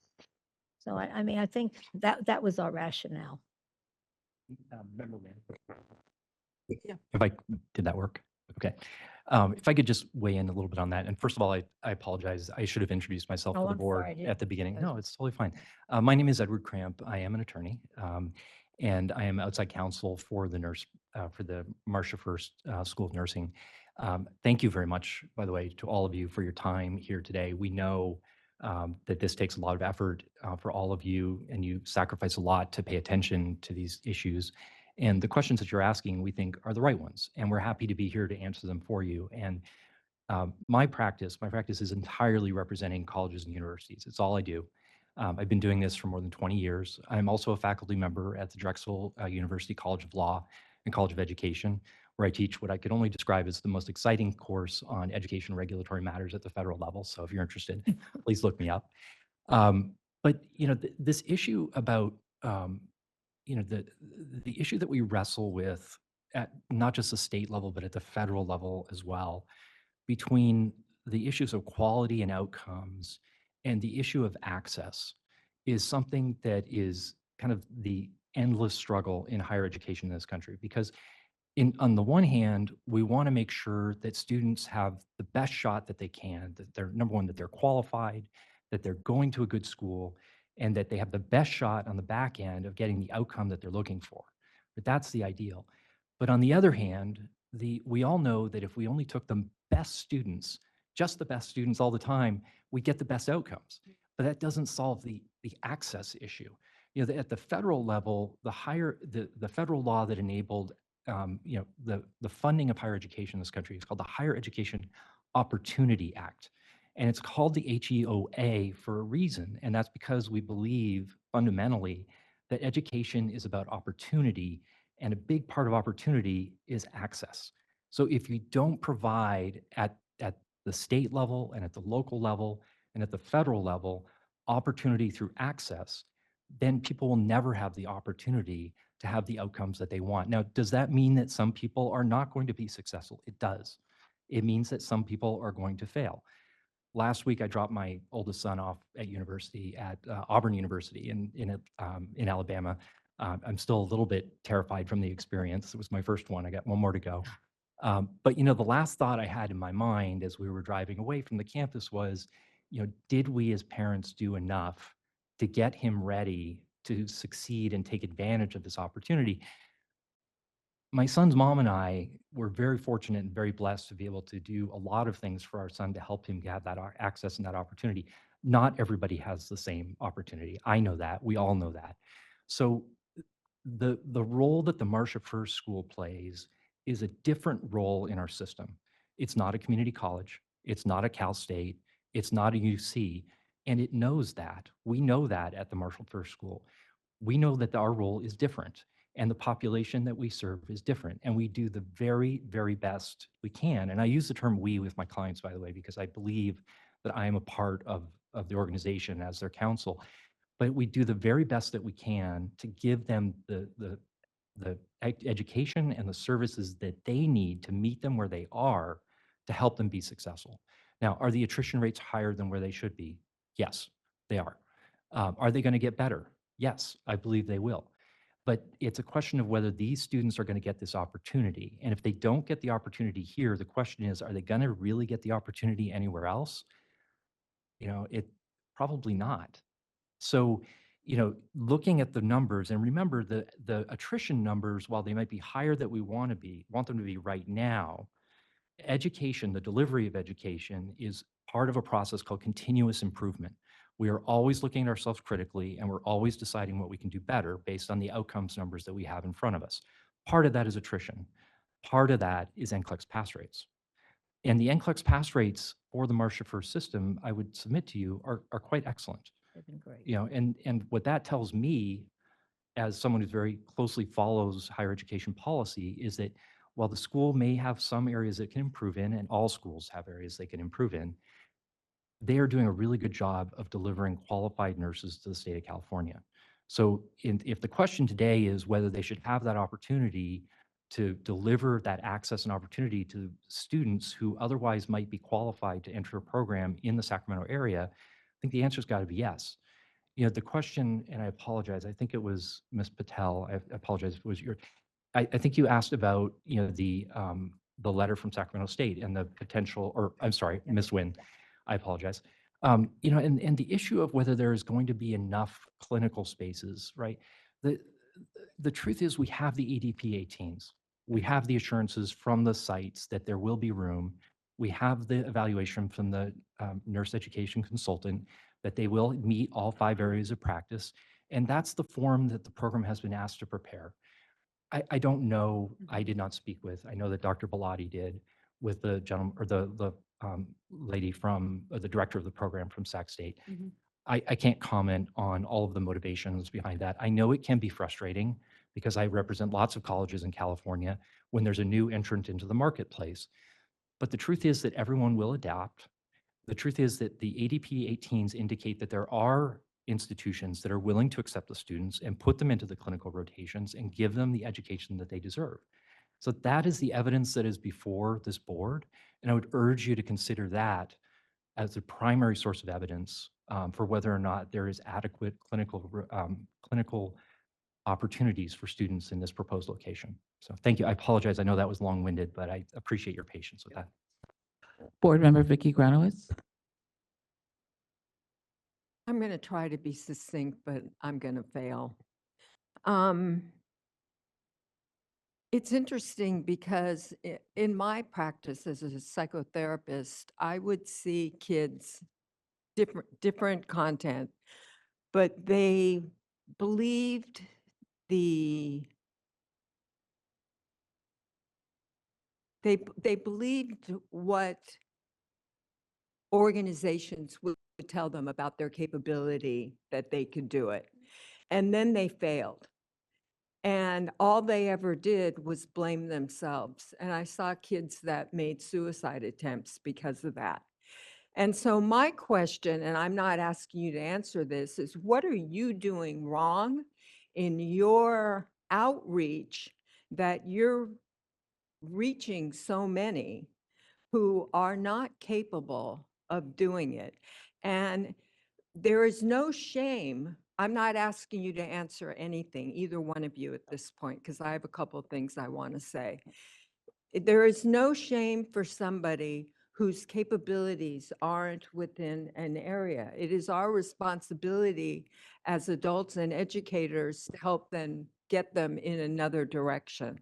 So they don't feel, in my case, the populations I was working with weren't saddled with a lot of debt. These kids end up saddled with debt, which I'm assuming you don't forgive the debt when you make a mistake in picking somebody. That's one piece. The other thing I heard you say was that you're willing to take whatever clinical placement you can get.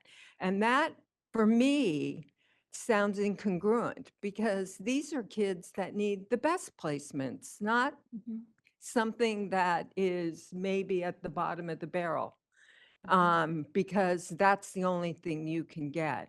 And so that's how it sounds to me, whether that's real or not. That's how you presented it, that you were willing to take whatever. And so I mean, you are in this for profit. And I think that that needs to be what is said on top. You can say a whole lot to make it look like what you're doing is the right thing. And I'm sure that you believe that and that in some part that's true. But if you weren't making profit, you wouldn't be doing what you're doing. And so all I'm saying is you can be doing a better job. And I'm looking at the Sacramento letter and I think it's pretty clear what they're saying. So I don't know. May I address the question or the comment? Or, No, go ahead. I'm sorry, Are you done? I'm not sure what the protocol is.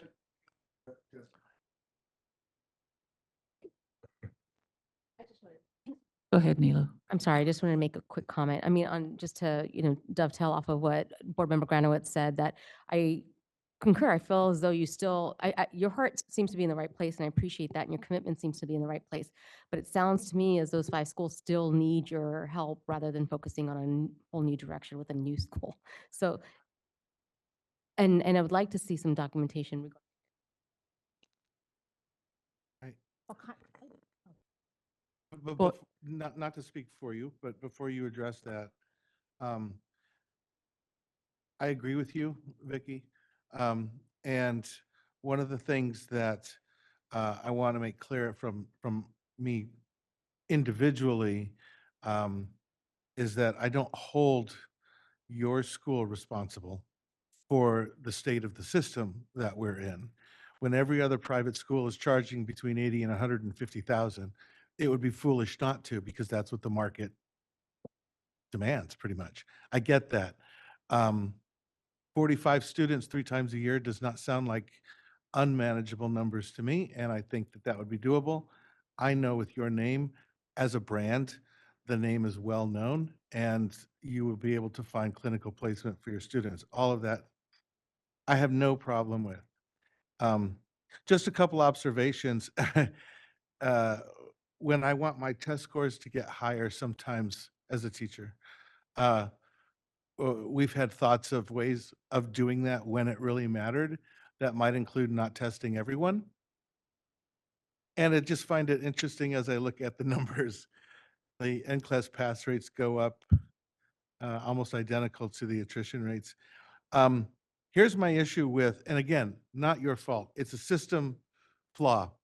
The financial illiteracy of the kinds of students who are willing to accept this kind of debt, with where I know other students who are financially fluent would never consider going into this kind of debt without a guarantee on the other side.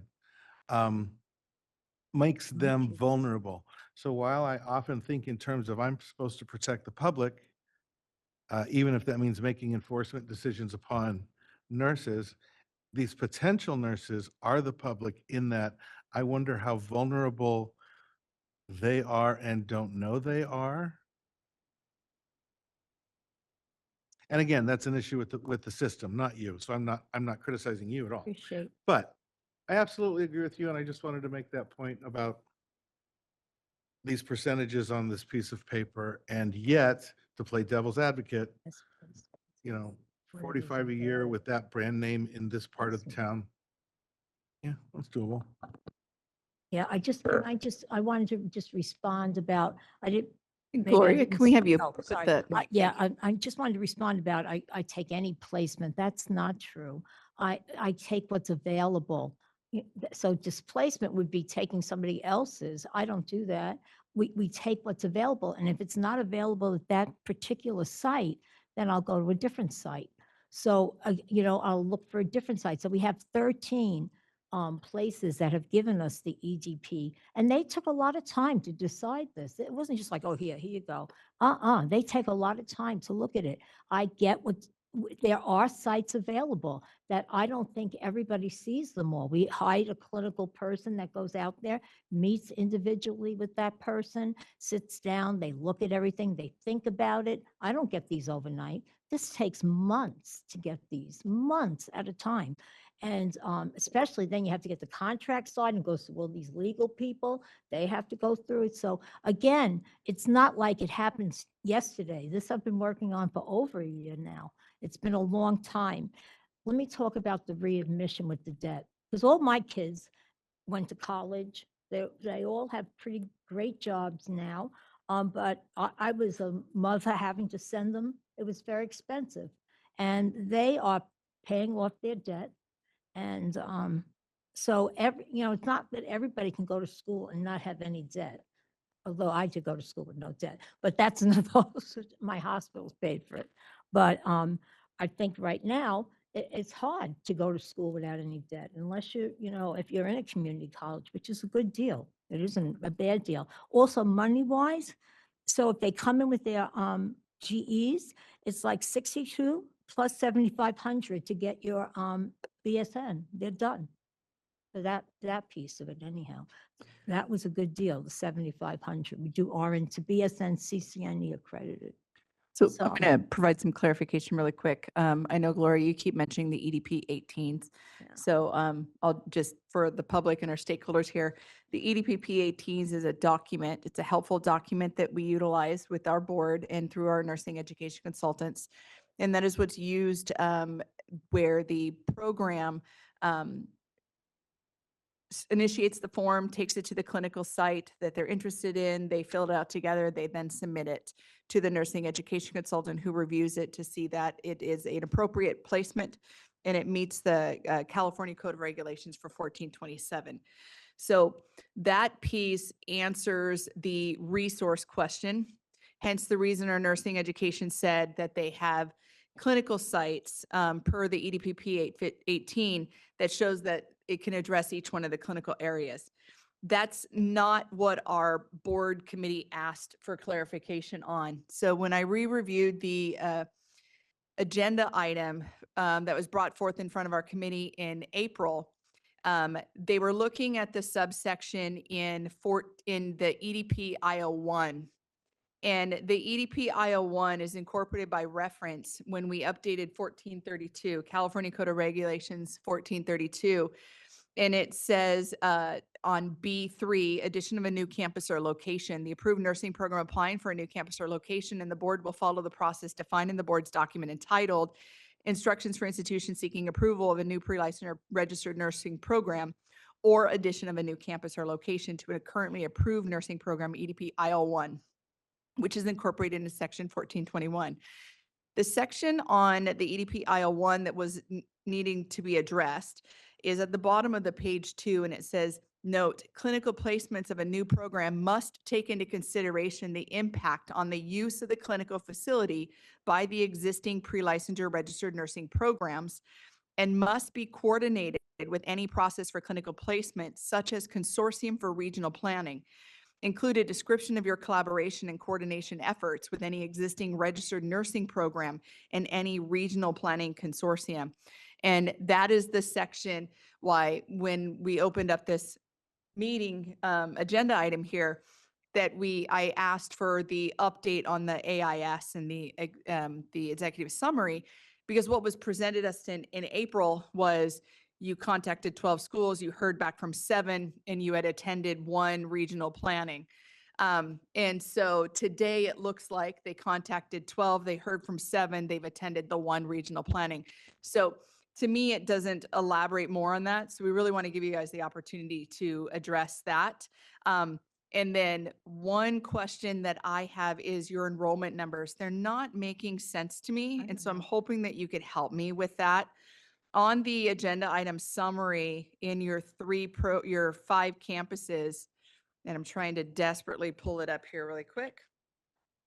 It shows your enrollment for each one of the campuses. Is that annual or is that programmatic? That's the 571 you're looking at, that number? It is on the agenda item summary. I'm pulling it up desperately here really quick. Page 69. is Page that one? 69, I believe. Let me. So they wanted it, the enrollment at the time they asked for it, so Yes, that's so is what that we your gave. current annual enrollment per campus or is that your current programmatic? It says annual. Yeah, Which part of the, I'm sorry, we're So it's looking at page different parts of it. 69 on the very bottom. Yeah, we're Where it there. says Glendale, which was approved in 2016 as 159. That's Is how that many- 115.9 that is enrolled annually, or is it 159 total students in your 2-year program? it was for that point in time that they asked me for. So from that point in time, that day that they asked me for that, that was on numbers that we had. For 2 years? Yep. So you have an enrollment of 135 each year, so you should have 270 students and you only have 159 at your Glendale campus. So you're 110 students short of what you're approved to enroll? So that 159 was who was, you know what? Because we added all of the GEs to, so I guess that's why 159, this is so long ago we did this. I'm trying to remember how we did it. But, so we should have 270 is what you're saying, right? If you're enrolling 45 3 times a year Right. and it's a 2-year program, to me, it should equal 270. Yeah. But what you have here is 159, Yeah, some of, so which if it's your annual enrollment, that's an issue as well because you're only approved to enroll 145 a year. No, And yeah, that would no, mean don't that go you're over it. above your annual enrollment and that would be problematic. Yeah. Okay.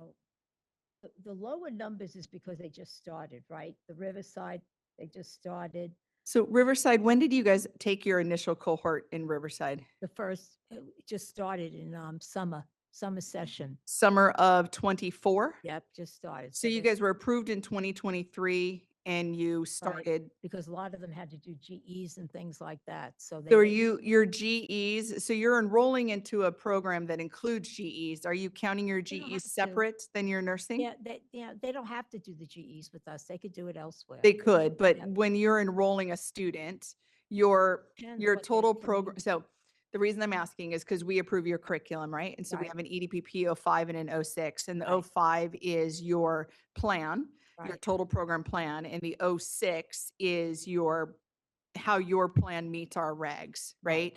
And so we fill out both of those forms. The 05 is a 2-year program and it shows that your GEs are integrated with your nursing courses. Right. And so when you enroll a student into a program, Mhm. you would enroll 45 3 times a year into your GEs, which begins your program, because they're not going to take those GEs to go to another program within your college, right? So they're in fact enrolling into your nursing program. So when did you open the Riverside campus to enroll students? into your nursing January. program So the nursing program was in May. in May. In May. And so they started their first general ed course of the nursing program in May. There was a small select group that started in January, whatever GE. In January, you did. Okay. Yeah. So you would have 45 from January and 45 from the next. So our expectation would be that you would have 90 students, but you only have 28. Yeah, but, well, I guess we started with a lower number with that group. It was brand new. And remember, we had to get the new campus approved. So that Mhm. was, that we cut back on our numbers because of that, because we wanted to get everything settled. We finally got, I think we got approval in June. It could have been July. Of 2023, correct? No, And no, we just got that approved. I The, have Riverside as being approved in Oh, 2023. the approval was, but the new camp, remember, we didn't have the new building yet. Oh, you guys had to move to the Yeah, new and that building was because of approved, I the think, issue. June 24, maybe. Got it. Could have been July 24. Okay. And so we took less people in because we didn't want to squeeze people in. So, Okay, so your expectation would be 90 students, but you only have 28 in Riverside. that's all we had as of this date when I wrote this, and this was written. Yeah. So I guess my question is, why are your enrollment numbers so low? Why are your student numbers so low if these are programmatic and not annual? Yeah. We might have just, this might be just nursing is what I'm looking at right now. Well, it should be just nursing because that's the only numbers that we regulate. Right. So I think that's where we started. I mean, I think we started like this. We're the highest in Glendale. San Diego's also established. They've been around. And Bakersfield. was But the even third San most. Diego, I would expect 270 students, not 138. So you're counting from GE. That's your nursing program and you're enrolling them into your program and that's what we approve. Right. So what happens if only 10 of them need GE? So how would you count that then? That's still an enrollment. They would just get an advanced placement. Right. So that's probably what was not counted, was that, yeah. Because they were still just doing, there was few of them that did GEs or we gave transfer credits to.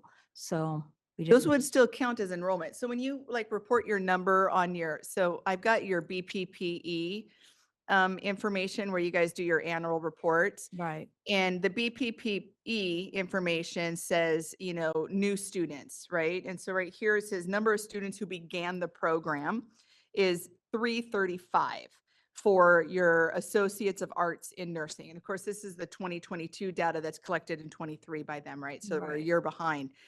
And then it says number of students available for graduation is 335 and the number of on-time graduates is 26. Your completion rate is 7.76, et cetera. So I'm trying to look at the numbers that are reported to BPPE and us and marry them. And I'm having a difficult time doing that. The other thing that was reported, it says that the number of degrees, diplomas, and certificates awarded for the Associates of Arts in Nursing was 159, but you had the number available to graduate is 335. And so that number that's turned into BPPE is kind of not matching the numbers that we have too. So that's where I'm just having some confusion trying to kind of pull that together. I'm not sure that I mean, as you know, every regulator counts cohorts in different ways. I can't off the top of my head tell you how the BPPE counts theirs. It's long ago- self-reported by the Well, school. The school self-reports this and it Right, puts no, it I- out. The BPPE doesn't manipulate any Is of that that multiple data. campuses though? It probably is. It is not separated by campus. It just says Associates of Arts in Nursing. Right. My only point, Ms. Melby, was just going to be that each regulator, be it a state regulator or an accreditor or even the federal government, they all have different measurements for how they measure cohorts. So it is very confusing when you try to compare numbers across regulators because the cohort measurement is different. So what BPPE is looking at may be different. I long ago gave up trying to memorize everybody's measurement metric because it changes, and I don't want to get it wrong. But that's my experience, is that it would be challenging to compare. Like, for example, if you looked at the ABHES numbers, they probably show a different number as well. So that would be my only caution there. But that would be the reason why we have Ms. Blotti here Well, to clarify that, correct? Well, of course, Ms. Trujillo. And my only thought was, though, that as we're kind of looking at the different numbers, just for the board's awareness, that different regulators do measure them in different ways. These were the nursing. But she submitted the numbers, correct? Yeah, I don't put those BPPE ones in though. Oh, okay. Yeah, that would be done by a different don't do department at the that. college. These Lori, are the sorry, I'm exact interrupting you. numbers. No, I was, I'm still trying to figure it out in my head. Yeah, It's not, I mean, we can go back and, but I don't submit those other ones. I mean, these are the ones I give for you. These are the ones we do. So I don't know. That could have been a total number of 335. I don't know. So the numbers that you gave to her, Are the exact numbers. and those are different than the numbers that we have here. No, this is the ones that are here in the report. Those are the numbers that we have. She's reading some other numbers though that I haven't so seen. in the agenda item summary, you have 5 campuses, each approved at 135 a year. Right. Which on full enrollment, and we know that Riverside's still ramping Right. up, you would have an There's annual less- enrollment of 675. Right. And I'm at 571. And then, multiplying that out by 2, you would have, your total program, the expectation would be 1,350 in your total program between all 5, because it's a 2-year program, correct? Right. So we're trying to, when we're getting attrition numbers, we're getting enrollment numbers, we're getting all these numbers, we're trying to kind of match them up to get some kind of idea of what your students are experiencing. And when we look at our law, which is, was updated with the sunset, the law gives us specific provisions to look at. And that's why we're, asking for all this data and trying to figure it out. And it specifically says that for our board, when considering a request to increase enrollment, the board may consider only the following factors related to the ability to adequately train additional students. I is adequacy of resources, including but not limited to faculty, facilities, equipment, and supply, and that looks like that's been established. Availability of clinical placements, I think we're still working with that. We do have your EDPB 18s that are available, but now we have to look at how they affect the greater community and the other nursing programs there. Complaints that have been verified by the board from students, faculty, and other interested parties, and so we did look at that. We did receive a complaint, obviously, and we posted that onto our website there that they believe that you guys will displace. And then we're looking at licensing exam pass rates, graduation rates, and retention rates. And that's where we're having a difficult time when we're looking at NCLEX pass rates, which looks good. But then we're also looking at your graduation rates, which are typically reported to be PPE, your retention rates, which are typically reported to be PPE, and also additionally on our annual reports. And so that's why we have these questions with numbers. And unless we're able to get those numbers, I don't know that my board has specific information to be able to make those decisions. So that's the only reason why I'm asking for clarification. I don't make those votes, but those were the numbers that I was having a hard time kind of wrapping my head around. Ms. Melby, may I ask, I'm a little bit confused by the questioning about the enrollment numbers. I mean, it as far as I know, and I'm happy to be wrong, I've been wrong many times. I don't think the college is required to enroll the full amount of each cohort that they're authorized to. Correct. They're Okay. not required, but when numbers are reported that they're not required, there's usually a reason not doing it. There's a reason why. Right. Sometimes there's not the demand that they had predicted. Right. And that could be as simple as that is you guys grew in Riverside and you have 38 students, but there wasn't the demand that you had predicted. And so now you're adjusting to work with that. It could be that it's a resource issue. We see that a lot with our board here, that there's not enough faculty. And so they can't enroll in total cohort because of that. So then we'd have to tie that back to resources. So that's again, why the question. Right. That's what I understand. I guess what the reason I was asking the question was to help Dr. Bellotti understand what it was that you were asking about, because you were asking about the calculation of the numbers. I think what she was questioning is, oh, wait, how did I come up with those numbers as a math problem? Not great at math, lawyer, not an accountant. But it sounds like what you're really looking at is what's the substantive reason underlying why the numbers are lower than what the maximum is, which I think is a different kind of question. So I think out of fairness to Dr. Bellotti, I'd like her to just, if she could guys comment on why the school has not taken the enrollments to the full amount, and maybe that would help to answer the question. Potentially. Potentially, So the first thing is I have to understand what the numbers are. Right. And if the numbers are an annual enrollment, you're not taking less than what you're supposed to. In fact, you have 2 campuses taking more than what you're supposed to, which would then put you in a violation and a non-compliance with our law. Yeah, that's But if they are programmatic, then they are less than what you are approved to do. Right. And so then we would have to know, what's causing that. So Understand. the initial question is what are the numbers that are in front of us? And that's why I asked her for that. Right, and maybe I misheard her, and I apologize if I did, but I think that Dr. Bellotti said that these were the full enrollments, that at the time that she prepared this information for the board, these were all the students who were enrolled in both cohorts. And so it sounds like, Dr. Bellotti, please correct me if I'm wrong, No, that it sounds sounds good. like there's a lower number than what's been authorized for the board in terms of enrollments. So I think if you're satisfied with that resolution, I don't know that I was, because I think what I heard was you weren't counting the actual enrollments, that you were counting when they entered the nursing track versus the GEs, is what she said. She Yeah. didn't think that she was counting the students that were enrolled in the GE part of the nursing program. Okay. And so that to me would be an incorrect calculation, not that you are under enrollment and not that you are over enrollment, but actually incorrect information presented to us that we would need clarification on, because we approve a total nursing program. And since you guys are not like a state school or a community college where you enter into the school and then choose a major, you enroll into a program. And so we would have to know what your program enrollment are, because the general education that your students enroll into are general education that are specific to your nursing program. And so when they receive a letter saying I'm enrolled, you accept them into the nursing program, they start their GEs. So that is your enrollment number that our board approves. And so what I'm thinking is, it's not that the numbers are too low or too high. I'm thinking they're incorrect numbers, because you didn't was- count That's the it. general education No, students. That's right. And so that would mean that we don't have accurate numbers in front of us. So do you have someone with you that can explain these numbers? Because part of these numbers and understanding them goes along with approving the feasibility report.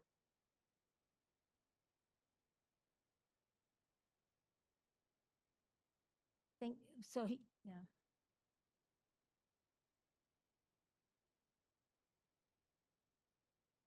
I believe that we have somebody in the public comment queue who can address that. I'm just looking to make sure, but I do know that we have somebody in the public comment queue who can address the clinical rotation issue and the clinical placement issue, and consulting with the other schools at a higher level of detail. So she's waiting now. She would be here in person, but unfortunately she injured her knee this last week and couldn't travel. But So that would be the clinical issue on Yes. that one. You're okay. Yeah. So as we wait, maybe somebody that can pull accurate numbers. Right. Totally okay Right, and to move to other board members for questions while we Board wait for Member accurate Allison numbers. Cormack? Thank you, Chair Trujillo. I have 3 questions. They're all numbers related. Just everybody get ready. The first 2 really are for staff, though, and perhaps Dr. McCarthy, they're for you. So I'm on page 72, and I'm looking at Region 1 data in this very helpful table. And it looks like this is the largest request in 2.5 years since November of 21, when there was a new campus. So am I reading that right? And are you the right person who prepared the table? The tables are prepared by the NECs and by with the assistance of myself and Macaulay Okay. Fusarins. But I think Lori would probably be the best person All to right. Okay. respond to that. Melby, then I just want to be sure we understand the magnitude of what we're being presented with today. Is this is the largest request in 2.5 years for this region. That is accurate. Yes. And per it our is also numbers. the first request in 2.5 years for a new campus. Correct. Okay, so that's a big deal. That's a bigger deal than, just our regular sort of enrollment things. Then I want to touch on these E EDPP 18s. So on page 71, is this information prepared by the BRN staff, or is this information prepared by the applicant? If it's the executive item, if it's the executive summary that is titled in there, that is from Marcia First. If it's the agenda item summary that has like the agenda title, and then it goes down and at the very last page, it says motion to put on the board agenda such, that's our staff. Okay, so the first 4 pages then are our staff. Okay, and where it starts with executive summary and has their logo, that's prepared by the applicant. Okay. So one of the other things we're supposed to look at, not just, is there do we believe that there's room in this region for the clinical work to occur that's so important? But are there sufficient clinical placement sites? And staff says that these forms have been turned in, that there are. Now, it seems like there's another layer to this because this is a new campus, which is that they have to also provide information that they aren't displacing others, because those are actually two different things. In the coordination effort. So that's Okay. that's what's on the EDP IO1. All right. That is different than when you just have like a regular, say, and we'll use the school in front of us. So they have a campus in San Diego. They came forward and they asked for an enrollment increase of that campus. It's an established campus. And so we had specific requirements we were looking at with that did not take into Include- account the EDP IO1 because this is a new campus. It pulls into the account the EDP IO1, and the specific request under that is under G. And it Okay. says that clinical placements must take into consideration the impact and then provide the description of the collaboration and coordination efforts with existing registered nursing programs and any regional planning consortium. Okay, and did the applicant understand that they needed to do an EDP IO1 as well? They did not know this when they first started the process. So this was updated through regulations. And when they started this process, I think almost 2 years ago, that was not the process. When they got this in where it was prepared and ready to be submitted to the NEC, it was after in the beginning of the new regulation. And so the NEC had conversations, said, I understand that you thought about moving this forward earlier. You haven't, so you do fall under the current regs that are in law today. Here's the process, submit this. They did that. Then they came in front of our education licensing committee in April, and they had omitted this piece. And so the board committee at that point said, I am not going to make a motion in April. We're going to defer. Right, it came to us as a until full yep, board, and then we until still you didn't do have this. enough And then information. yet. that's when it was made explicitly clear that this was absolutely a requirement. And there was some kind of back and forth on whether or not they should fall under it and not have to be required to do it because they started it way in advance kind of thing. And then it was made very clear that they did have to fall under this and that this is the requirement that the board committee had asked to complete to come in front of the board today. Okay, so have they filled out and turned in EDP IO1s? The IO1 is not a form Okay. that to fill out. The IO1 is instructions. And what they turned in to the nursing education consultant was the same stuff that they had turned in April previously with the 12 schools, the 7 contacted. The form that she is referencing there is how many more times they've tried to make contact, but there's been no substantive increase in information to address the board's ask to show the collaboration because Okay. she said that she reached out, but nobody has responded, correct? That was verbal letters, Yes. all of that. Yeah. But the EDPO one part of it says which schools are there. You have to list the schools. They have to sign off on it. And it's So- the same so list we of got schools it. though. I Yeah. think that's what Allison's trying to Okay. get at is, or Ms. Cormack's trying to get at is, the April data is the same data for today. Yeah. You've had in more reach out, but the Right. data presented to the Correct. committee as well the board is identical. Yep. that's right. Okay. Regarding the collaboration effort. So seems a little bit catch-22 though for an applicant if they've requested to join the collaborative to have these discussions, but who approves the application to join the Sacramento Collaborative? When I spoke, can I answer it? Yeah. So when I spoke to the person, we got an invite from the hospital, asked them to invite somebody. So it was Kaiser Yes. that asked for us to be invited. And what we were told is we have to have our first clinical before they would have us invited.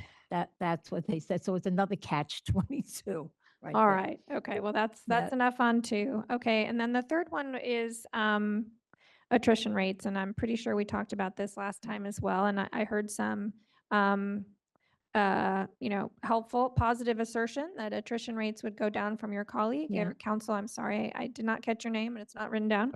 Right. So what actions are you taking to reduce the attrition rate? I mean, I can imagine there are things you could do around, frankly, admission that might change it, in addition to, all of these other services that you're providing later. Which of those levers are you working on to reduce attrition? So again, I just wanted to clarify something with that too, because a lot of times they'll leave for a year and then come back, so I readmit them.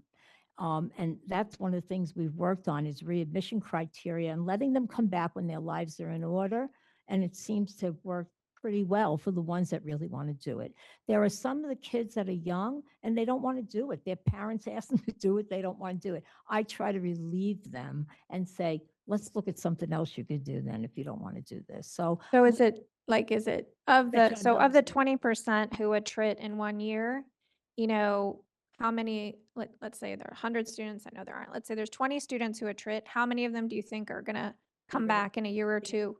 be readmitted? Yeah. I'm going to tell you the majority asked to be readmitted. Yeah, they asked to come Interesting. back. Yeah, it is interesting. It's an interesting group. It is. Okay. Ms. Cormick, We I have want, criteria. I just want to make sure your first question gets answered in terms of what the college is doing, because I think Dr. Bellotti may have just gotten a little off course. So like,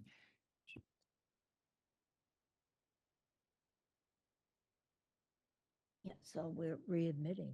Yeah. That's interesting. Oh, so you want to know more about that? Okay, so I mean, it's just Yeah. math, right? Yeah. Either you make it harder for people to get in. No. So more, I'm just saying this is not what one would do. Like, the way to reduce attrition is either to ensure that people are more likely to succeed when they begin, Yeah. or to provide supplemental services while they're there. That's, I mean, unless there's something else, I'm not an educator, but those seem So- like the ways to make it work better. So we also put in a course that we sort of, it's gone really well, is that it's not an SOS course, but it's like that. So in their first semester, they take that for 8 weeks with nursing faculty, actually. We used to use gen ed faculty. We changed to nursing faculty so that we could teach them better how to study as they're going through. I don't know what an SOS Oh, course so is. it's not called SOS. I can't even think of the name of it right now, but it's It's like um, study habits, yes. organization. Yep, how to study, how to use your textbook, how to use your notes, how to make notes, how to handwrite. Something I found amazing to me. They kept saying to me, "What is that thing you do with your pen?" I was like, "Writing," and a lot of them don't know script, so they didn't know that I was writing in script. It's been Like very another interesting. language. Yeah, I teach them color and how to, like, that's my Okay. doctoral work. So And that's the stuff when I did do. you add in this SOS class taught by nursing Well, faculty? no, we've had it all along, but we changed it from more gen ed kind of people handling it to nursing actually handling it. And I think it's been very successful. Okay, so I'm hearing you've added a course in, Yeah. and that this number looks high, but I that bet you it's down now. people come Yep. back often Yes, they do. and to complete. And it's more like they take a pause. And their lives makes them take it, you know? Yeah, okay. I'm still a little perplexed about how to handle the IO1 section, but I'm sure others will have thoughts on that. Thank you. Yeah. Okay, any other questions or comments from board members? I had to step out for a minute. Did we access the public? We did not go to public comment yet, and we can go to public comment and come back and. Yeah. Okay. Mr. Hio, can I just ask one question? Sure. quickly, ma'am? I think that earlier Ms. Patel mentioned something. I just made a note and I just wasn't clear about wanting to see documentation. I just wanted to make sure that we understood what documentation the board member was asking about so that we could be responsive if possible. Much of what you're all saying, right? So a lot of it is anecdotal, a lot of it is, your perspective, and we just need to have data that we can refer to. So Understood. documentation that we can refer to. I think this is now the third time where we're giving you an opportunity to present some actual data, and we haven't seen it yet, so. And so I, just in keeping notes, I mean, the one issue I'm very honed in on is Ms. Melby's question about the enrollment data and the cohort sizes. It sounds like we have and I apologize, Ms. Melby, I'm going to mispronounce it, the EO1 information. The board has that information, as well as the EDB 18s. And I'm just trying to narrow the issues so that I make sure we know exactly. And then We have one person on standby on the comment Yeah. to talk about the interactions that she had with the local program, so you can understand better what that was. Did I forget something? I think it's fine. I know that using like the numbers and alphabet kind of combinations difficult. So the EDP IL1 is called IL1, that was it. Instructions for Institutions Seeking Approval of New Pre-Licensed or Registered Nursing Program or addition of a new campus or location for a currently approved nursing program. Right. And that's the form that is incorporated by reference in 1421 that is also referenced in 1432 that became effective Jan 1 of 2023. So that's been almost effective for 2 full years now. And so that's why we're kind of holding the new campus locations accountable to this. Yes. And the other one is the EDPP 18 that everybody talks about. And that is our clinical facility approval form. And it's a helpful document. It is not a form that's incorporated by reference in regs, but is the document that's used to meet the regulatory requirement of 1427, where we approve the clinical facilities based on the ability to meet the objectives and et cetera. And there's a big list Right. of specific things. So what I have so far, just to make sure that I'm on the same page and tracking, is Mhm. that we have of the various requirements that the program must meet. I see that we have a budget that's been submitted of almost $1.4 million to demonstrate resources, among other things. The institution is institutionally accredited by ABHES, as well as approved by the California Bureau for Private Post-Secondary Education, and it's in good standing with both of those organizations. Yeah, so the budget Um, one answers F Yes. on the EDP IL1, Right. where it says budget projections that demonstrates initial and sustainable budgetary provisions Okay. for full enrollment of initial cohort. The projected budget demonstrates building of reserve to sustain a proposed program. Right. And then you were talking about what was the next item? Just that the institution is accredited by ABHES. Yeah, so and that's approved by the Bureau for Private Post-Secondary So Education. we don't require accreditation here in California. So your ABHES approval is not something that is required by the board. Understood. What we require you guys to be is a degree granting institution, and that is given to you guys through BPPE. Right. And so we always vet through BPPE that you guys have the ability to grant degrees. If you have the ability to grant degrees, then you could potentially offer a nursing program as part of that. And that's where the board comes in, is to look at the specific nursing program Mhm. component of your approved school that is through BPPE. Right. And then we have the EDP 18 forms and then the EDP IO1. Did I get that right? No, the IL1 is an instruction document. The instruction document, yes. Yes. But there we have the witness who is on standby to talk about that online. Okay. And then the last thing I had is that we have tendered an appropriate plan for hiring faculty and administrative support based on what we've submitted and as well as the track record of the institution. So I just want to make sure that I'm keeping track of what requirements there are and making sure that we have met the board's expectations. So my question to you is, are you familiar with that form, the EDP IL1? I am, Because yes. in the feasibility document section of it, it has step 2, submit a feasibility study, and it has A, 1 through 4, B, C, D, E, F, G, the note. And then it talks about affiliated program agreements with institutions of higher education, which is your 18. And that's 1 through 6. And then step 3 is the review of the feasibility, and it talks about 1 through 4. Step 4 is the Education Licensing Committee recommendation on the feasibility, which is what was heard in April, which was defer to the board. And what the board looks at is evidence of, the ELC, or looks at evidence of applicants' ability to initiate and maintain a pre-licensed or registered nursing program, evidence of initial and sustainable budgetary provisions for the proposed program, institution of higher authority to grant an Associate of Arts, baccalaureate, or higher degree. For affiliated institution, the agreement with an institution of higher education within 50 miles to grant an associate degree, evidence of available clinical placement for students of the proposed programs, plan of administration and faculty recruitment to staff the proposed program. So it looks like all the stuff that you're saying Yes. is outlined in here. So it's, I just want to make sure that you don't think that it's an additional ask, no. that it is the current ask. Right. And then step 5 is board action on the feasibility. That's where the board is right here. Right. when they take that action, if they say, I recommend approval, fantastic. That's technically when you're supposed to go and find a location and sign the lease or make the purchase to hire a program director to then put all this stuff into place so that you could then submit the self-study, which then shows that you're in compliance with all of our rules and law to open the program. So after today, if our board votes to accept this, you are essentially on the right path to have a new program in this location, or a new campus in this location, sorry. And then you guys can move forward through the self-study phase and then enroll students once you come back in front of our board and get that self-study phase approved.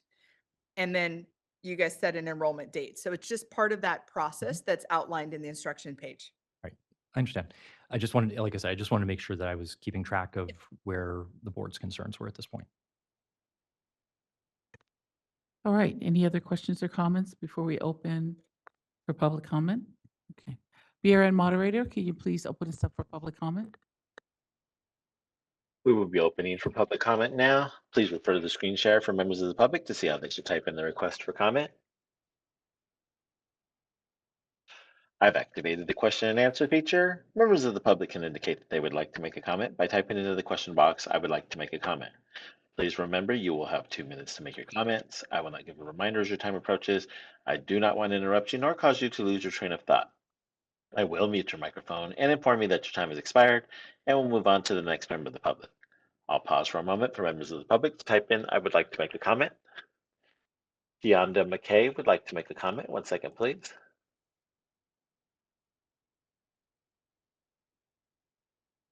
Oh, sorry, Tianda McCoy.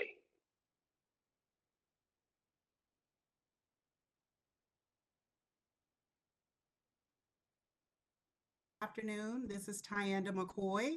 Can everybody hear me okay? Yes, ma'am. Wonderful. Good afternoon, board members, and also the Marcia First School of Nursing. This is Tianda McCoy. I am the manager of clinical relations for our college, and I managed the process to obtain our clinical affiliation agreements, our EDP 18s, and our EDP 01s. And I just want to let everyone know that we spent months, countless months, addressing this in the appropriate manner. I have an extensive background working with Health Impact, managing clinical placement in the LA region for 8 years. I also worked with another college where I was the director of clinical relations for the Center of Graduate Studies. I'm very familiar with the process to acquire new clinical partners. And so I want to assure you that we crossed all our T's and dotted all of our I's. All of our agreements were signed by leadership. All of our EDPs were approved by chief nursing officers and executives and leaders within the hospitals that we obtained them from. I've had numerous meetings with clinical education, clinical liaisons. I want to assure you that we did not seek second-rate clinical placements for our students. We would never do that. However, we will negotiate with hospitals to ensure that we do not displace any other colleges or programs. 3 of the clinical partnerships that supported this application are existing partners. That includes Kaiser Permanente, in which we did have to obtain a Northern California agreement that was supported by a regional director and a medical center who advocated on our behalf across Kaiser Permanente in Sacramento area. We obtained multiple medical centers that allowed our participation for the future. Another clinical partner that was existing included Dignity Health and also Adventist. That's just to name the existing partners. Obviously, we had more EDPs that came from places that we did not already partner with. One of So those was Marshall Medical Center. I'm gonna interrupt really, really quick. Sure. Just because we know that you were planning on being present, but you were injured, I did instruct our board moderator not to cut you at 2 minutes, because thank you're you. not technically a public commenter. So I want to just make sure that the board members here have a time to ask you any questions or answer questions. A lot of stuff that you're saying that we've already kind of heard here. So I just want to make sure that you're available to answer any questions that our board member might have. I don't know that they had a lot of questions on whether or not you had adequate EDPP 18s. Right. That is a separate section that we're looking at on resources. I think the ask that was in front of you was the collaboration efforts with the currently existing programs and really how to manage that. And so if you have any ability to kind of elaborate more on that, that would be great. And then I'm going to open it up to our board members to ask you specific questions. Since you're not here, we'll use this as a question and answer session for you. Yes, well, I know Dr. Blotti worked very hard to reach out to all of the schools. We did our research to make sure that we focused on all the schools within a 50-mile radius. There were several people on our team that were reaching out via email and making phone calls. And she has already reported it very accurately what the response was that was returned to us. It was very limited, but we were prepared to face any questions that they had related to our program. We are willing to work with other schools. I know sometimes it's shocking when they see another school come into their vantage point and, you know, maybe they're questioning, how did we get, you know, clinical placements? But I can assure you, we're very good at establishing clinical partners. And they are also going off of the partnership that we've already established in other areas. There's been a huge success with the Marcia First School of Nursing and our partners. I just received a text message this morning from Prime celebrating our students. Prime isn't in your area, but I'm gonna using jump it in as and an redirect example. again. I'm sorry. I don't know that our board is concerned about your outcomes on whether or not you have graduate placements or a successful program. I think what our board is asking for clarification on is the effect on the community if we were to approve the campus to come into this location. So I don't know that you need to go into all these, like, you know, Prime is telling you guys great things and stuff. We believe that and we've heard that. What I think our board is most focused in is what was on the agenda item summary, where it said, after discussion, the ELC deferred the request to the board pending more information on clinical placements, the program's the program's consideration of impact on the use of clinical facilities by existing pre-licensed or registered nursing programs, and a description of their collaboration and coordination efforts with any existing registered nursing program and any regional planning consortium. And so the information says it's updated below and the program is now coming in front of the board for consideration. And that's where we kind of opened up the discussion, saying I wasn't able to find where it was updated below in your executive summary or here. And then Gloria and legal counsel here said that they believed you in public comment were going to be able to answer that for us. So if you're able to answer that, fantastic. If you're not, and there's somebody else we're waiting to hear from, that's wonderful too. And then I did just want to, I want to also kind of do a time check. We've spent a lot of time on this, and then check in to see if we were going to get accurate numbers yet. Gloria, did you have anybody back at campus be able to look at the 5 campus areas and get accurate numbers yet?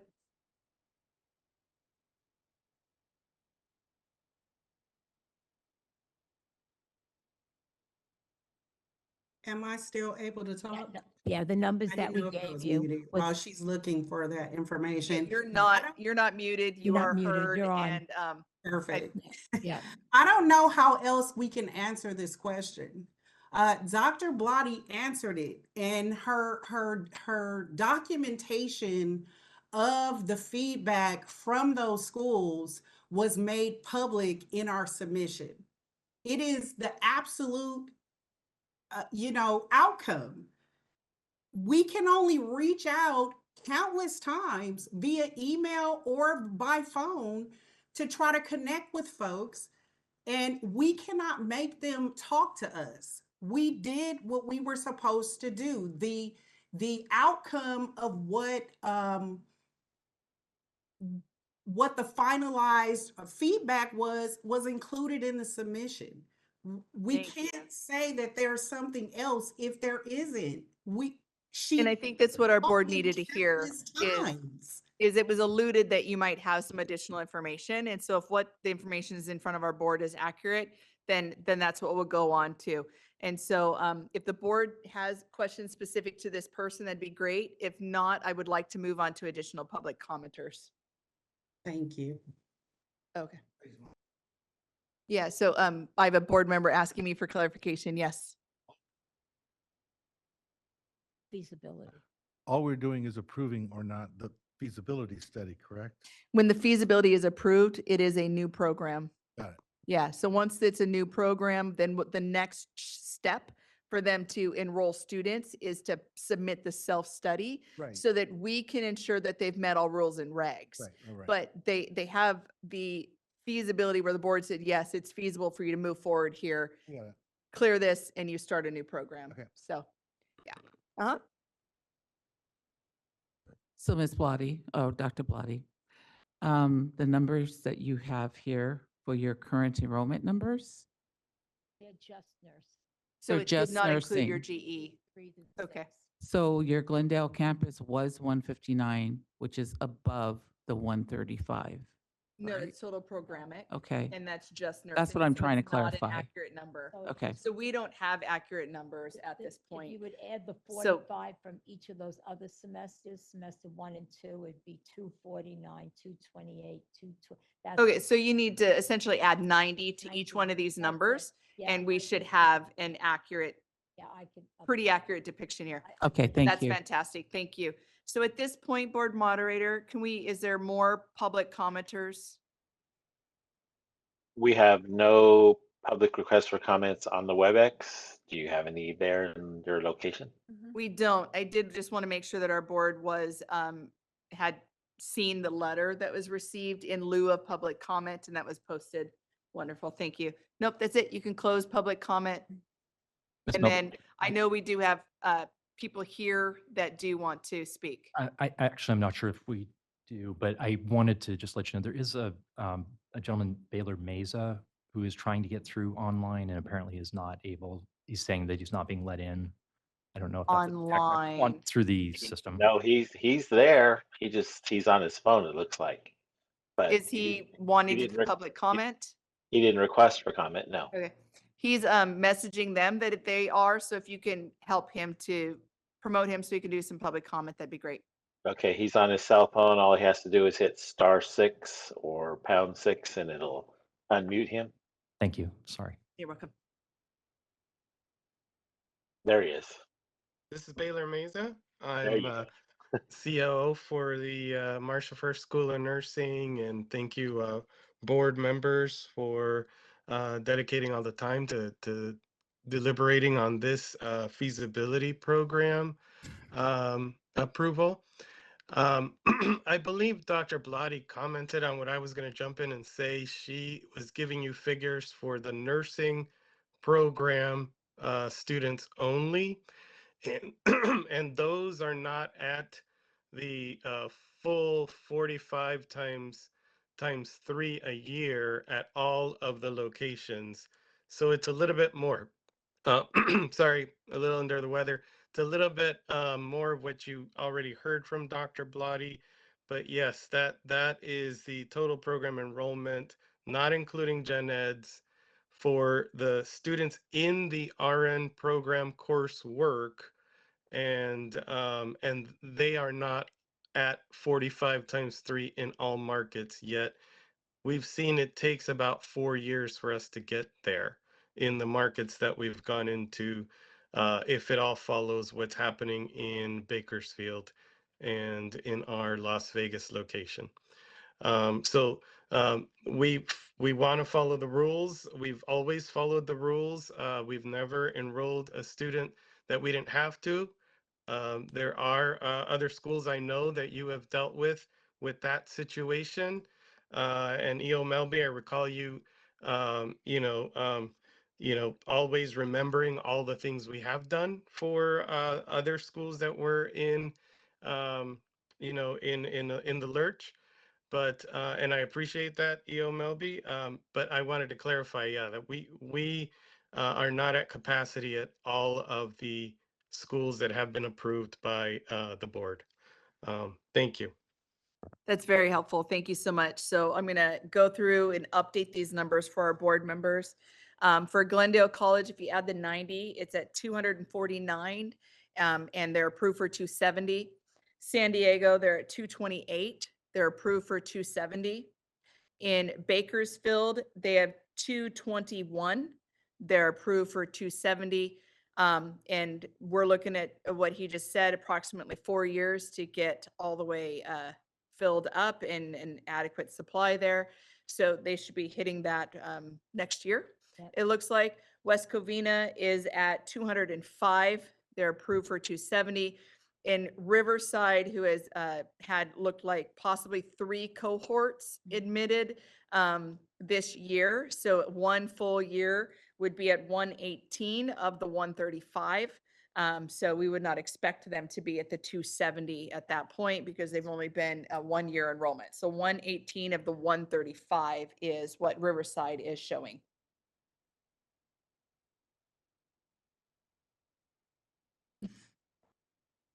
I'm wondering, this is Board Member Cormac. I'm just spending a little time on the interactive survey dashboard for the greater Sacramento area and looking at the 3 things we have available. Is this information that, we should be considering here as we contemplate this? Okay. Yes, please. So we've all gone through this a number of times now, but if you go to the BRN website and you search the school survey, there are 3 different dashboards. One is clinical spaces lost and students impacted. One is denial of clinical space. One is reasons for clinical space being unavailable. So I'm going with the middle one, clinical spaces lost and students impacted. Most recent data is 2022 to 23. I've got Greater Sacramento. I guess I should do ADN, right? This is an ADN program. Okay. So 111 students were impacted last year. 6 placements, units, or shifts lost. So the good news is that's down from the COVID peak of 456. But 111 students is pretty significant, and that's almost doubled from the prior year, which was 61. So just wanted to add that in as we think, and we do this with all of our applicants with, large numbers, is just take a look at the information we have, which as we discussed earlier today is not yet perfect because it doesn't have all the facility information, but let's just see what it says for clinical, why the space is unavailable. So we'll set that at ADN and we'll set that at Greater Sacramento. We'll see if I can read this really small stuff. And it looks like competition for clinical space due to increase in number of nursing students in region. 75% cited that. 25% said displaced by another program. And 100% said staff nurse overload or insufficient qualified staff not due to COVID-19. Other things that are big, change in facility, nurse residency programs, et cetera. So that, I think that adds a little color to our thinking today. I'll just see if denial of clinical space, if there's anything else that's helpful. Again, I'll just make sure that this is at ADN. Be a lot more interesting if we were doing this online, but you can all follow along, assuming you can get on the website. Greater Sacramento, let's see how many it is. Not huge numbers in terms of the programs denied clinical space. So again, if you want to look at anything, I would look at the clinical spaces lost, students affected, which is over 100.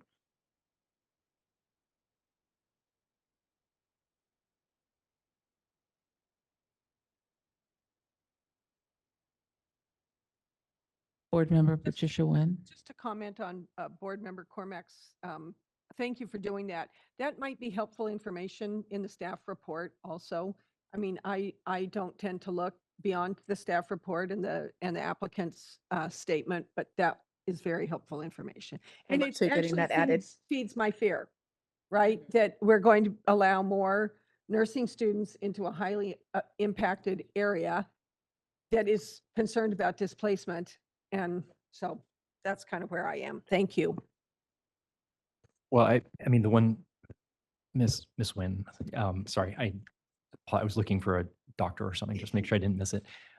Yeah, I mean, I was trying to follow along, but also trying to work with the extremely slow internet on Yes, mine it right now. is. So I was not able to see it, but I mean, I apologize for not considering that data beforehand, but it wasn't something that was in the materials. So I did not realize that that was going to be considered at the meeting here today. But I do agree with you. It would be something that would be nice to see in the staff report to know that it's going to be considered.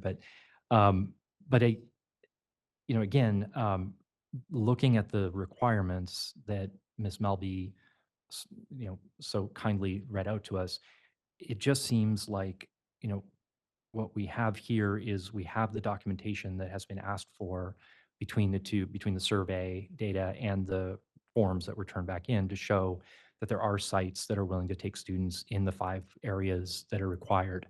So I understand that there is this one letter from Sacramento State, but I would submit to you, and I do notice the Esquire after your name, that all of that letter was written from a certain point of view, which is understandable as an incumbent program in the area. But I think that also has to be taken into account, is that, this is a potential new entrant into the area, and one has to wonder a little bit whether the existing incumbents have an interest in not seeing new competition, frankly. Now, there has been great discussion about the numbers. I'm glad, Ms. Melby, that you brought up the issue about the enrollments. And, one, I think, reasonable explanation for why the numbers are not at maximum is that the school is using good judgment in not enrolling to the maximum. I think, frankly, there would be cause for concern if a brand new program was pushing their enrollments all the way out to the maximum number right from the jump. So again, I would encourage you to please consider the NCLEX numbers, the historic NCLEX numbers from the program, because those really are the best indicator of what this program is delivering. And I remember earlier, and ma'am, I apologize because I just switched lens prescriptions, and so I have a hard time with distance right now because so I can't see your name. Granowitz. Ms. Granowitz. I'm very mindful of the anecdote that you told about your experience from your clinical practice. I think we all have experiences with people who have enrolled in programs and weren't successful. I reflect back on my law school career, and the #1 student in my class failed the bar exam on the first pass. I mean, it happens. And so it's, again, just looking at the NCLEX outcomes and looking at the material that is before you, which you are required to consider respectfully. It appears to me that the program really has tendered the information that's required to go to the next step. And I think the point raised by Mr. Lolar earlier is a really important one to remember, which is this does not mean that this program is going to start tomorrow. And in a situation where we're talking again about education, where it's not that you get it perfect on the first try or even on the 6th try or the 10th try, it's a situation of continuous improvement, that moving to the next step at this phase really just means that you're going to have the program evaluated by the staff members to see if they're going to meet, again, Ms. Melby, thank you again for reminding us all of the process, to see if they can get past the self-study portion. And that is a tremendously heavy lift. And actually one that I used as a final exam question in my class not that long ago. But my point is that at this early stage where we have a program coming before you that has submitted the information that's been requested, we would just humbly ask that you consider granting the application at this time to move forward to the next step. So I do need to provide some clarification. When we updated 1432, we did a question answers and stuff that went in front of the Office of Administrative Law, where we had to talk about each section of this and what that meant.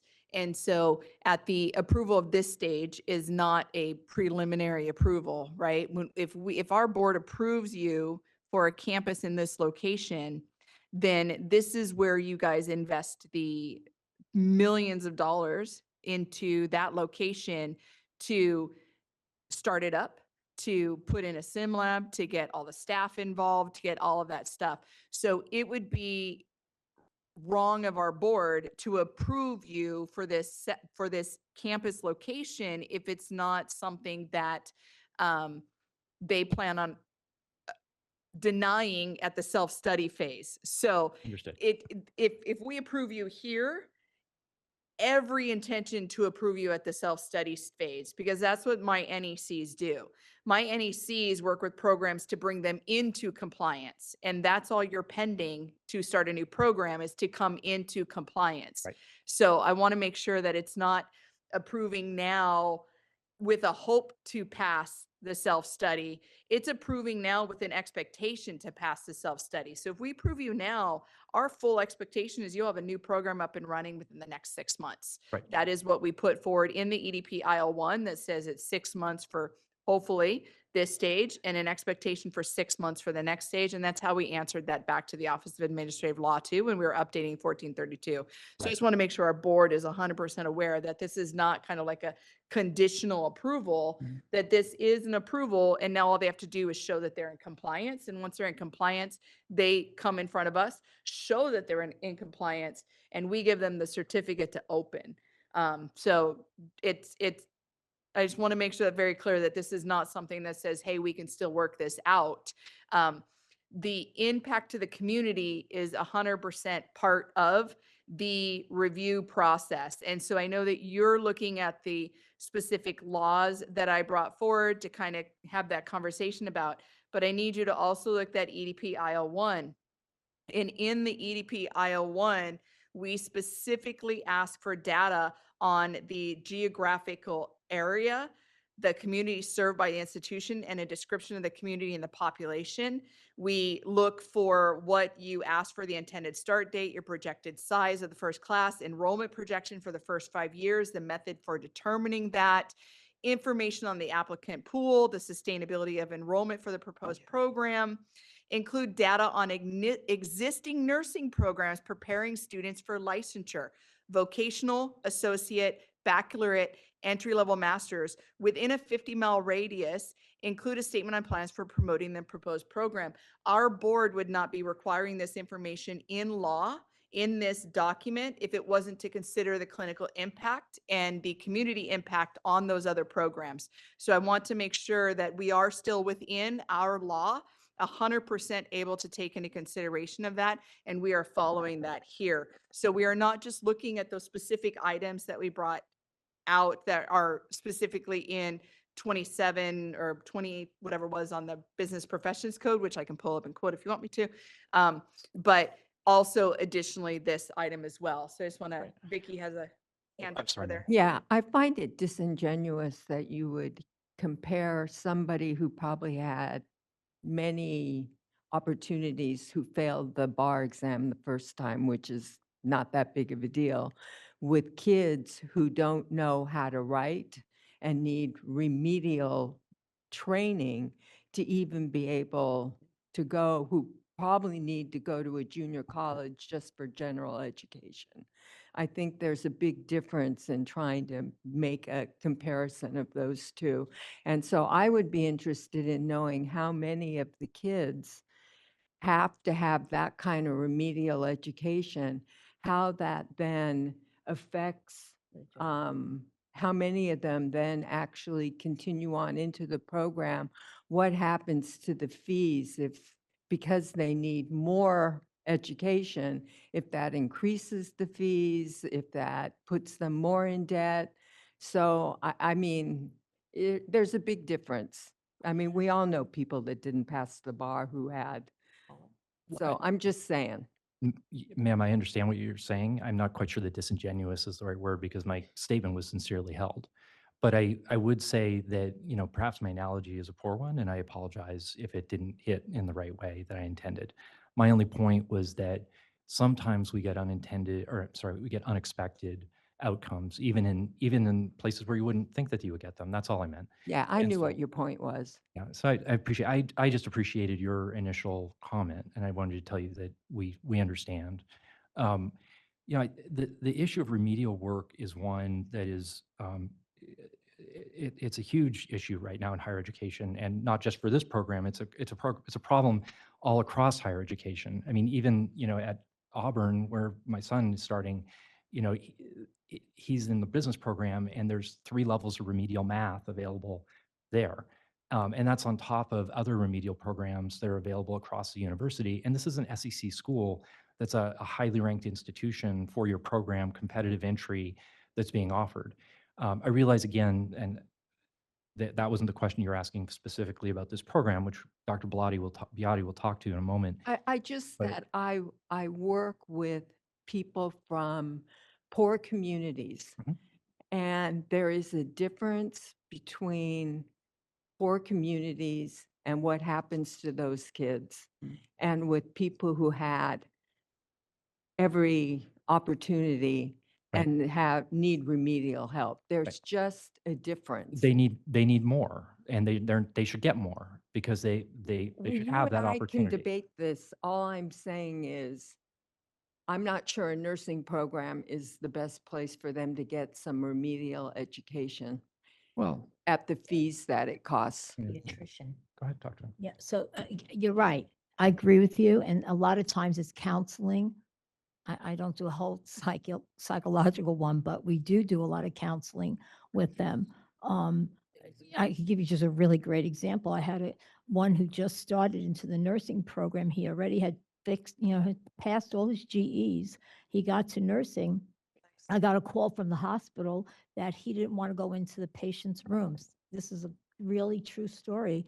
And he, when I brought him back to school, he said, I really don't want to do this. So yeah, there are people that you have to really sort through it. I have a thought. I don't know what you think, but I was listening to Board Member Cormack about the 111, I think you said, were displaced. What happens if we brought the numbers down to 30, 30, 30? And that would hopefully help with that number. I didn't talk to Mitchell about it yet, but would that help the understanding the community and what they're going through? That's just something I just sat here and thought about.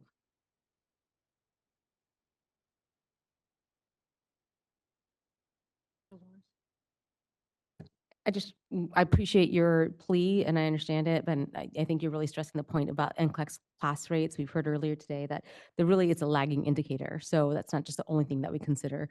But I'm ready to make a motion. I think it's time. We've heard and I appreciate all the information you provided to us.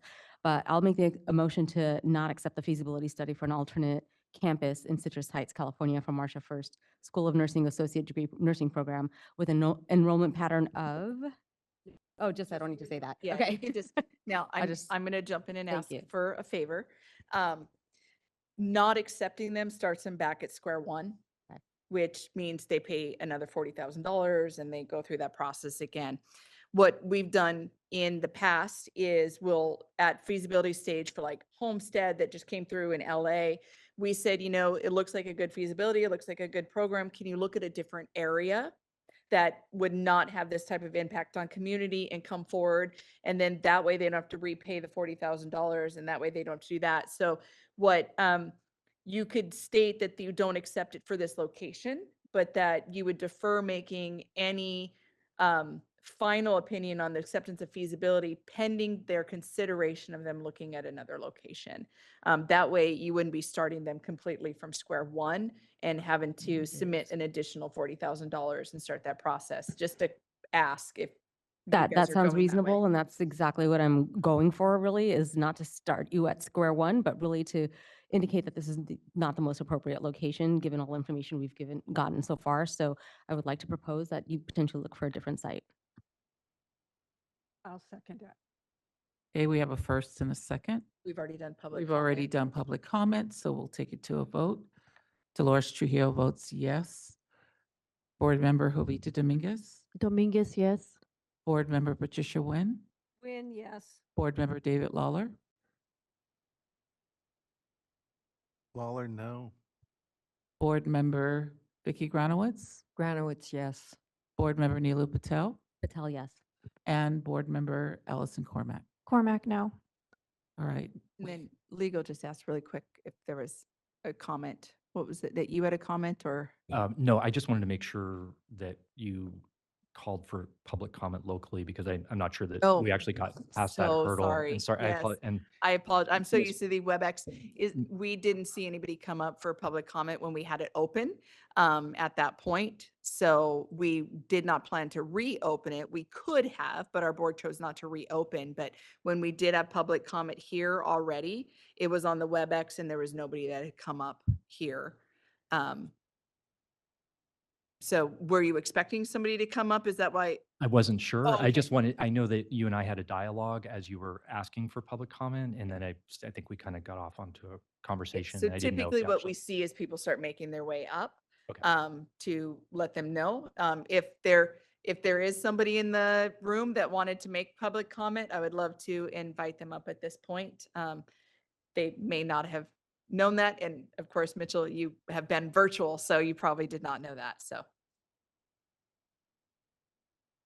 But we are going to hold you to 2 minutes. Okay, that's okay. Sure, I appreciate, hi, everyone. I've been listening to the dialogue, obviously intensely. I appreciate the two board members that voted no on that motion.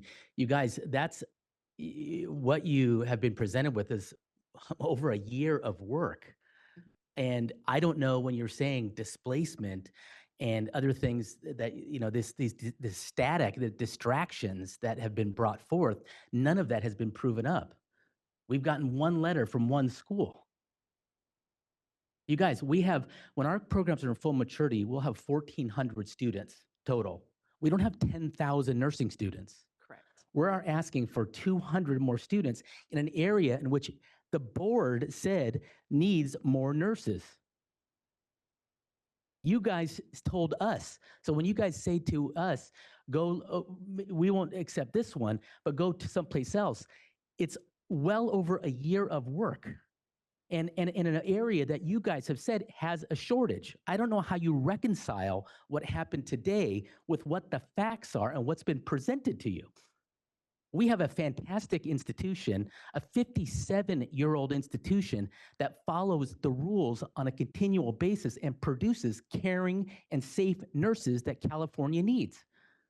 I'm just astonished as what happened today. I can provide a little input. I mean, every time that E.O. Melby, with all respect, sometimes when we give testimony, I feel that you dive into the numbers and you try to like trip Dr. Blotti up and that type of thing. We'll give you any data that you would like in any format that you'd like. I 100% believe that.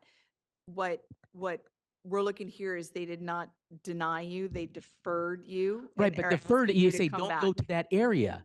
So, but this is an area that you've identified. You won't approve us to come into LA County. You won't approve us in San Diego County. Correct. Well, There you're are, already there in are some San Diego, areas that we and already you're have. already in LA. Of course. Okay. But so what I'm saying is this is an area where you've said you need more nurses. I don't know which planet should we go to? I would love to continue to have conversations with you outside of the board meeting. That would to- be to help awesome. you with that. I would love But the that. one thing that I want to point out is there was a new program approved in May of '24 in that location. And so you said that this is a year-long process. There's been growth in that prior year. And our board has to take everything into consideration. So at this point, they have said that this location is not necessarily the location that they can support. And so they're asking you to go back and just take a look. So it is not a denial. And I wanted to make sure that that's very clear that it is a deferring, because I specifically asked for this to be kept open for you. That just with the data that's in front of our board today, they were not able to say affirmatively that you would enter into this community and not have a negative effect on the currently approved nursing programs. Not that you're not a good institution, not that you're not producing new good grads. That was not the item that was up for discussion here. In fact, all of our board members agreed that that was good. And that's why we have a split vote here, is that right now with the data that's in front of us, some board members agree that there's enough data to support that this is a great location for you and yes, you to go in. There are other board members that say they can't say that this affirmatively, that they believe that this location, if you guys were to start, would not have a negative effect on the currently approved school that is already there. And that's the only question that was left up for our board to decide. I heard you. None of the other things that you're saying were anything that was on the question I got for it, our but there was board. no evidence presented here today that our program would negatively affect other institutions. Do we None, actually have it zero. within your You executive have, summary? you have one that letter. Just submitted that One letter, said that's these were their saying opinion. that, and a But I letter would that love to confirmed come, that. if EO Melby, if Sir, you'll commit, sir. I'm just finished right now. If you would commit to a meeting, I would love to Absolutely. have that meeting. That would be awesome. I meet with a lot of nursing programs. I'll Awesome. absolutely I meet with would you. love that opportunity. Thank you so much. Thank you. I would just This like is to make Mary one Ann. statement. If I could please just clarify the second, please. I know Mila made I believe made the motion. Who seconded, please? Tricia made the second, and then our board Thank you. president has a comment. Thank you. The only comment I would like to make is, yes, the board did say that we would prefer that a program be started out of the LA, San Diego area. There's a lot of mileage in between Southern California and Northern California and Sacramento. So there are places down the valley that could probably use a nursing program, such as yours. Yes, you are. The valley is large. There's Modesto, there's Turlock, it's a large valley.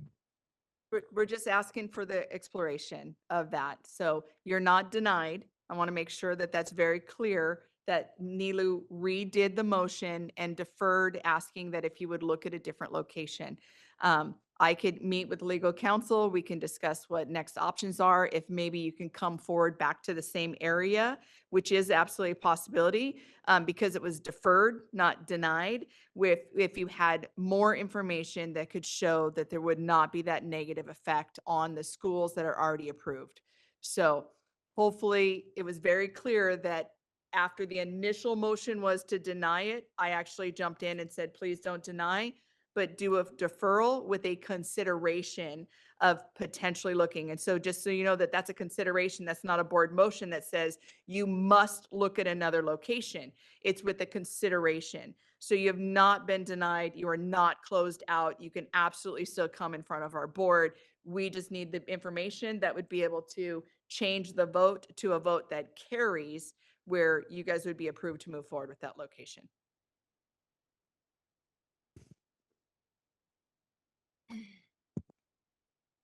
Thank you for your time. Thank you. Okay, we're moving on in our agenda. We The can do, next- we can do a break. Yeah, let's take a absolutely. 10-minute bio break. We'll Yeah. be back at 4 o'clock. Clock.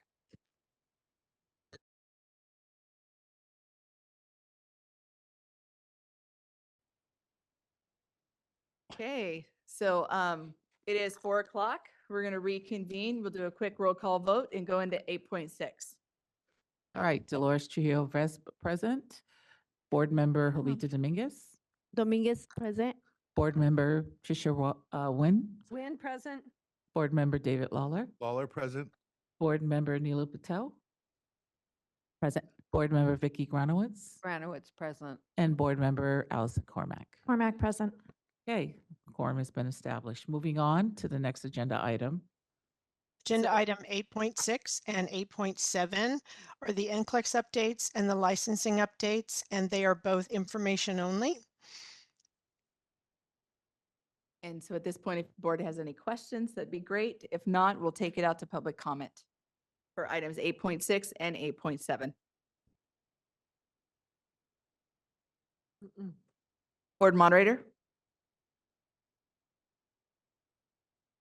We will be opening for public comment now. Please refer to the screen share for members of the public to see how they should type in their request for comment. I've activated the question and answer feature. Members of the public can indicate they would like to make a comment by typing into the question box, "I would like to make a comment." Please remember, you will have 2 minutes to make your comments. I will not give a reminder as your time approaches. I do not want to interrupt you nor cause you to lose your train of thought. I will mute your microphone and inform you that your time has expired, and we'll move on to the next member of the public. I'll pause for a moment for members of the public to type in, "I would like to make a comment."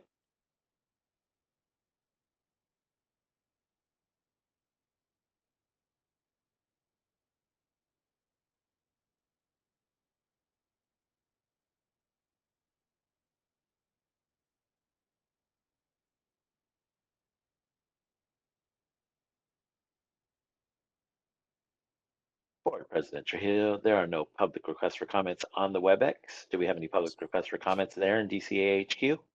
There does not appear to be any request for comment here in HQ. Thank you. Would you like me to close this window? Yes, please. Thank you. Okay, and that's information only, so no vote is needed. So Marissa, we'll have you come on up and we'll start report on legislation, item 9.0.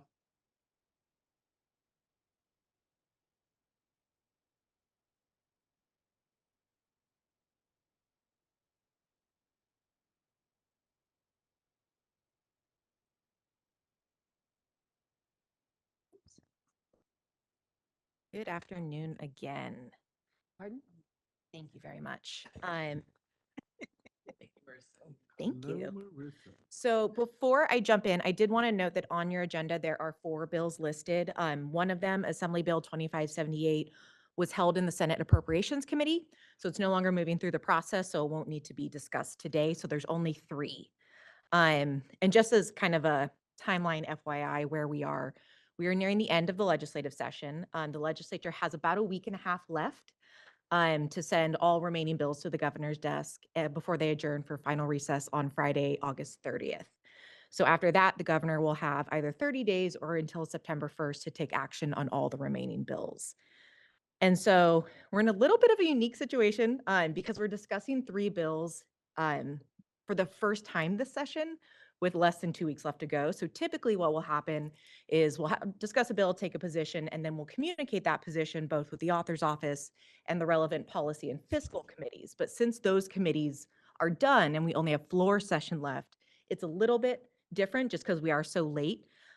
So I just want to give kind of a couple options for consideration as we're discussing the bills. Obviously, pretty much anything that the board members would like to do, we can do, but I just want to toss them out. One, of course, if you choose not to take a position, that's always an option. Another is you could take a standard position and have it just be for the record and for the meeting minutes. Or if you feel exceptionally strong about a bill, at this point, the way to communicate that would be a letter to the governor.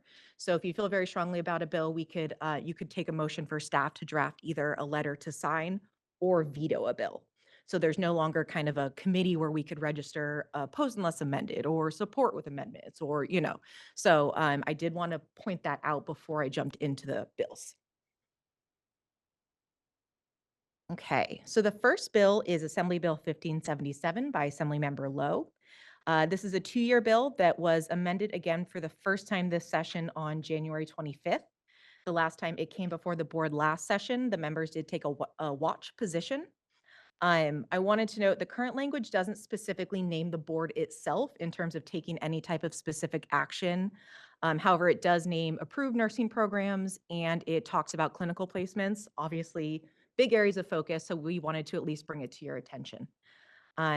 Quick bill summary is that the bill would require a health facility or clinic upon the request of a community college or California State University with an approved school of nursing or approved nursing program to meet with the community college or CSU and work in good faith to meet the needs of the community college or CSU program, including adding additional placement slots to accommodate the nursing program. The bill would require a health facility or clinic if it cannot provide additional clinical placement slots after meeting with the community college or CSU to provide the Department of Healthcare Access and Information with a written justification of its lack of capability or capacity to meet the needs of the community college or CSU nursing program.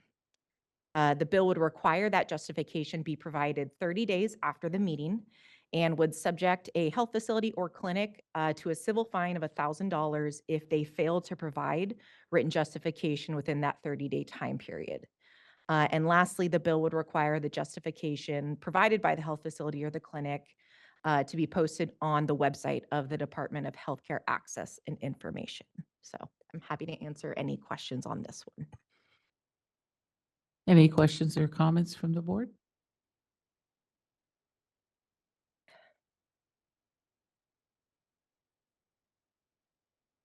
All right, well, I'm in favor of making a motion for the board to watch this bill of AB 1577. I'll second that. Or we can go through the other two. We'll go through the other two bills and then we will open it up for public comment. So the next bill is AB 1991 by Assemblymember Bonta. Also the first time this is coming before you this session because previous versions did not impact the BRN, and so later in session amendments kind of brought us into the fold. I want to give some background so you kind of understand the context of the data collection this bill speaks to. In 2014, passage of AB 2104 required the Board of Registered Nursing, the Physician Assistant Board, the Respiratory Care Board of California, and the Board of Vocational Nursing and Psychiatric Technicians to collect and report specific demographic data related to its licensees. As part of the bill's provisions to implement it, the Department of Consumer Affairs established an interagency agreement with the Department of Health Care Access and Information, which at that time was referred to as Office of Statewide Health Planning and Development, to facilitate that data collection. Then a little bit later in 2021, there was language added to a health budget trailer bill that consolidated the existing workforce data collection requirements, because previously they were in the code of each board, and this put them in a new section altogether, BPC Section 502. And it added a provision that also tasked all the other healing arts boards with requesting demographic data from their licensees, but didn't have the same strong mandate around shall collect. Instead, it said they'll request it. So there's a little bit of a difference in the terminology. The trailer bill also expanded the list of data points that was either to be collected or requested by all healing arts boards. And so among those additional data points that were added in 2021 through the trailer bill, one of which was collecting a licensee's national provider identification number. And that is a unique identification number assigned to a covered healthcare provider that is typically used for billing purposes. And according to the author, obtaining the NPI allows the Department of Healthcare Access and Information to evaluate efficacy of loan programs that waive repayment when the healthcare provider works in an underserved area or location where patients predominantly represent an underserved population. So the bill is fairly short in its current language. It simply states that a healing arts board shall require a licensee or registrant who electronically renews their license or registration to provide that board the licensee's or registrant's individual NPI if they have one. So in terms of the BRN, RNs can apply for them, but they don't typically bill, so they wouldn't use them. However, a lot of our APRNs do have them and would use them for billing purposes. So they would be more likely to have an NPI that would be mandated to be required under this. Happy to answer any questions.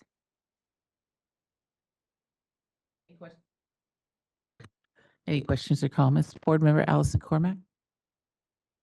Thanks, Ms. Clark. Why would the medical board be opposed to this?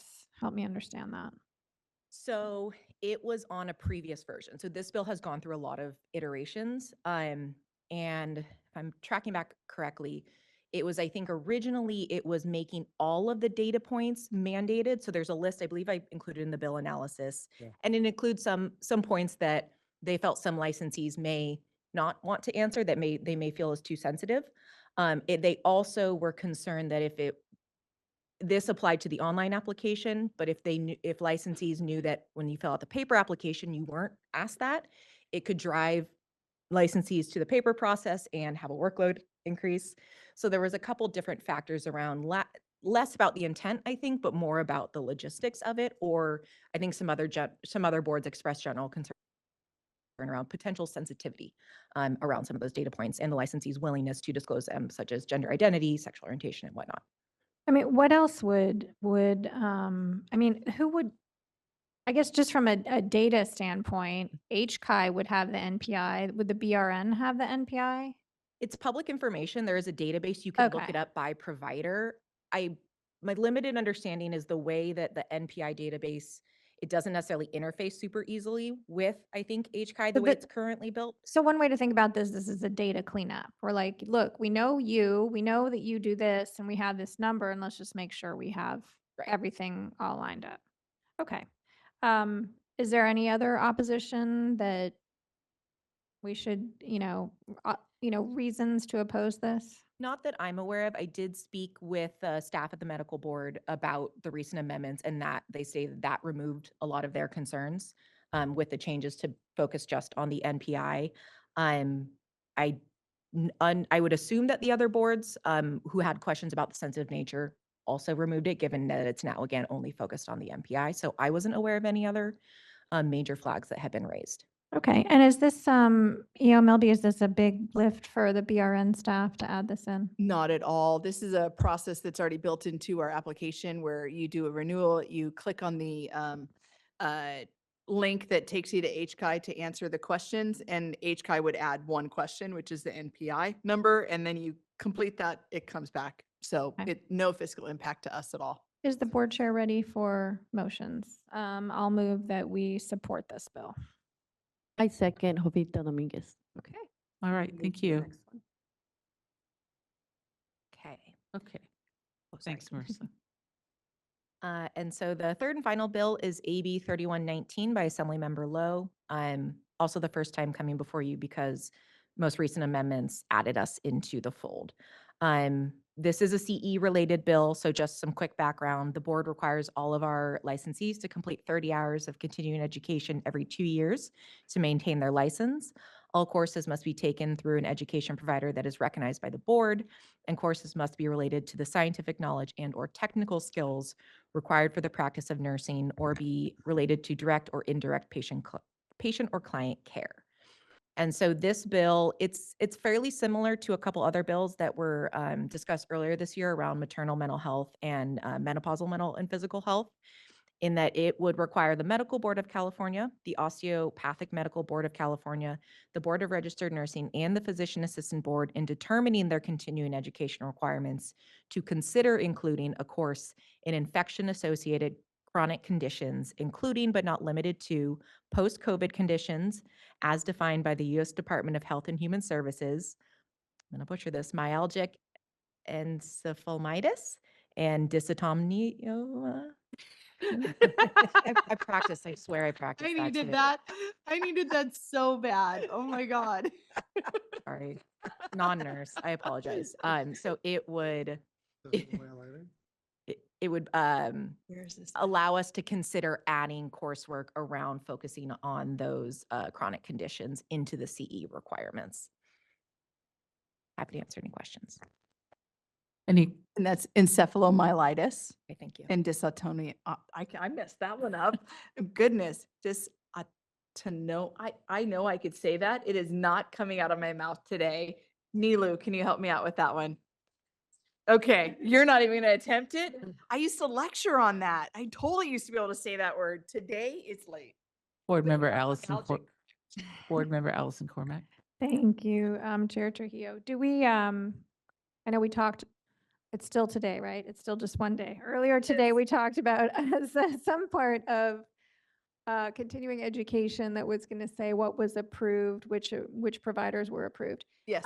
Do you happen to know, EO Melby or another member of the staff, if these courses are already available as They are. continuing education? Yeah, there's a lot of courses coming through on long COVID and COVID effects, and so they're already there So as if part of it. a nurse went in today to take a continuing education course, they would find this content is They already could. available. Yes, if they chose to, if they're not focused on this and they're looking to like renew their national certification or have it specific to their workplace and their NICU, they're not going to look at long COVID. Okay, well, is the chair looking for? In the absence of Oh, anybody no, else. I see it. I see an art. Board Member Patricia I Wynn. just had a question about this Nightingale Education Group. Is that They're in support of the bill. I just wondered if that is any way affiliated with the Florida Nightingale. In the support of which bill? Are we, of the CE bill? I think you skipped the one that was, I Yeah. skipped it, sorry. but we can have a long conversation about No, that no, one no. offline. No, no, that's the Nightingale. Okay, never mind. I'm sorry, I've got the wrong bill. Yep. All right. Board Member Jovita Dominguez? So I know, I heard it, but can you tell me again what the bill's saying again? Sorry, I'm just getting confused. No worries. good. Yeah. And there's been several CE bills that have come before you all. It's basically a permissive bill that essentially says if the board wanted to consider adding a requirement around this kind of focused coursework into its CE requirements, it could. So the last CE bill, if it helps kind of delineate, we talked about, I think SB 639, there was more of a mandate there, right? Like this shall happen. The other two we spoke about earlier this session were also permissive, where it basically says the board can consider kind of incorporating some type of requirement around that. But, and as Melby spoke to, that this content already kind of exists in some of the courses, but we don't have a requirement. You must take this coursework. And this bill isn't stating that, they're saying we could consider that.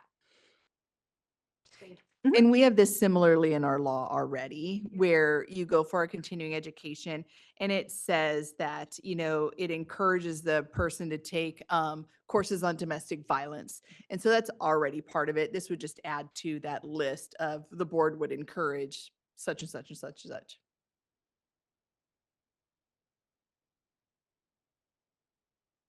Sorry, long day. Any comments or questions from the rest of the board members? All right. We have a position on this one. Board Member Allison Cormack? I'll move that we take no position. I second that. We have a watch, a support, and a. So my understanding is we have a watch, a support, and a no position. Is that correct? And we have first and seconds. Board moderator, can we go out to public comment for the three bills? AB 1577, AB 1991, and AB 3119, please. We will be opening for public comment now. Please refer to the screen share for members of the public to see how they should type in their request for comment. I've activated the question and answer feature. Members of the public can indicate they would like to make a comment by typing into the question box, "I would like to make a comment." Please remember you will have 2 minutes to make your comments. I will not give a reminder as your time approaches. I do not want to interrupt you nor cause you to lose your train of thought. I will mute your microphone and inform you that your time has expired, and we'll move on to the next member of the public. I'll pause for a moment for members of the public to type in, "I would like to make a comment."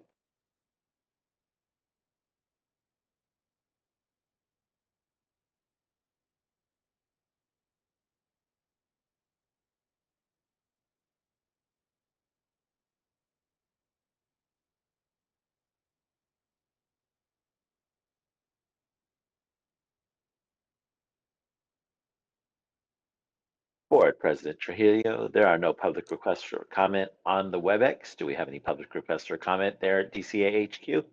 No, we don't have any requests for comment here in HQ. So Thank at this you. point, Would you, sorry, go for it. Go ahead and close. I was gonna say, would you like me to close this window? Thank you, Mark. Sorry, I was jumping the gun. At this point, we can take one roll call vote for all three. If there is at any point somebody says, I'm in support of all of these except for 1577 or except for 4119, then you could make that change at that point. But roll call vote for all three. Okay, this time we will take a vote for all three bills. Dolores Trujillo votes yes. Board Member Jovita Dominguez. Jovita Dominguez, yes. Board Member Patricia Nguyen. Win, yes. Board Member David Lawler. Lawler, yes. Board Member Vicky Granowitz. Granowitz, yes. Board Member Neelu Patel. Patel, yes. And Board Member Allison Cormack. Cormack, yes. All right. This concludes. I'll give some direction here. Yeah, thank you. So at this point, it's concluding the open session for day one. We will take a break until 4:30, where we will go into closed session. We will not continue the webcast for today. And the WebEx will not be utilized anymore today. We are in recess from open session. We will open the board meeting tomorrow at 9 a.m. in open session. And if there is still more items in closed session that need to be finalized, we will go back into closed session to wrap that up. If all items were addressed in closed session today, we will open an open session and we will go right into agenda item 4.0 on day 2, report of the Enforcement Investigation and Intervention Committee. So we will, more to come tomorrow morning at 9 o'clock. So this ends the open session for today. We are recessing the open session of board and going into closed session at 4:30. Thank you.